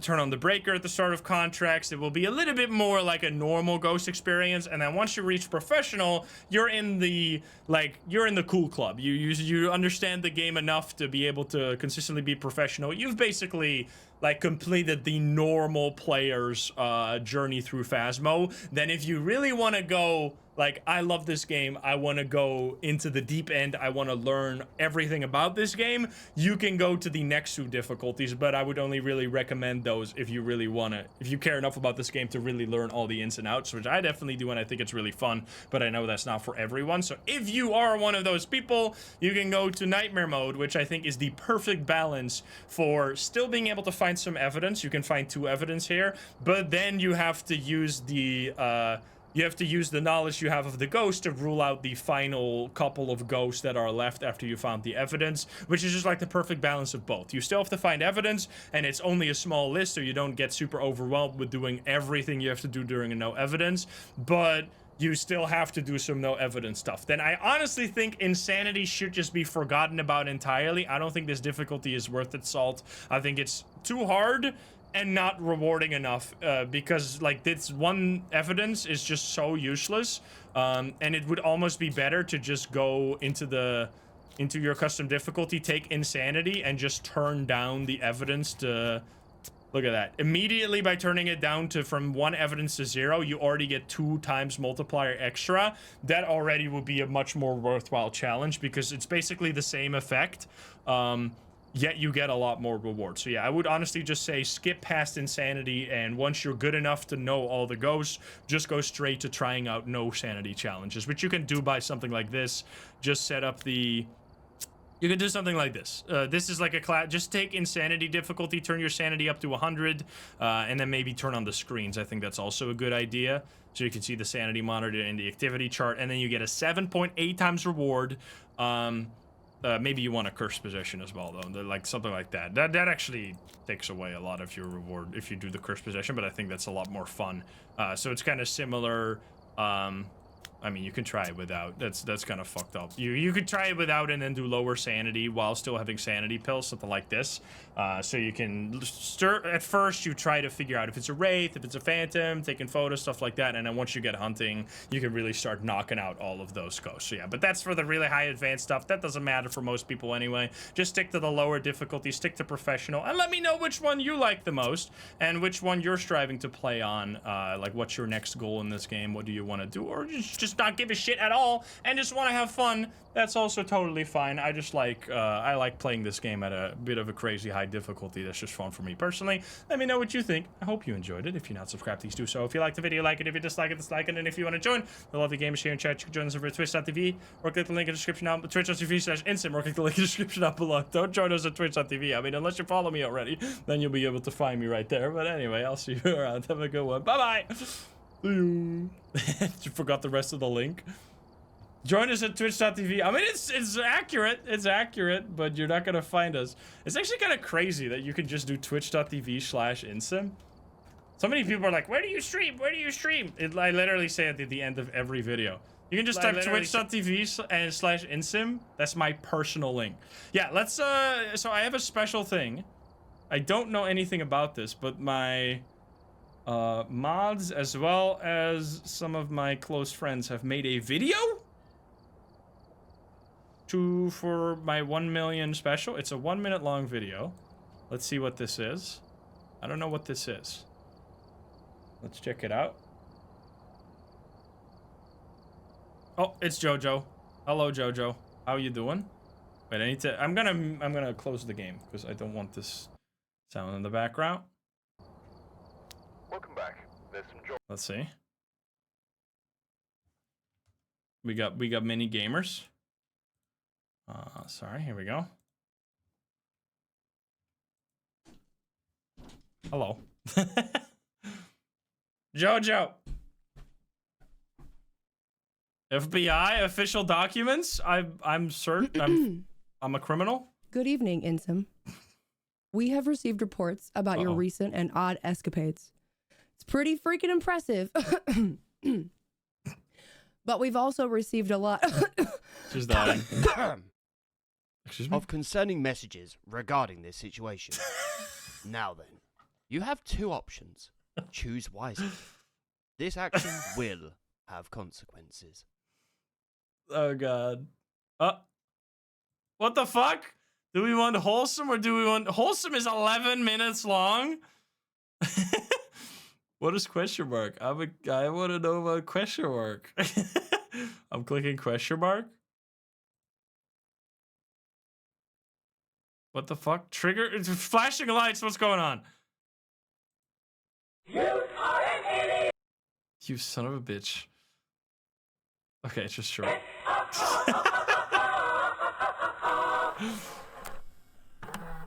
What's going on? Here we can observe a creature that is commonly called an Insym logo in its Lego shape, hopping into the woods. Look at those magnificent hops. It's very classy. Rolling into the deep woods. Slay. The fuck? That actually looks sick.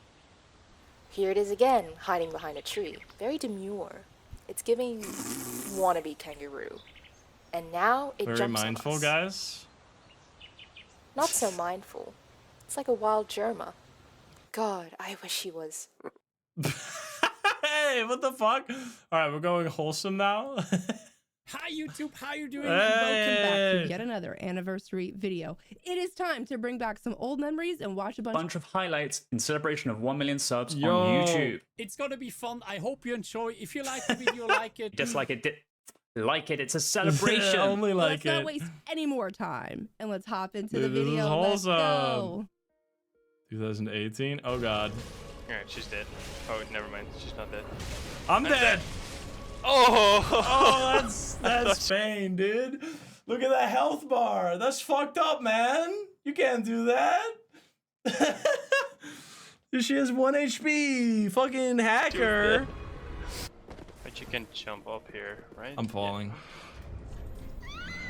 Ow. This is some old shit, dude. Fuck is Tom? Wait, who the fuck is Tom? What is going on?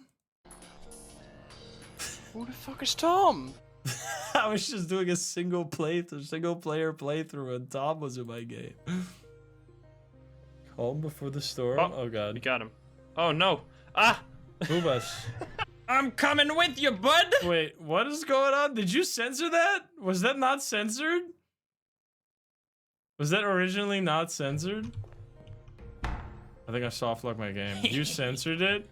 That's why I took it off the screen, because I was like, oh god, I'm gonna get banned. Oh, fuck! Wait, I'm locked out of my room, dude. Also, I need to move my camera. I'm on top of my... I didn't even realize this. I need to go over here. So, fun fact here. You can follow Lucas out of the house. I'm coming with you, bud! But then you're soft locked because the door closes. And you can't go back fuck. in. Oh, fuck. I think I fucked this up. This is gonna be legendary sound. Oh, Oh, wait. god. There was one more! I didn't see that one! Oh, yeah, someone just Dude, you cut out the... I'm a fucking idiot. removed That it. was so good. Enderman? Oh, yo, this is legendary. So we were running a Minecraft server, and I had like anti-griefing tools. So someone griefed something, and I was like, "Oh my god, you're gonna get banned, dude! I'm coming to check it." And then it was a fucking Enderman who griefed me, which is like a mob in Minecraft. Enderman? There it is. Is that it? What the fuck? There it is! It's a spot! Who the fuck? Put a wither spawner in the game, bro. Someone. Why is there a wither spawner? You right now. Oh, Can't shoot it. I can't shoot him. This is my only. I only ever did one stream of Red Dead Redemption, and I shot him. I think I played for like. You can see why I didn't continue playing it. By the way, you see how fucked the. I can't shoot it. Look how framey that is. I can't shoot him. This has been a staple in my gaming. Is I will always shoot someone if. Look at the follow count, bro. Yo, we're at 1,000. I cannot die. Hey. I need to sit. I cannot die. Hey, that's pretty good. Oh, someone timed it. We used to have sound effects, bro. Why am I over here now? Fuck you, dude.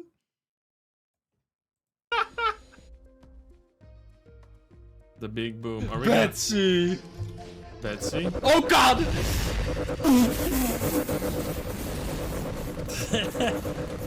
Betsy.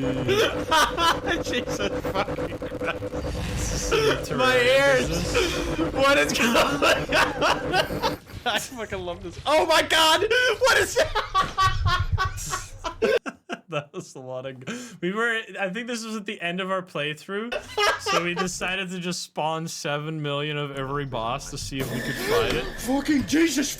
Look at, dude. That is. Why do I keep? Boom. You need to see that jump scare. That's actually. That might be the biggest jump scare I ever had in my life. Please don't die. Please don't die.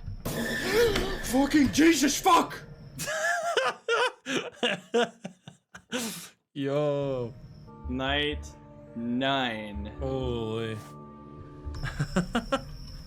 Oh my god. What was that lag? Oh no, does that mean we're already dead?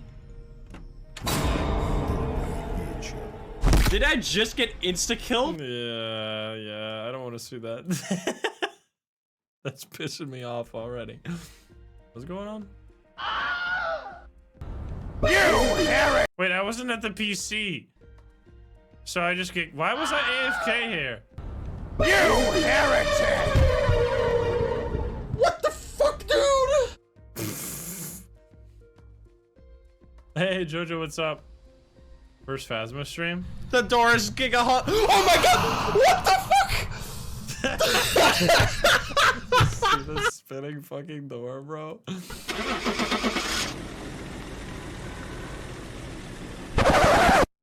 What? Are you tired of constantly getting killed by your teammates? Yes! Are you a victim of grieving or targeting by your so-called friends? We have a solution for you. Presenting anti-psycho protection. Wait, what? What is that bullshit? What do you mean anti-psycho protection? He's getting murdered? Apologies for the interruption. We had some technical difficulties. Anyway, anti-psycho protection is your go-to way to avoid any frustration and suffering. Full package comes with not 1, not 2, not even 3, but 4 products. God. Our customers have never been happier after using this incredible protection.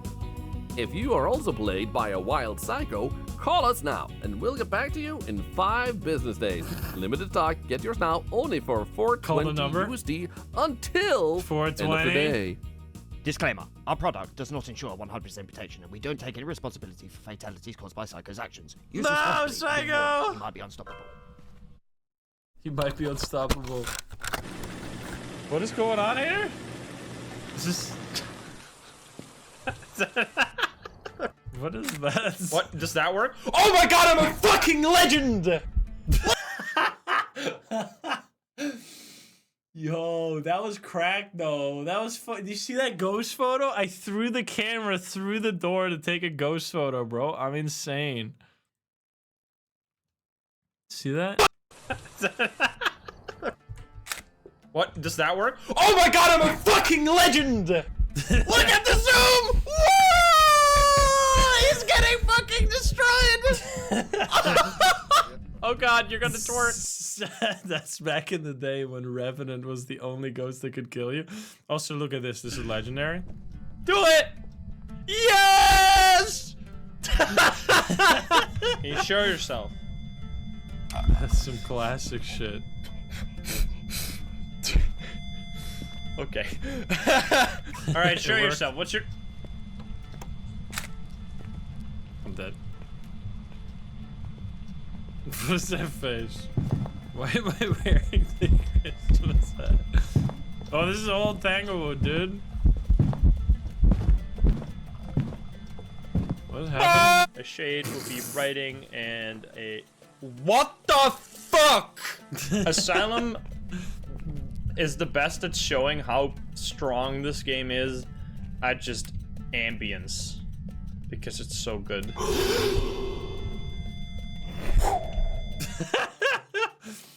Whew. Legendary sound. What is this bear doing?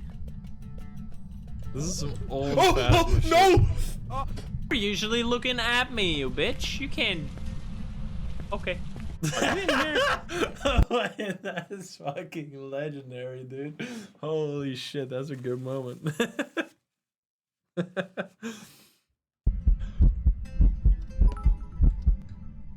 Yes.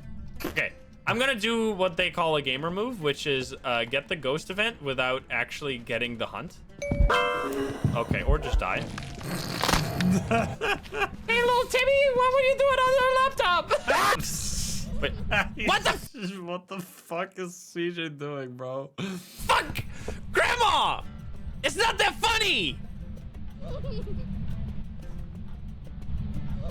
Oh my god! Buddy! Buddy! Who is this playing right now? Who are you people? Yeah!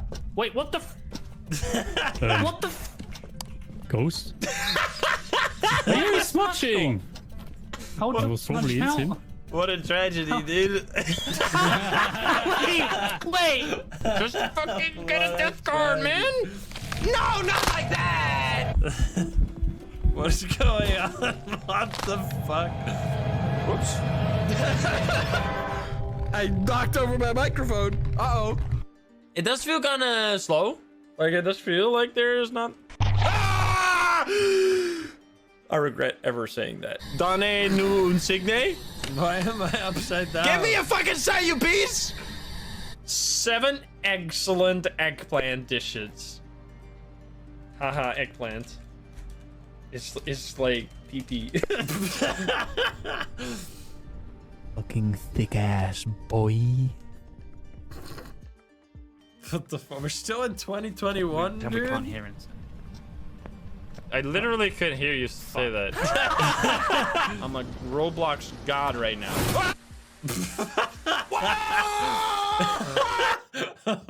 Wait. I literally couldn't hear you say that. I'm a Roblox god right now. God right now. What the fuck is going on?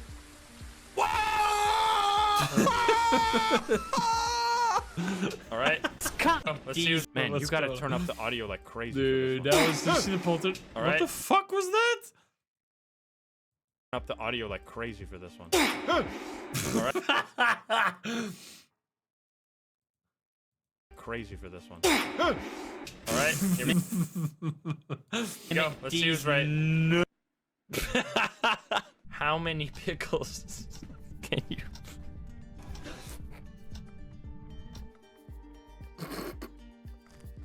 Oh, what the hell? You're carrying a mannequin. What the fuck? Oh, okay. Oh, okay. That's so scuffed. Time to fucking die. It's rotating the crucifix. Ah!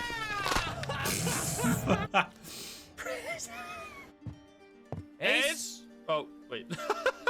Jinx. Oh no, am I being attacked? What the fuck, Calvin? Excusez-moi. Oh fuck! That's a lot of things in this game. It's like, oh fuck. I clicked the wrong button. Crater edge. Geological scans of this area. Holy shit, dude. Oh my god! Whew. Go up! That's giving me the shivers just seeing it. Oh my god. You gotta listen to that one.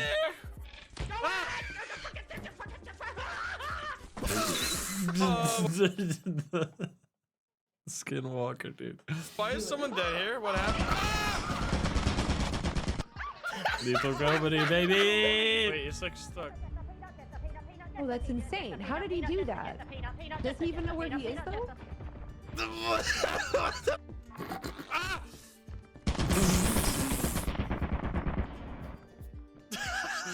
Well, He's right don't here in shoot between me. the bookcases right in front of me.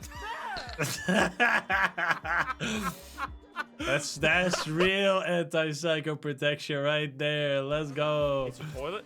It's freaking somebody. I knew that one. Why did I hit? On your left.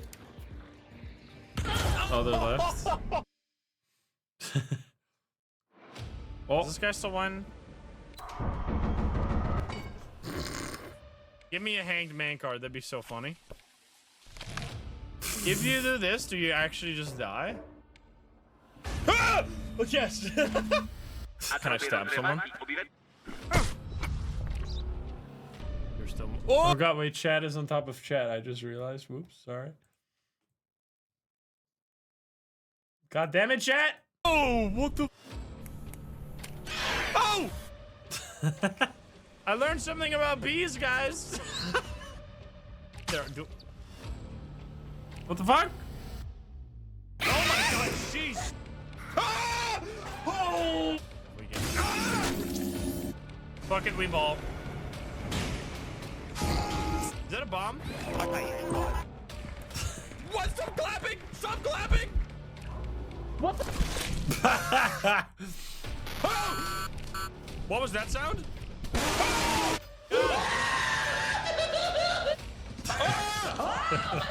These are so short, bro. I can't process. I thought there was fire! Oh. Let's go! That's legendary, dude. You're alive? Yo, let's go. Wait, is more or is this the... No, this is shorter. Question mark?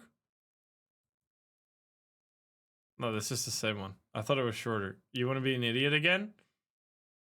You are an idiot! God damn it. All right, thank you guys. That is so many moments that I completely forgot about that are like literally years old. Holy, that's legendary. I love the...